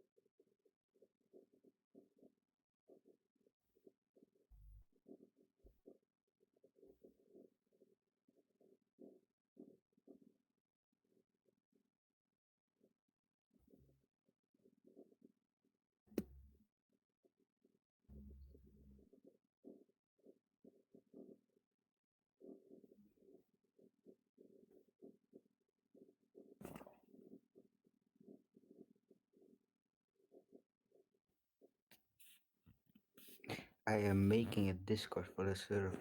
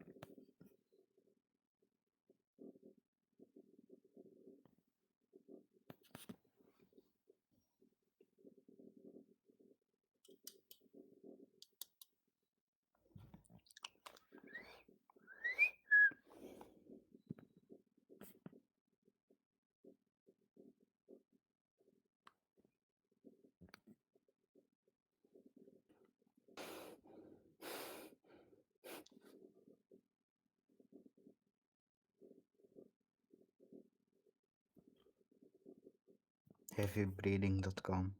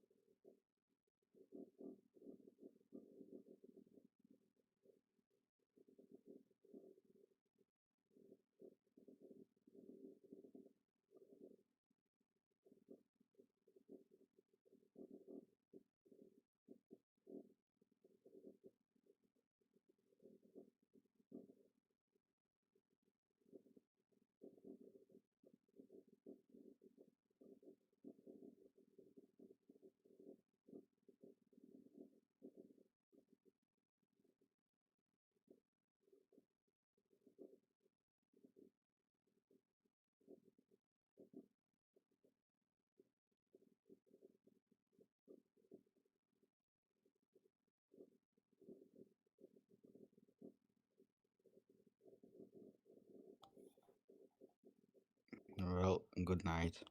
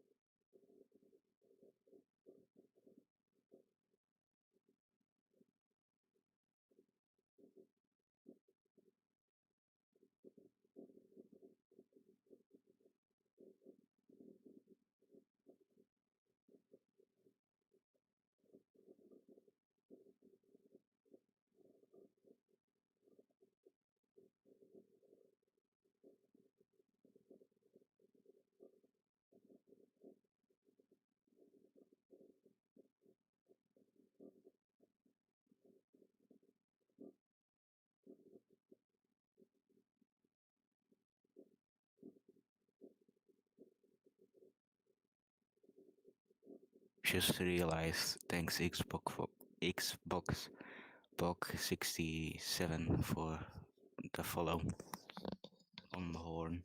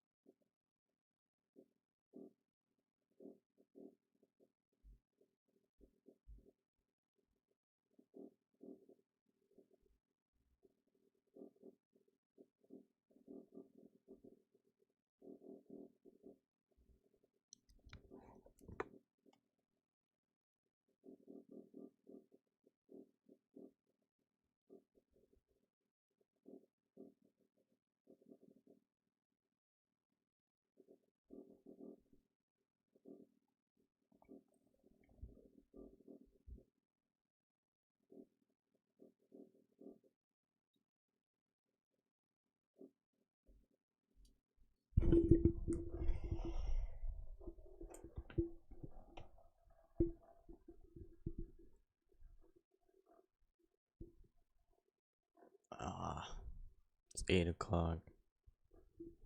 What'd I miss?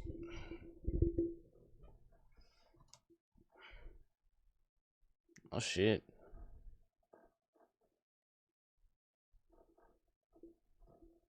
There was a lot of messages.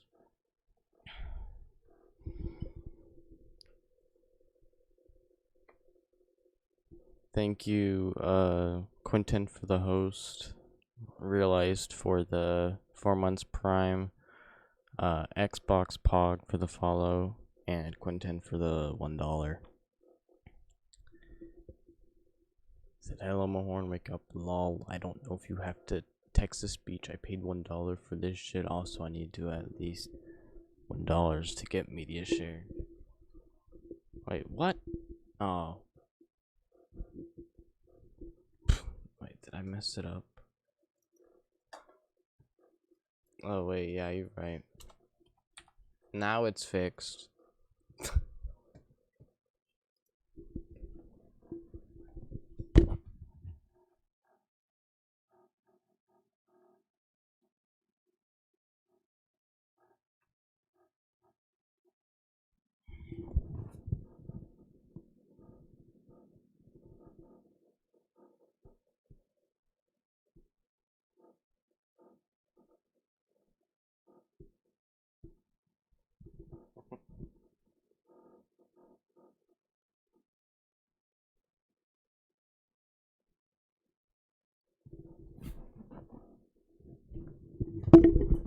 Yeah, might as well fix my mic now.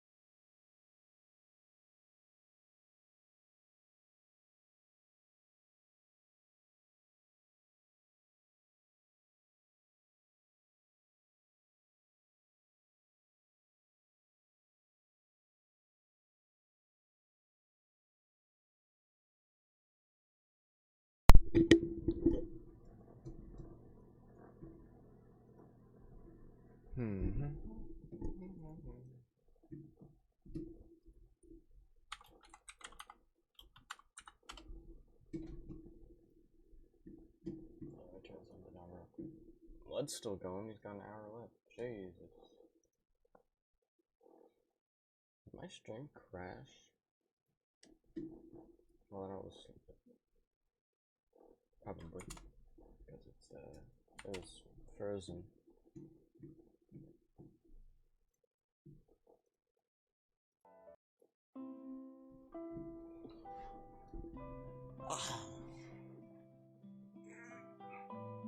Let me read through some of the messages that I missed.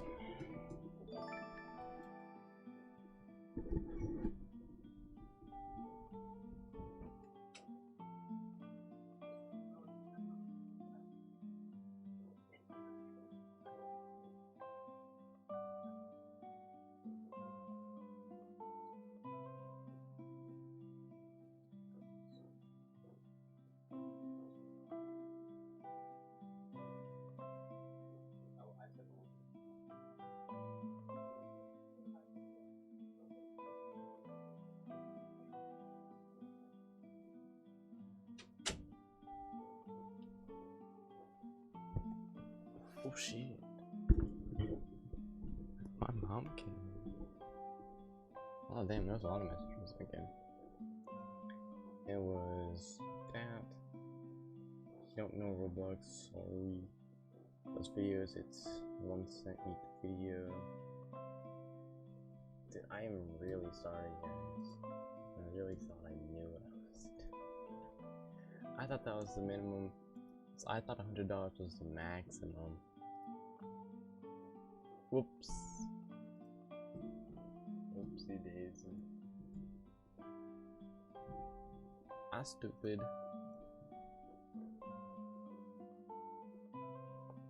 Let's look at some of these videos here.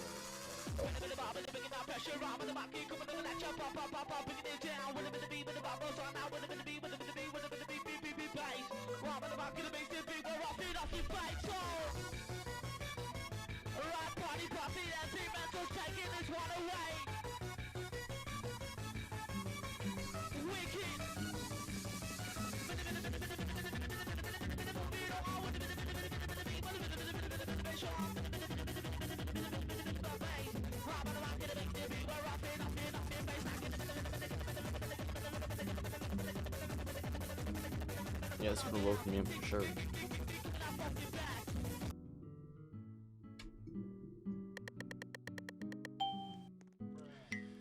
Did I ever tell you what the definition of insanity is?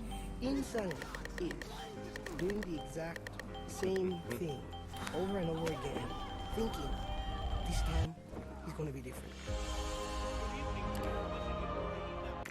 Can I please get admin? Okay. Yes! Yes! Yes! Yes! Yes! Oh my god. Or Mantinus will be murderer next round. Tell them to bring me my money.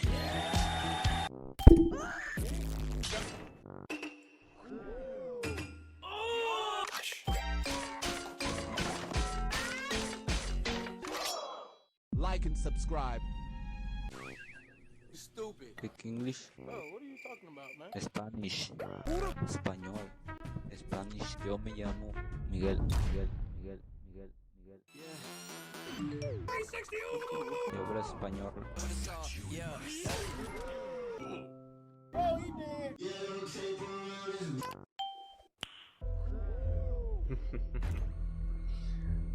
Oh my god. You turn. Oh, David Felipe is thank you for the follow. Alert's not working too. What? Just really quiet. See, I'm good. Yes. Fight! Oh, whoa, calm down, Jamal. Hey, yo, what the? Follow. Get in. Is that enough? Nah, B. Or die.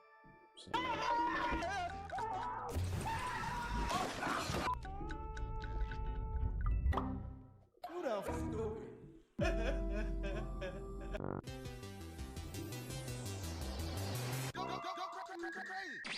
I can smell you.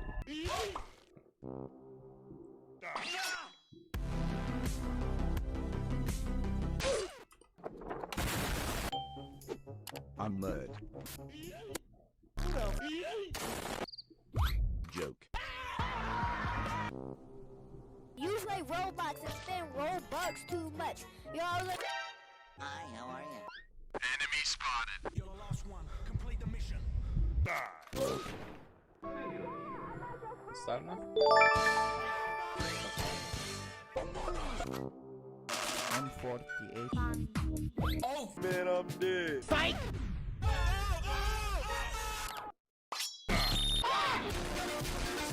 Galverno Teamers.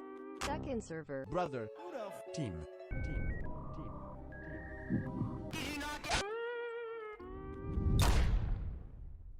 Enemy spotted. Yes, sir. Guys, today I'm gonna be dancing. Oh! Hold on. Gun. I don't have it. Why are you guys teaming? Because we are friends. You should try getting some. Okay. You can't team if you can't be the murderer. Check me out. I can smell you. Boom, bam, bada, ba, boom, pow. So easy. Yo, who is this fastest? Look at this dude. I don't know what I'm doing. Can you team, please? Then I'm friends. Bro, lol. And then I can post on TikTok. What? To your one viewer. To your one viewer. You look so stupid. Hey, I'm a hoodwink. Enemy spotted. Was you too scared to come in the sewers? Pretty sure you were the one that died. Shots! Bye. Go again. Huh? I thought you were the murderer. You look so dumb. Hey. Look. Oops, I'm just lucky. We're not just lucky. Have you heard of Dream? Yo, come here, George! Did I win? You're stupid.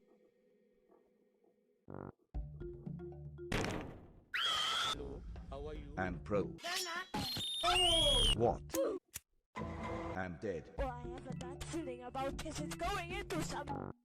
Huh? I'm dead. Hey, what happened? I don't need it. I don't need it. I definitely don't need it. I don't need it. I don't need it. I don't need it. I don't need it. You don't need it. Nah, B. Baby, I can understand. Yo, what the? Bring that here, boy. My friend here just. Wait a minute. Español. Spanish. Miguel. Un versus uno me. Okay. No, así no. Not that way.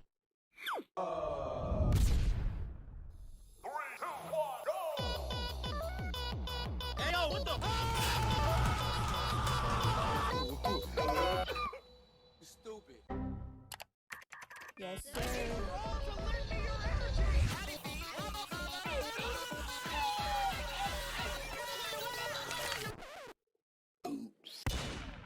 Number one victory, Roy. Check me out.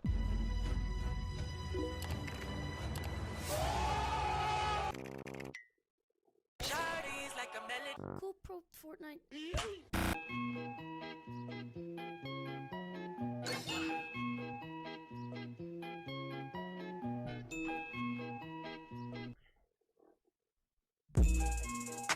There's a creator code for. Oh, whoops. There's a creator code for Roblox? That's not cringe at all. It's pretty cringe. Dude, I'm so stupid though. What the fuck? Why did I make it $100? I'm actually stupid. Well, I'm gonna end the stream. Thank you, whoever tuned in, for watching me. Sorry that it was bad, but I tried. Wait, how did my follower goal reach 152 when I have 144 followers?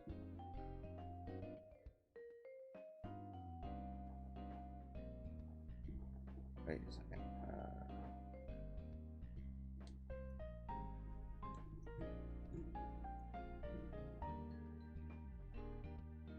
Yeah, I don't understand. The mini feed has 2 new followers.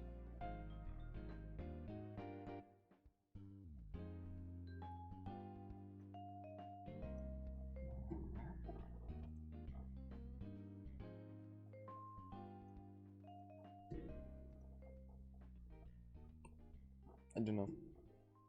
But I'm gonna go. Thank you guys. I love you.